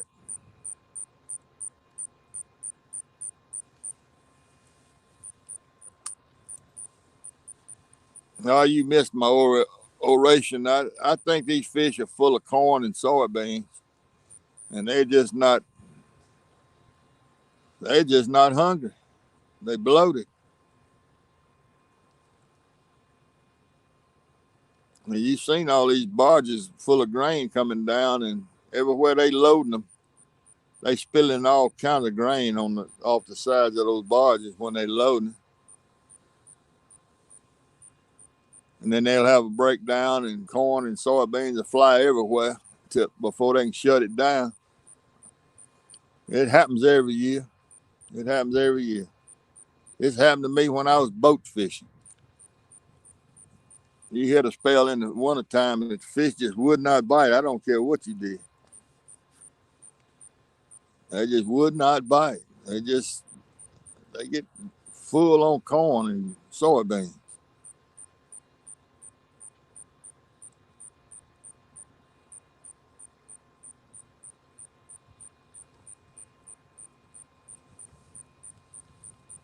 Yeah, he's still here, Annette.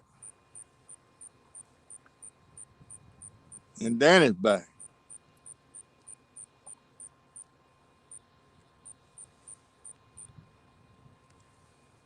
Maybe I ought to be baiting with corn.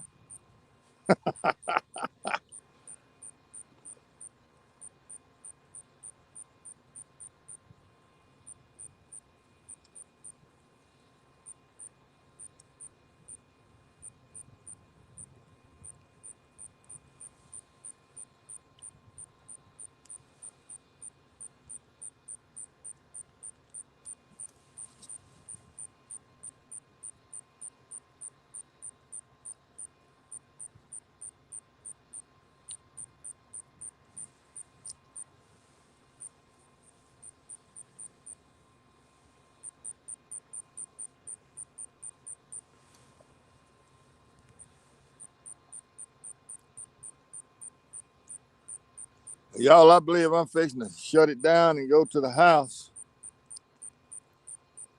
and get in me a hot tub of water and see if I can get my knees and ankles working again. I appreciate everybody coming in here, sitting through all this. Just another day of no catching fish for me.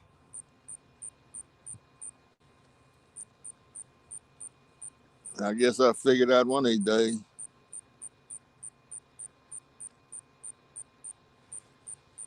But I appreciate y'all being in here. Y'all have a good day. And if I don't see you again, have a very, very Merry Christmas. A real very Merry Christmas. I'll see y'all later. Bye.